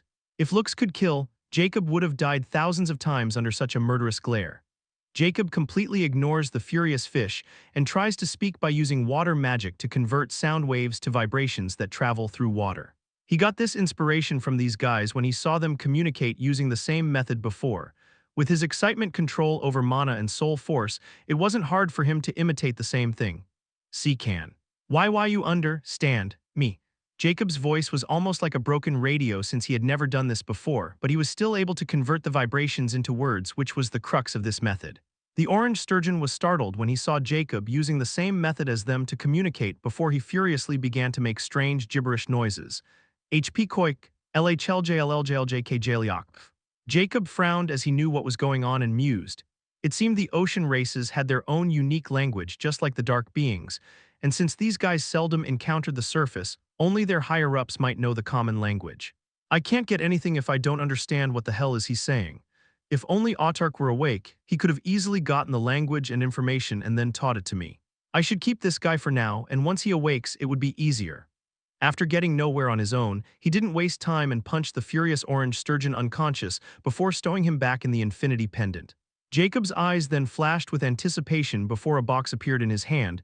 Now, let's see what this legendary key looks like. That made me offend that bug bitch looks like. Chapter 647. Legendary key in hand. This box seemed to be encrypted with runes.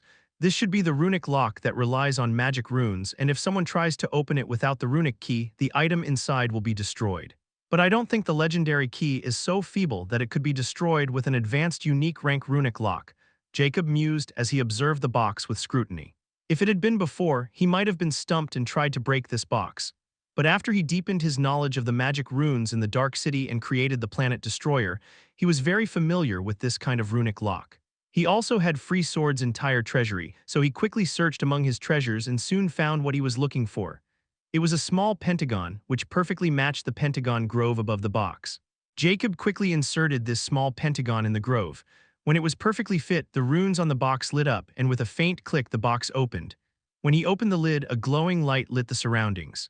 The thing inside the box was not a standard key with a flat head and teeth. It resembles a stylized celestial compass. A smooth, circular disc forms the body, with intricate constellations etched on its surface. It was not made with any conventional material. It shimmers with an otherworldly ethereal light, constantly shifting between hues of violet, indigo, and gold. When Jacob lifted it up, it felt weightless in his hand, yet held a solidity that defied its ethereal appearance. It was slightly warm to the touch, radiating a comforting yet powerful energy. Extending from the center is a single, slender point that curves gracefully upwards.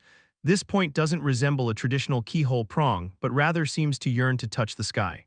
12 faint symbols were engraved along the rim of the circular disc, and only one symbol was extremely lifelike and different from the other 11. Shockingly, Jacob instantly recognized them and muttered, "They are the 12 symbols of the zodiac, and this more visible symbol represents the symbol of the Taurus constellation, the same as the lesser galaxy that I'm in. Could the other function of this key be to track down those 12 legendary visages? Since this compass is found in the lesser galaxy of Taurus, it can only show the way towards the legendary visage of Taurus. But then why are these other 11 symbols also here? Just what kind of mysteries are hidden in this key? If I can have another key from another galaxy, I might be able to figure it out more accurately. Right now, I can only assume that the other legendary keys should also have ways to lead towards their own corresponding legendary visage." Jacob conjectured while he looked at the faintly glowing ethereal disk which was the legendary key. Although he didn't know how to use it or its true functions, he was sure that the person who held with would have a huge advantage over those without it. After some more observation, Jacob finally stowed away the legendary key, but he was surprised again when he wanted to keep it in the space ring. He was unable to do it. He wanted to do this because he was afraid that the pendant might cut off its connection with the path of legend and key, just like everything else. If he wanted to be alerted, then he had to make sure the key remained connected. But now it seemed that this key couldn't be stored in a space ring at all, and when he tried to put it inside the pendant, he succeeded. This made Jacob grimace because if his conjecture was correct, he couldn't keep it inside the pendant or might miss the time of the path of the legend's opening. "Did I have to keep it on my body all the time now?" Jacob sighed in frustration before he put the key back into his pendant. Although he knew it was not a good choice, he couldn't leave it outside, so he decided to check on it from time to time. After all, there was no safer place than the infinity pendant. After he had finished with the legendary key, Jacob was finally done with all the trivial matters. Now that the legendary key was also in his hand, he looked at the cursed immortality that was still in front of him. He didn't want to waste this chance and then wait for another cooldown period, so he kept it activated just in case something happened, or he found the hideout before the summoning time was over.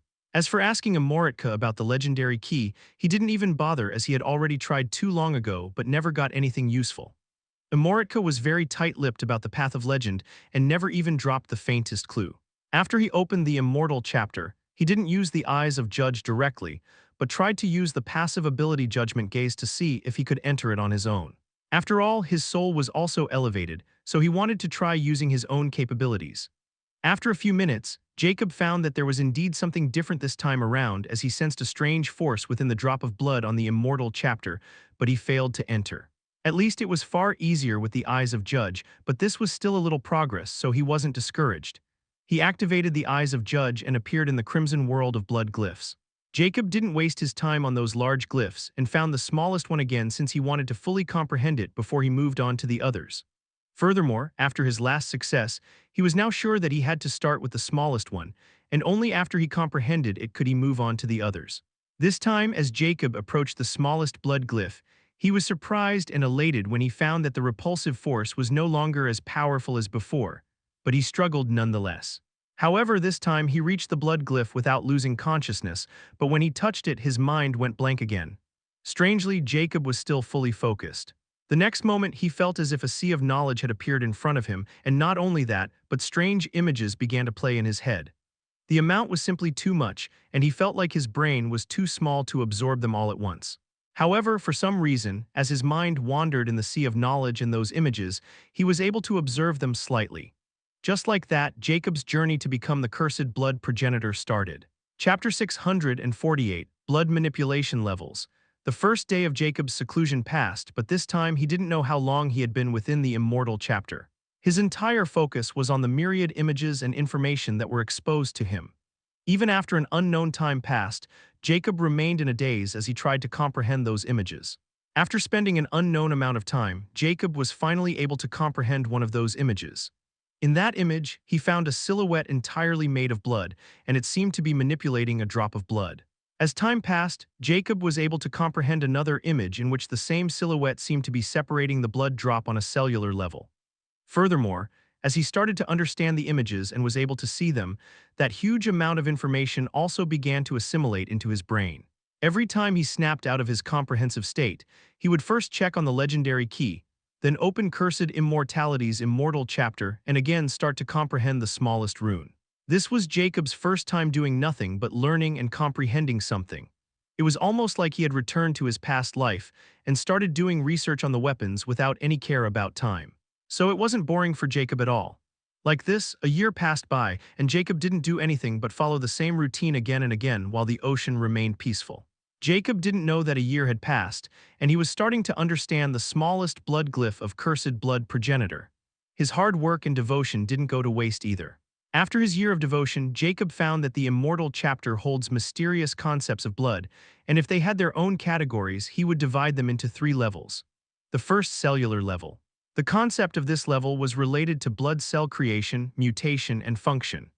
The second level is the energetic level, which is related to manipulating blood's life force and the magical properties hidden within it. The third, structural level, was related to shaping and sculpting blood vessels and bone marrow. This level also holds the secret he needs to comprehend to complete the last stage of Phase 1. But despite progressing this much, Jacob found that these 3 levels were not within this smallest blood glyph at all. In fact, this blood glyph seemed to be just an introduction to the blood chapter. Upon further research and comprehension over another 2 years, he discovered that this smallest glyph was all about the basics of these 3 levels, and they called the blood manipulation levels. Only by understanding this smallest blood glyph will he be able to use the initial blood manipulation, which was manipulating blood through his cursed heart. But this was still far from enough to completely comprehend the first blood glyph. If anything, within these 3 years, he was only able to comprehend about 30% of the glyph. However, this didn't discourage him. If anything, he was thrilled and more motivated than ever because he could tell that he was starting to feel a close connection with his cursed heart more than he ever had. After finally arranging the mystery of the blood manipulation levels, he can finally focus on increasing his knowledge and even start practicing blood manipulation by using his cursed heart to take control over his own cursed blood. Time seems to have lost its effect on Jacob. He was fully immersed in the smallest glyph and able to spend more and more time within the immortal chapter as he comprehended the blood glyph. On this day, in the 7th year after Jacob started his seclusion, Jacob had the corpse of the snow fox of unique rank in front of him as he placed his hand on its icy body, and his cursed heart pulsing even without using the fluid acceleration. The fox's corpse seemed stoic, but if someone looked carefully, blood veins bulged all over its body while Jacob's expression was solemn. Jacob was trying to manipulate the blood in this corpse using the cursed heart because he didn't dare try to do the same thing with his own blood. He found that blood manipulation was not as simple as he thought it would be. Everything was going fine at first, as he was able to use the cursed heart to circulate the cursed blood within his body. This was the initial mastery of the cellular level of blood manipulation and the limit of knowledge within this blood glyph. But when he tried to move on to the energetic level where he could manipulate the blood's life force and magic properties, he almost self-destructed, as if he had provoked something in his blood and lost control. Jacob's steady progress suddenly halted at this point. He didn't dare experiment on himself, so he finally decided to experiment on others. He had numerous corpses from the no-return zone. So he started to practice on them, but it was even harder since he had to start from the beginning and find a way to manipulate others' blood. But with fluid acceleration help in the beginning, he was able to quickly the cellular level control on blood other than his own. Now he was again trying to practice the energetic level on this fox, and at this moment he felt a peculiar power hidden in the fox's blood. Boom! The fox's corpse blasted like a small bomb. Jacob was completely fine and didn't care about the bloody mess in the water, but his expression was gloomy as he mused. Is this related to the life force and magic properties hidden within the blood that stops me from peering into its mysteries? I can tell the life force is completely preserved because I kept this corpse in the pendant, so it's not about its being dead for a long time. Just why am I getting this kind of reaction from the energetic level? Jacob was about to take out another corpse and start to experiment again when he suddenly sensed something stirring inside him, and his eyes flashed with surprise. Jacob flipped his hand, and above it, a small egg-sized black cocoon appeared, glowing in a dark light as cracks were spreading on it. It was an indication that the thing within was about to break free. Jacob's eyes flashed with anticipation and ecstasy as he looked deeply at the cracking cocoon and mused, Autarch is finally about to complete his evolution. Chapter 649, Living Marionette. Jacob looked at the restless, glistening, pulsating cocoon. It emits an eerie bioluminescence. Inside, something tiny writhes, its form shifting and growing as it seems to devour the energy stored within the cocoon. Suddenly, a tremor runs through the cocoon. More cracks begin to spiderweb across its surface, glowing brighter with each pulse. With a final surge of energy, the cocoon explodes outwards in a shower of shimmering shards. Autark appeared in its place. It retains the basic centipede form but is now only 9 centimeters long, and its body is as thin as fine black hair. Its exoskeleton is sleek obsidian black polished to a mirror sheen. Along its back run glowing red lines, pulsing with a faint light that seems to emanate from within. Each segment of its body is tipped with a razor-sharp claw, glinting ominously. Autark's head had also completely transformed. Now it was a segmented carapace with 6 glowing red eyes that could focus independently, allowing Autark a wide field of view. 2 long, whip-like antennae twitched in the air, picking up on every sound and scent. Autark stands tall on its numerous legs, its entire form radiating an aura of power and menace. Despite its insectoid features, there's something vaguely humanoid in its posture and stance, hinting at the vast intelligence that resides within. Jacob was astounded when he saw Autark's completely changed form. He hadn't expected that the change would be so big in unique rank evolution. Furthermore, Autark didn't have eyes before, but now it had 6 of them, and they were exempt from any emotions and completely icy cold. "Thank you for looking after me, sir." Autark impassively showed its gratitude with its eerie stoic voice by using the mental connection with Jacob. Jacob smiled slightly as despite Autark's huge change in appearance, it remained the same. Cold and emotionless. "It is what I should do for your excellent services, and I hope you continue to perform well in the future. Now tell me about your gains this time," Jacob asked in anticipation. He was looking forward to what Autark was capable of now. After all, Immortality had once said that a brain hunter had once turned an entire nation into its puppets. He thought that this kind of ability would only appear at a unique rank, so he was looking forward to it. Autark revealed without hesitation, "My brain analysis, puppet possession, and brain devourer have been enhanced 10 times, and I should be able to possess someone at the unique rank within a minute. Furthermore, the side effects of the brain devourer that rot the body have been reduced by 10%. The undead control can now refine 100 dark beings into undead puppets, but I still won't be able to get their memories. The control's range has increased up to 500 miles. My puppet poison magic can now be used remotely by spreading an invisible poisonous mist in the air. I don't need to inject the puppet poison directly through my bits to create a magic puppet.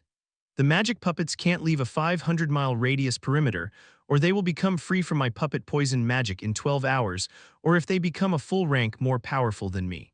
Now I can also have 1,000 magic puppets, but the puppet poison still can only remain in the air for 5 minutes before it will lose its potency and effect.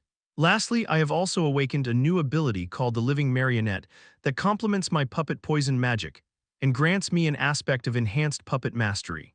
With it, I can use puppet poison magic to cast an innate spell called the Marionette Dispersal. This spell will release around 1 million marionette micros in the air, and anyone who breathes these marionette micros will be vulnerable to living marionette. Using these marionette micros, I can not only read their minds, but I can affect and manipulate their thoughts and cognitive abilities of a living being without killing them. This creates a living marionette. Living marionettes retain their own consciousness and abilities while they are vulnerable to my manipulation.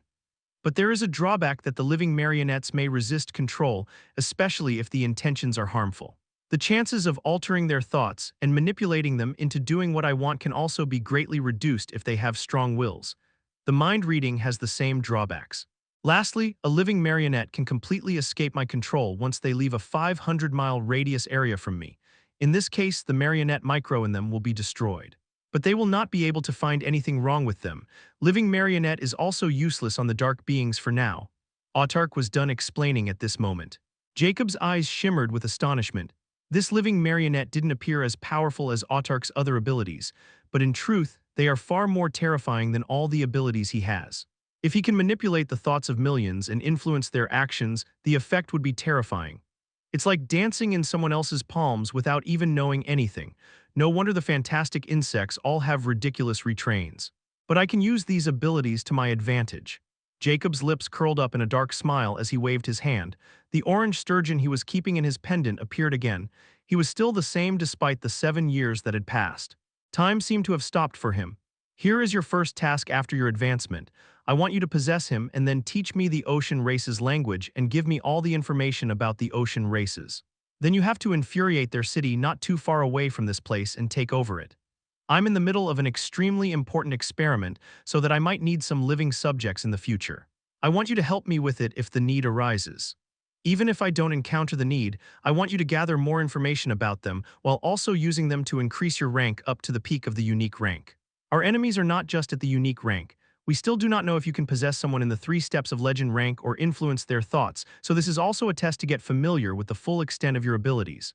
Autark slightly shook its menacing head. I understand. The next moment, Autark moved with such speed that even Jacob could only see a faint dark crimson streak. Autark was simply too thin to be noticed. Furthermore, the deep ocean didn't seem to have any effect on Autark either. Within a minute, the unconscious orange sturgeon opened its eyes, which were now completely icy cold and mirroring Autark's emotionless eyes. Chapter 650, Timeless City. In the treacherous southeast quadrant of the Star Ocean, there is a no-return zone called the Riddle Archipelago, one of the 3 most dangerous no-return zones in the Star Ocean. This Riddle Archipelago was proclaimed as such for 2 reasons. The first one was that in this place, any magic equipment starts to decay, and this strange decay also affects the beings with magic. Their magic power slowly dissipates before their magic orbits rot, and they eventually meet the fate of death. The second reason no one wanted to tread anywhere near this place was that if someone were to enter this no-return zone unknowingly, they would find that no matter how much they came closer to one of these islands, they would never be able to reach it. Not only that, but they will also not be able to return, and they will fall into this strange conundrum until they run out of resources and die helplessly. Even to this day, the Riddle Archipelago holds its secrets close. In a sense, it was even more dangerous than the vicious Calamity Fog Zone. Yet within the heart of Riddle Archipelago, on this seemingly unremarkable island, nestled beneath this strange illusion, shielded by an extremely rare anti-magic obsidian, lay a hidden city. Unlike the bleached archipelago, this city pulsed with an otherworldly vibrancy. Buildings, sleek and metallic, shimmered with an internal glow powered by harnessed geothermal vents and captured magical anomalies. Razor-sharp wind turbines, defying the still air, siphoned residual energy from the warped magic field. A network of glowing pathways snaked between structures, humming with a low, rhythmic pulse. Here within the archipelago's suffocating embrace, a secret society thrived, a testament to the ingenuity and a flicker of defiance against this ghastly environment. The people of this hidden city all wore white cloaks with the symbol of a black hourglass, and despite its dense population, an eerie silence loomed in its streets. In the center of this hidden city, a cathedral of anti-magic obsidian rose amidst the tech. Towering arches pulsed with arcane light, leading to a vast hall lined with aged, light-devouring bookshelves. In the heart of this cathedral was a colossal hourglass, its obsidian frame holding an impossible flow of black sand defying gravity ever flowing upwards. This enigmatic timepiece, a stark contrast to the library's comforting familiarity, pulsed with the city's strange magic. Suddenly, within this empty hall, a static voice rang. Immunity period 20 years of Iron Streak Breaker Faceless Ancient has been ended. Gathering new information on Faceless Ancient from Star Network. Task completed. Faceless Ancient is now presumably a unique rank and personal member of Dark City. Gathering date from the Dark City's server. Dark Battle Arena records are found, gathering fighting data and reevaluating Faceless Ancient prowess. Task completed. Final evaluation Faceless Ancient True Battle Prowess Analysis. 100% Beyond Unique, 70% Inception Legend, and 20% Quasi Legend. The target prowess is beyond the range of the system's initial analysis. The initial Bronze-class Streak Breaker bounty has been terminated. The Silver-class kill order is also insufficient for the target, hence the auto bounty has been permanently terminated. The static voice went dormant after this, but all of a sudden it rang again. Beep found data in Star Hacker's server on Faceless Ancient. Gathering data. Task completed. A golden constant rank information is found within the data. Sending information to golden constant -51,117. Within a few minutes of this notification, below the hourglass, a white phantom of a hominoid figure appeared. Connect me to all the golden constants active within the Taurus Lesser Galaxy. His voice was overlapping between a male and a female and completely emotionless. Establishing contact, the static voice sounded in affirmation.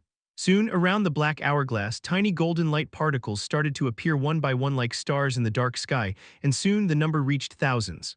All the golden constants are present, the static voice rang again. My fellow timeless wanderers, today, as the Lord of Timeless City of the Taurus Lesser Galaxy, I contacted you all because the clues about the legendary key have been found. Those among you who qualify to become constant nobles can stay while the others are free to leave and get back to your refinement of time. Please note that according to the Timeless Credo, only those at the pinnacle of Golden Constant rank are allowed to cross the unique plains. After this white phantom's announcement, many golden particles around the hourglass started to vanish one after another, and after a few minutes, only around 2,000 of them remained. The white phantom spoke again after no more golden particles were vanishing. Since you are here, this means that you have reached the pinnacle of golden constant rank.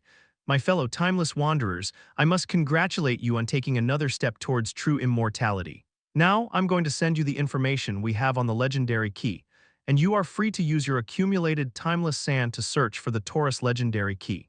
Like in the past, those who find the legendary key will be rewarded with 1 gram of timeless sand and automatically become the leader of our Taurus Lesser Galaxy group. Furthermore, after the winner of the legendary key is decided, those who bring the Star Ocean Medallion will also be rewarded with 10 milligrams of timeless sand for each Star Ocean Medallion.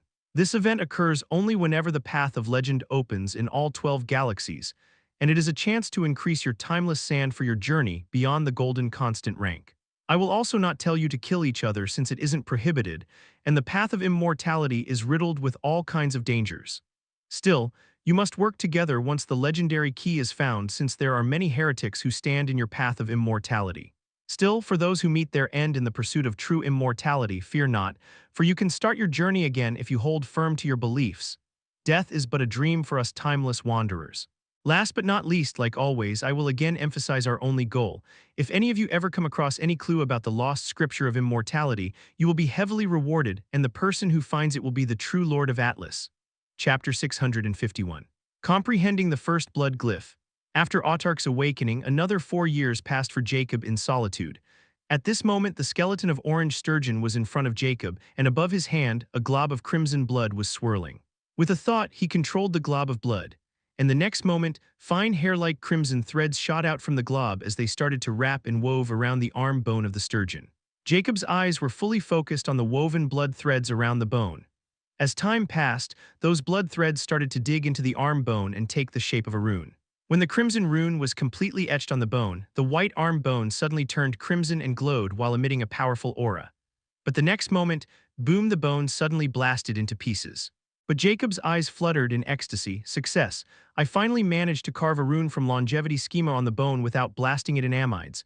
With this, I've fully mastered the first blood glyph and the basics of blood manipulation. Jacob was filled with bittersweet emotion as he looked at the mountain of shattering bones in the corner. Ever since he started experimenting with the blood manipulation levels on the others, he didn't know just how many skeletons he had wasted. He had long run out of the skeletons of the foxes and wolves of unique rank, and if not for Autarch, he would have had to hunt for more himself while leaving this place from time to time. With this steady supply of test subjects and his diligence, he finally reached the structural level of blood manipulation where he could shape and sculpt blood on bones. However, Jacob didn't dare to test it on himself yet until he was completely confident. He had already solved the problem at the energetic level, where he needed to manipulate the blood's life force and magical properties. The answer to this problem was quite simple, and it took me around 500 corpses to figure it out. The life force in the blood seemed to be tangled with the magic force, and he found that the life force seemed to have a unique signature of its master, which stopped others from plundering it. Not only that, but the blood of different species has their lineage secrets hidden within, and the magic force is like a lock on those secrets.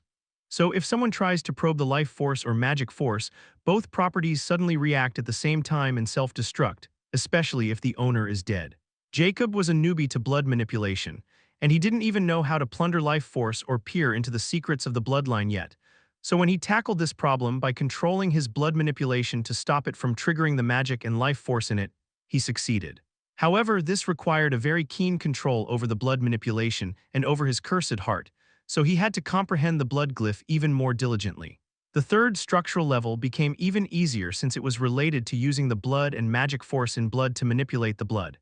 If he avoids probing them, he can bypass triggering both the life force and the magic force. He then finally started to experiment with carving runes by creating blood threads through blood manipulation. It took him almost 12 years to just comprehend the first blood glyph and understand the blood manipulation at a basic level.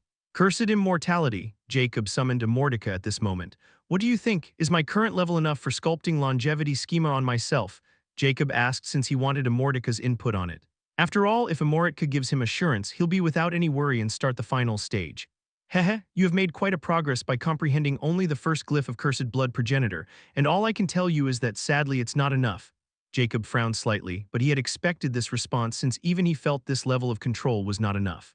After all, he still didn't know how to truly tackle the life force and magic force within the blood. He had just found a shortcut, and that's why he didn't dare take a risk. Now that I've mastered one of the blood glyphs, can you at least tell me how many more I need to comprehend before I can start with the final stage? Jacob asked, hoping to be informed. Hehe, just as you said, you have comprehended one of the glyphs of the immortal chapter, so you'll know on your own when it is enough. Or what's the point of telling you to compresence the truth of the blood? Everyone has their own truth and their own ways to reach it. Immortica wrote profoundly. Jacob could only give up, and he knew Immortica had a point since he was really starting to feel the power of blood and how amazing it was.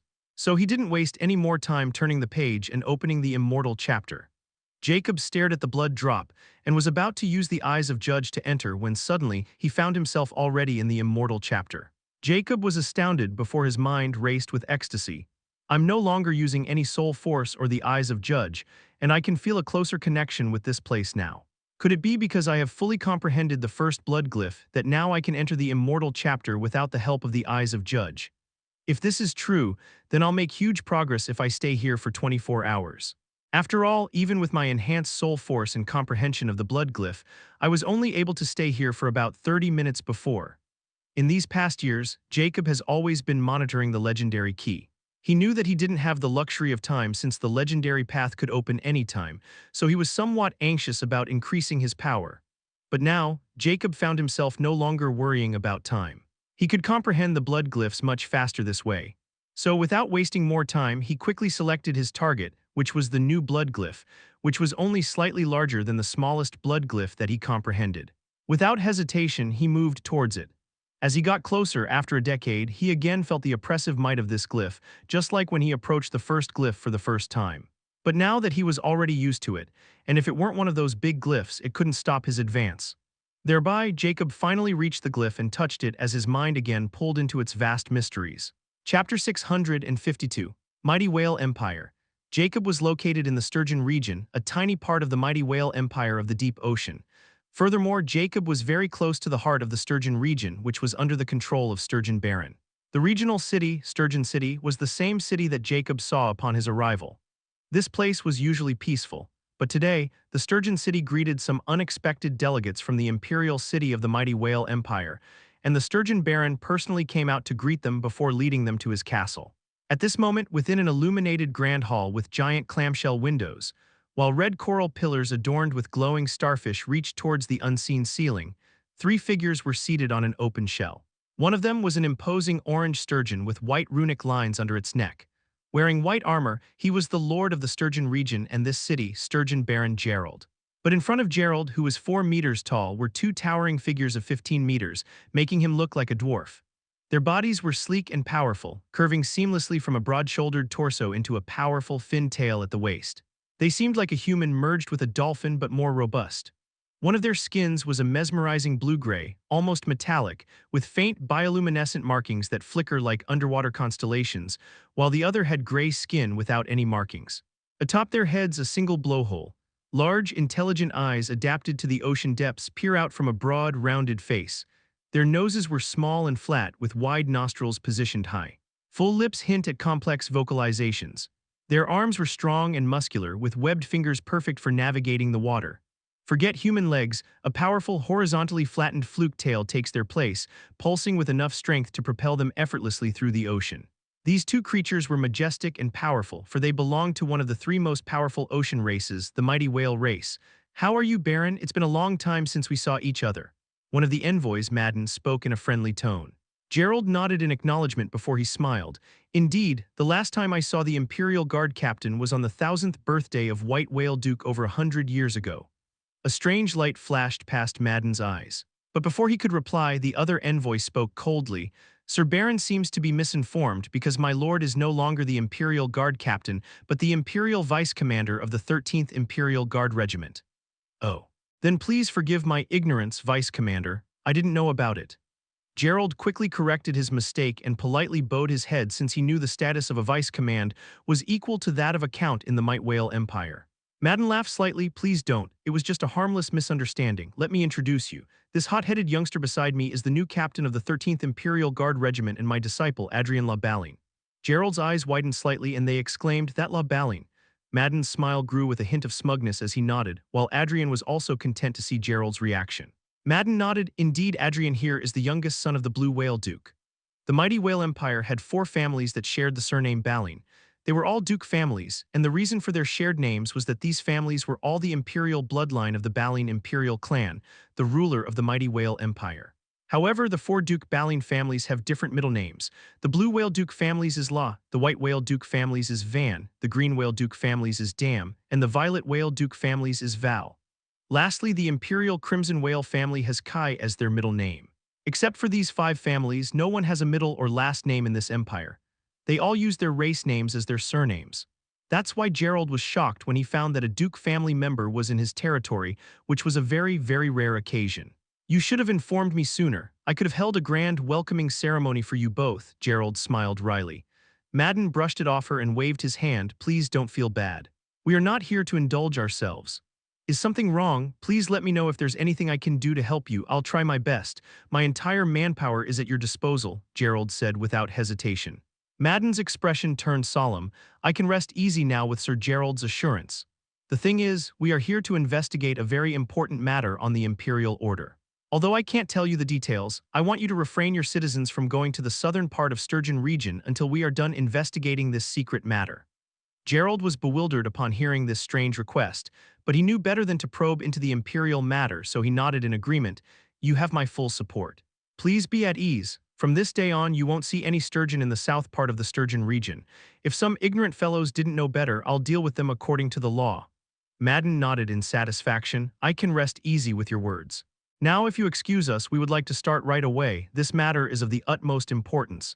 Please be my guest. If you need anything, don't hesitate to look for me. It's not like I get the chance to show my loyalty to the imperial family often." Gerald chuckled towards the end. Gerald's easygoing attitude made Madden feel even more at ease, and his opinion of them rose a lot. He chuckled, "Don't worry, I'll make sure the Sturgeon region always remains this peaceful. I'll come back to have a feast with you after we're done here." "Of course, I'll be waiting," Gerald replied without hesitation. Thereafter, both Madden and Adrian left. They were clearly hurried to do whatever they had come here to do. At this moment, when Gerald was alone, his easygoing smile suddenly vanished with a deadpan expression, and his entire demeanor changed as if he were a completely different person. "They clearly hadn't noticed the decreasing population of the sturgeons since I was very careful in these past 10 years, so they are clearly not here for this matter. But Sir is also hidden in the south part. Could it be that this is just a coincidence?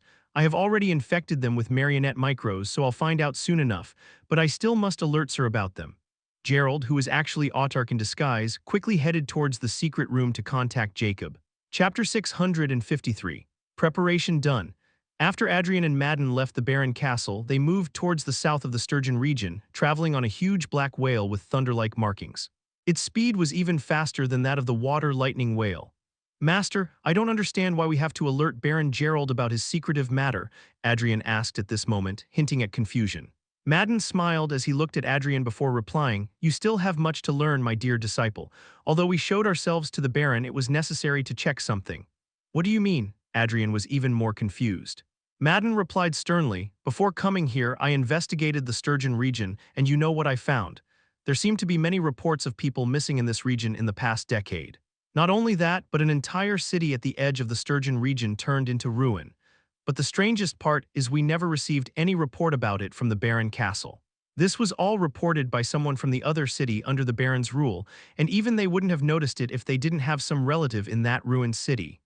Adrian was shocked. "Could it be you suspect the Baron is behind it all? Then shouldn't we apprehend him and investigate this matter?" Madden shook his head. "This is what I thought at first, but after meeting the Baron, I used my secret ability on him to scan him thoroughly. He was completely normal. Moreover, if he had killed all those people, there would have been a unique nefarious aura hidden within his body, but I found nothing. So I'm sure it wasn't him who did this." "Then isn't it strange that he didn't know anything about the disappearance of a whole city, or is he trying to hide it from us?" "No matter what, he's very suspicious," Adrian said with a frown. "There are only 2 explanations I could think of. The first one is that the Baron is afraid of reporting it since he had to suffer the repercussions from not only the Imperial City, but also lose all the trust of his citizens. The second is that Gerald knows the person who caused all of this, and he's helping this person hide this either willingly or forcibly. But Gerald didn't seem to be under any threat, So I'm assuming that he's either in cohort with his person or simply too cowardly to investigate this incident, Madden stated with uncertainty. Then isn't it bad to tell him about our presence? What if he alerts this mysterious killer? Adrian was speechless as he still didn't understand why Madden revealed so much to someone so suspicious. Madden's lips curled up in a shrewd smile as he answered. Ha, if he's really behind all this or has any hand in these incidents, this will make it even easier to sniff him out. Because he's in cohort with this killer, he'll alert him, and the disappearance would stop for good or at least for some time until they are completely sure that we are gone. Furthermore, since I've told me about our secret task but didn't give him actual details, if this mysterious killer is greedy and overconfident by nature, he might show himself in that place. In any case, we'll know for sure if Baron Gerald is involved in this or not. Adrian's expression brightened, and admiration shimmered in his eyes for Madden's cunning scheme. He bowed his head. I'm ashamed to call myself your disciple. Ha, you'll learn in time, there's no hurry, you're still young and ignorant. Always pay attention to your surroundings and you'll start to see the clues. Madden beamed, clearly very pleased with Adrian's expression. Still, we need to be careful since we can't mess up this task. Just why did the Imperial Palace suddenly bring up this strange plan? Adrian frowned. He knew little about this secret task and finally couldn't contain his curiosity. Your guess is as good as mine, Madden smiled wryly, but from my sources I've heard that it wasn't just us who were given this task. In fact, before us, many Imperial guards were sent to the same mission in different regions of the Empire. There's something strange going on in the ocean. While an invisible current rose among the ocean races, Jacob sat crossed with closed eyes on a mountain of bones. The surrounding water was now crimson, like a demon sleeping within the sea of blood. At his moment, his eyes suddenly opened, and a red current flashed through his golden eyes. Envoys from the Imperial Whale City are interested in the southern part of the Sturgeon region. This is also where this coral is located. Could it be related to all the killing Autarch has been doing for me? But in his message, he said those envoys didn't ask about the missing population at all, or they had already suspected his puppet. Well, this place is quite barren, and I'm already done with my experiments, so I should change locations and then start the cursed bone marrow amalgamation. It took me almost 2 decades to completely comprehend just 2 blood glyphs out of 99. It's a good thing that they are enough for me to start the cursed bone marrow amalgamation. If I had to comprehend the entire chapter, I don't know how many hundreds or even thousands of years it would take me to do so. After all, the deeper I understand the cursed blood progenitor, the more profound it gets. Even the second glyph is still all about blood manipulation, but compared to the understanding I got from the first glyph, it's like learning about making a handgun and a ballistic missile. Jacob sighed as he remembered the bitter 20 years he had spent doing nothing but comprehending the 2 blood glyphs. It was his first time spending so much time on something, and he knew this was just the start. But he didn't worry about it at all and even found it enjoyable. He was learning something new, and he could feel he was growing like never before. Furthermore, these 2 blood glyphs have completely changed his perception of the magic of this world. He had only scratched the surface, and he was looking forward to growing even more and exploring the hidden mysteries of the Zodiac Plains and cursed immortality.